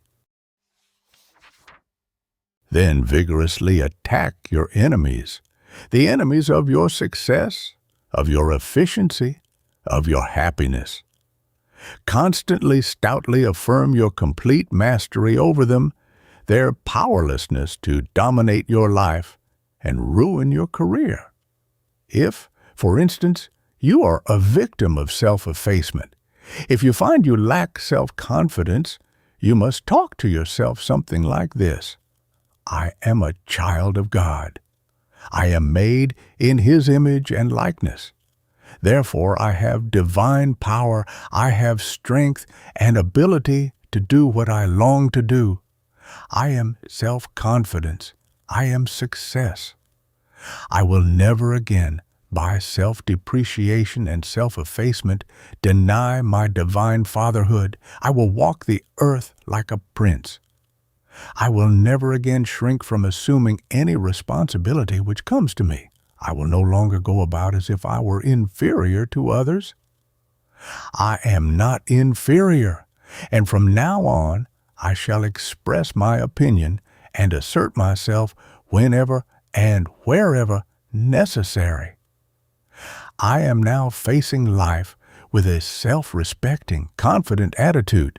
For I know that as a child of God, I am victory organized. Lack of faith in myself is nothing but lack of faith in Him. I will cut it out of my life, for I am that which I think I am. As a child of omnipotence of the all-good, I am bound to make good in every detail of my life. By heart-to-heart talks of this sort with yourself, you can change your whole nature, revolutionize your career. Whether it is faith, courage, initiative, cheerfulness, whatever it is you lack, assume the quality you wish to possess. Affirm positively that it is already yours. Exercise it whenever possible, and you will be surprised how quickly you can acquire the desired. I am a great believer in the building power of affirmation, in the possibilities in persistently affirming the thing I am determined to do. When you assert yourself, assert the spiritual I, the God image in you, not the physical I, the flesh of you. This would be mere egotism, but asserting the reality, the divinity of yourself will do everything for you. Your divine or real self is your potential self, your creative self. And when you assert the reality of your being, you are asserting omnipotence, omniscience. You are asserting a power that can do things. If we could only realize the creative power of affirmation, of assuming that we are the real embodiment of the thing we long to be or to attain, what happiness it would bring. Affirmation is a living, vital force. The Bible owes much of its strength to this force. It is a book of affirmations, of strong, positive statements. There is no parleying, no arguing, no attempt by the sacred writers to prove the truth of what they say. They merely affirm dogmatically that certain things happened and that certain other things would happen. There is no appeal to sympathy, no appeal to the reader's credulity, no posing for effect, only unrelenting positiveness. Every line breathes dominance, superiority, and confidence. In this lies their tremendous power. There is no sentimental imploring, even in the Lord's Prayer. It demands. It is give us, lead us not, forgive us, etc. In your talks with yourself, be like the biblical writers. Don't wobble or think or hope. Say stoutly, I am. I can. I will. It is. Constantly, everlastingly affirm that you will become what your ambitions indicate as fitting and possible. Do not say, I shall be a success sometime. Say, I am a success now. Success is my birthright. Do not say that you are going to be happy in the future. Say to yourself, I was intended for happiness, made for it, and I am happy now. Say, with Walt Whitman, I myself am good fortune. Assert your actual possession of the things you need, of the qualities you long to have. Force your mind toward your goal. Hold it there steadily, persistently, for this is the mental state that creates. This is what causes the Word to be made flesh. The negative mind, which doubts, wavers, fears, creates nothing. Let the spirit of you, the real self, constantly affirm the I am and the power you have through the all power. Make your affirmations quietly, but with great confidence and positiveness. Say, I am united with Him. I will unfold all the possibilities that the Creator has enfolded in the ego, the I of me. I will play the part of a son of omnipotence. But remember, it is the life, the driving power of the Spirit that gives the Word its power. If you don't mean what you say, if you don't live the meaning into your words, they are mere idle breath. The same word means a very different thing when spoken by people of different types of character. The same word spoken by one person will heal diseases, while spoken by another they will have no influence whatever upon the patient. The difference in results is due to the difference in the life, in the character of the speakers. In fact, it is the life, the spiritual life, that does the healing through the words which the intellect suggests. Just as faith without good works is of no avail without the Spirit, words are cold and ineffectual. When you long for anything that it is right for you to have, affirm in perfect confidence that the thing is already yours. Claim it as a reality. Do what you can on the material plane to make it yours, and soon you will reap what you have sown in thought and in positive, creative affirmation. Say to yourself, God is no respecter of persons. He will give me, through my own effort, what I need, what I ask for. I can and I will do what I long to do. I will be what I desire to be.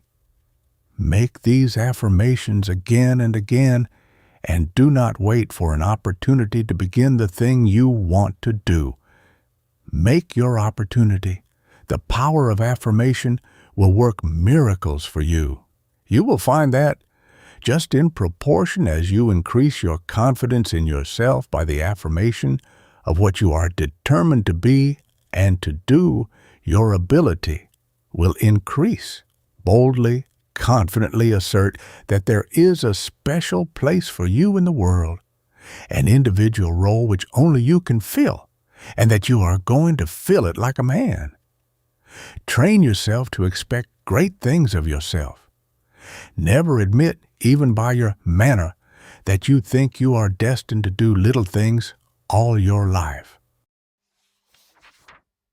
The way to get the best out of yourself, to make the most of your life, is to put things right up to yourself, to handle yourself without gloves, and talk to yourself as you would talk to a very dear younger brother or sister of whom you expect great things.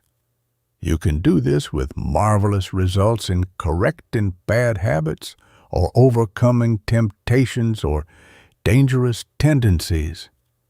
In telling how he resisted the temptation to drink when the boys wanted him to take a drink, Edison said, "I thought I had better use for my brain. I wanted all the brain power I could get. I wanted to do the things which would increase, not diminish, my possibilities, which would increase and not destroy my resources.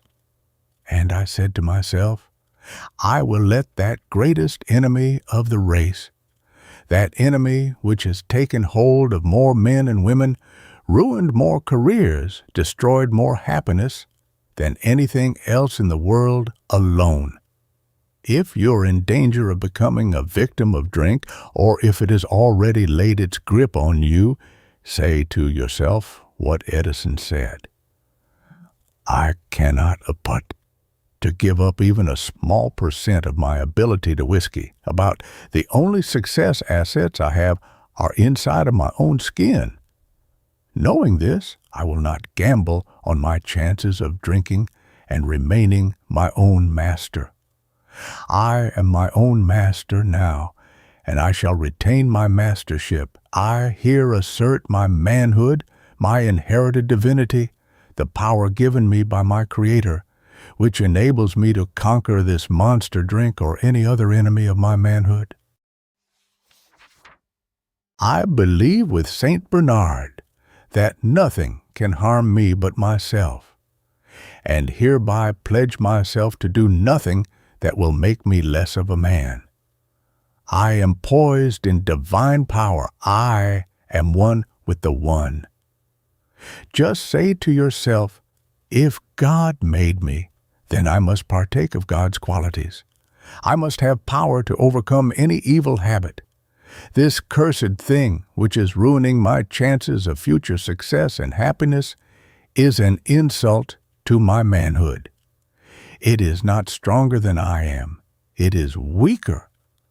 I will no longer allow it to usurp my power, to smirch my manhood, honeycomb my character, and destroy my self-respect. I hereby take a sacred oath with myself, never to repeat that which will cover up the divine image in me, ruin my health, and make me a failure. I am a conqueror, not a slick, a divine force, not a weak, abject thing. I claim my birthright as a son of God. I am a man, strong, successful, happy, free. I am the captain of my soul. If you are a vacillator, if your great weakness is indecision, if you are inclined to leave everything until the last minute because you cannot bear to close anything of importance, if you leave your letters unsealed, important papers unsigned, contracts open until you are actually forced to close them, you can cure yourself of your weakness by talking to your inner self about it and making up your mind to be a man of decision instead of a vacillator, a weakling. Resolve every morning that for that day at least, you will decide things promptly, that you will act like a man of firm purpose and definite will. After you have given yourself a reasonable time to look over the matter, calling for a decision, and to reach a conclusion, say to yourself, this is the right thing to do. I will decide now and get it off my mind. I will not reconsider or open the question up again.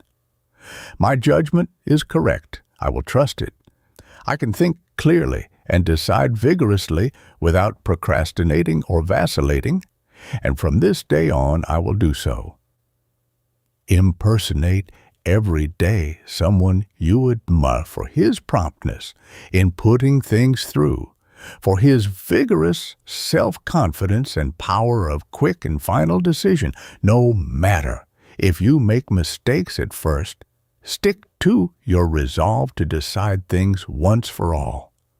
When a letter is written, let it be sealed and done with. When you have agreed to do a thing, do it at once. Burn your bridges behind you and leave no tempting way of retreat. And continually reinforce yourself throughout the day with positive affirmations, I am, I can, I will. But remember, if you do not act with the same grim resolution in making good your words as the French soldiers did at Verdun, they will be worse than useless. Always carry yourself as though you were marching to victory. Make this impression upon everyone who sees you. Let victory stand out of your very face. Let it speak out of your eyes with such determination, with such vigorous resolution, that people will know that there is no such thing as keeping you down, because you are victory organized, because you are in the habit of winning. Give people the suggestion of invincibility. This will be worth more to you than a large amount of money capital without it, or with an appearance of cowardice or defeat in your face, a suggestion of weakness or doubt.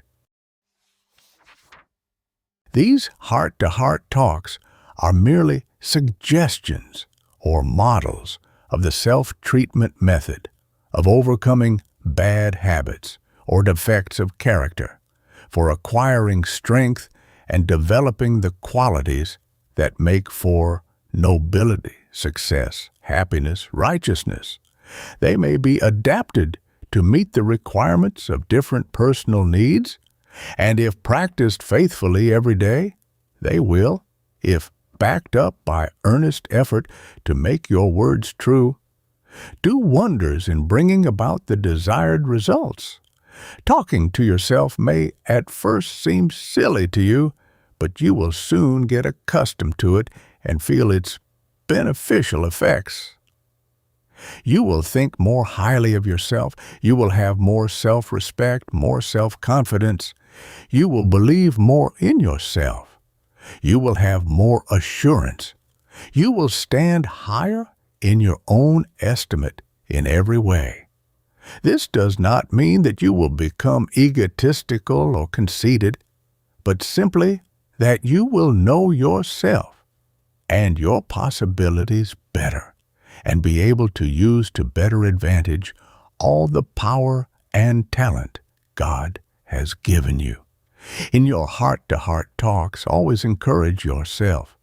Always talk up, never down, in confidence in yourself, because a great self-faith is a powerful force, a creative force.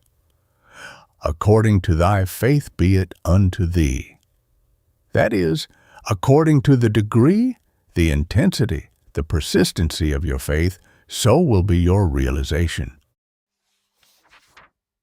To Chapter 11, Our Partnership with God. The nearer we are to omnipotence, the greater our strength. Life will take on new meaning, greater dignity, a higher power when we live in constant realization of our at-one-ment with our Creator, our partnership with the All-Good. When Christ emphasized the fact that the kingdom of heaven is within us, He meant that this kingdom within is identical with the great cosmic intelligence of the universal mind, and that here we tap the source of all supply. It is in the great within of us that we make wireless connections with omnipotence. Here is where we actually feel the pulsation of the everywhereness of God and are conscious of our oneness with the All-Good. The greatest discovery of the centuries is the discovery of the identity, the oneness of the mind in our subconscious selves with the great universal mind, the cosmic intelligence. What discovery in 20 centuries, says Dr. Abel T. Allen, compares with this? That man has learned to tap the universal mind, the infinite reservoir of his own soul, and thereby create health, ability, character, or any other quality he may desire. The new thought of God takes God into partnership, and when we realize the divine cooperation in our lives, we think as we, not I. This new thought of God gives us a new conception of man and of his relation to his God. It teaches us that we are a vital, separable part of deity, that we are a part of the great creative mind, and that we are creating every day, because we cannot think, we cannot feel, we cannot act without creating something. The new philosophy of life teaches us that there is something in man that is inviolable, something that was never born and will never die. It teaches us that there is a divinity within us which is never impaired, that no matter what happens to the rest of us, this divinity, the God in us, is untarnished. A human being's power depends very largely upon his God consciousness, upon his conscious partnership with his Creator. Many people seem to have an idea that the creative intelligence out of which everything we know has been created was, in the beginning, localized somewhere in a creator's mind. But we now know that this great creative intelligence or force is everywhere. We know that it exists in every cell in our bodies and in every created object. Just as the entire man with all the traits and characteristics of his ancestors was wrapped up in the microscopic protoplasm which unfolds into the full-grown man, so the future lily, the rose, the tree, the fruit, the vegetable, lives in the apparently unorganized protoplasmic germ from which it started. Every atom, every electron in the universe is the home of the divine intelligence which creates and sustains all the things. What is true of the oak or any other created thing is true of man. The entire Lincoln lived in the protoplasmic germ from which he sprang. All his possibilities were there. His environment, his education, the part he played in life were merely helps to unfold that possible Lincoln which existed in the protoplasmic germ. The new thought of God shows us that creation has never been finished, that it is a perpetual process which never ceases to be operative. It teaches that the Creator is never separate from His creation, that man is not a separate unit thrown off to sink or swim at the mercy of chance, but that he is united with Him in creative work. Anything we ever can need or want is in us awaiting release, awaiting expression. The thought of separateness from our divine source robs us of power to express or create. All of our weakness, our troubles, our worries, our fears, our sufferings, our diseases come from our conscious separation from our living, vital, throbbing, creative force. We now know that man is like a partner in an enormous concern. His resources are not limited to his own little capital. He can draw upon the firm as long as there is anything to draw. We are all God's partners, and our capacity for creation depends very largely upon our consciousness of our divine partnership. When man discovers his identity with Spirit, he begins to manifest creation on his own account, says a New Thought writer. No longer a passive instrument, he becomes a center of creative power in himself. When we have taken God into partnership, we are conscious that we are God polarized. The consciousness of being reinforced and buttressed with infinite power gives a wonderfully increased sense of power. When you realize your divine partnership, it will multiply your effectiveness, because it will take away from you all sense of uncertainty, all feeling of inability to buffet the storms of life. When you take God into full, complete partnership, you will never fear. You will never suffer lack or want, because you will then know that if you want success, prosperity, or anything needful, you must take the material into your mind, which will create what you desire. You will head toward your ideals, toward the material which you hold in your mind. And this is the stuff life is made of, holding steadily in mind the ideals of the things you want to bring to pass, the ideal of the man you want to be and the things you want to accomplish is actually necessary to the further process of creating. Think of the miracles man has wrought by holding his ideal in mind and working in cooperation with his God. Compare. For instance, our fruits and vegetables of today with the same kind of fruits and vegetables as they were before man focused his mind upon improving them and lifting them to higher levels.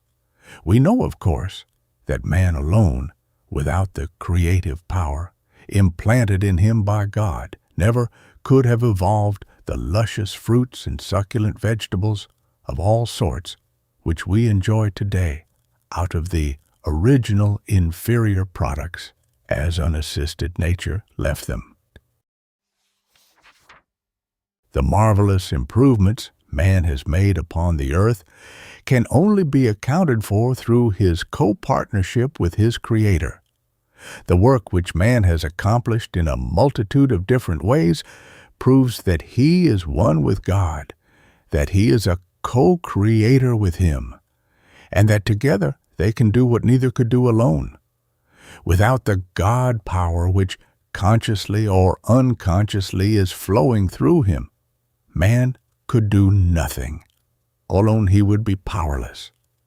And yet it is a strange thing that some of our greatest inventors and discoverers have been skeptics, unbelievers in God, when it was the God in them that helped them to make their inventions or their discoveries. Did you ever stop to think that practically all of the great inventions and discoveries which are emancipating human beings from drudgery were once regarded as impossibilities? Those who attempted to make these impossibilities realities were ridiculed, called cranks or insane. But they were obsessed only with the divine urge to create. This obsession would not let them rest until they had realized in the actual the model which they had first formed in the mind. It is the great God force working with and through them that has enabled men in every age to accomplish the impossible. No inventor can take personal credit for the vision which came to him ready-made. It is in his personal effort to make his vision a reality that man's strength and divinity are manifested. He is the working medium through which these marvelous things came to the world. Mr. Edison says that he regards himself merely as a channel between the great cosmic intelligence and the race for the passing along of inventions which benefit mankind. Other great benefactors of the race felt as he does. They did not believe that they really originated the wonderful things which they passed along to posterity, but that their minds were particularly adapted to reaching into the great cosmic ocean of intelligence and attracting the things which they gave to the world. It is man working with God, the divine force, that is lifting the race, improving mankind. Man is not doing this as a separate unit. There is a power in him back of the flesh, but not of it, working with the divine intelligence in the great cosmic ocean of thought. There seems to be no limit to man's possibilities as a miracle worker when he works with his God.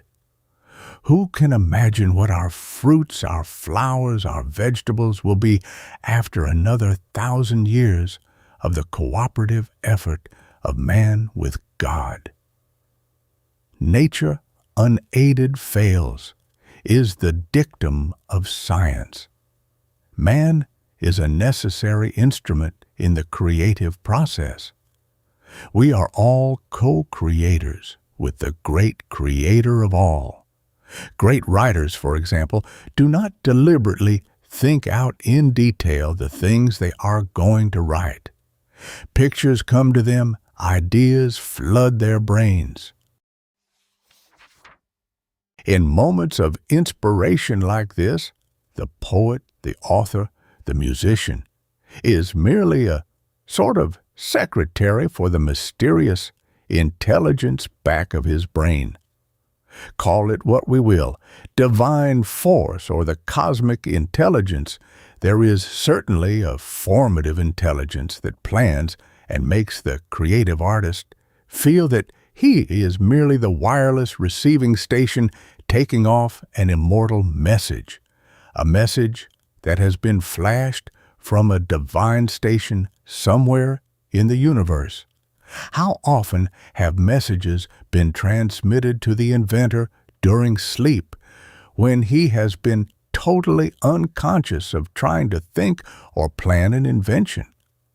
How often has the poet received in a dream, as by a flash of illumination, the line or the words he needed to complete a poetic image?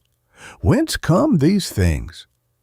What formed that divine image which lives first in the artist's brain? He did not deliberately plan that picture which came to him full-orbed, perfect. He merely reproduced it on canvas. Whence came that model in the sculptor's brain which his imagination holds until with chisel and mallet and deft hand he calls it out of the marble in a wonderful statue? The sculptor did not deliberately make his mental model. It came to him. He used it to help him call his ideal out of the block of marble. No one is a real success until he takes God into partnership, until his own purpose and ambition are squared with the divine plan. That is, a man's vocation must at least not run counter to the purpose of the universe, which is based on the unity of all things, which means teamwork. If you are doing things which in some way benefit the race, contribute to its highest welfare, then your career is in tune with the infinite plan. You are a success. But if you are doing something which runs counter to God's world plan, you are a failure, and you cannot be really happy because you are working in opposition to your Creator. When you take God into partnership, when you are conscious that you are doing His work, you have a feeling of peace and security. You walk as one who sees a great light because you feel that you have a great partner. You do not fear failure because you know that your divine partner is the very source of all supply, and you feel safe, reassured. You know that nothing can prevent your success as long as you and your partner are in harmony. Taking God into partnership means that you must not only be honest, but that you must be robustly honest. You know that you cannot lie or cheat or steal. You know that you cannot be greedy or grasping and at the same time work with God. You know that you cannot indulge in low sensual pleasures. You know you cannot do anything which will degrade another. If you take God into partnership, you cannot despoil or desecrate His creature. You cannot take advantage of God's child and have God for a partner, because you will then be working against Him instead of with Him. I am the life and substance of the greater mind, says Paul Ellsworth, and the recognition of this truth frees me from every false desire. When you realize that you are one with the greater mind, you will naturally take God into partnership. This will give a new meaning to your life and will turn you around completely so that you will see the things that are really worthwhile. You will see a new world. You will have a new zest in life, a new ambition, an ambition for the attainment of the higher things, the things that give enduring satisfaction. The things you drop will not be wrenched away from you. You will drop them voluntarily for something better, just as the child will drop the apple for the orange for the toy, and the toy in turn for something better. Your motto will then be, "The best of everything belongs to me because I am working in harmony with the Creator and inherit the best from the King of Kings." When we have a partner who is the reality of wisdom, of love, of justice, a partner who is the very source of all supply, we do not fear want We do not fear poverty. We do not fear sickness or death. We fear nothing because we know we are united with omnipotent power and that nothing but ourselves can sever this divine connection.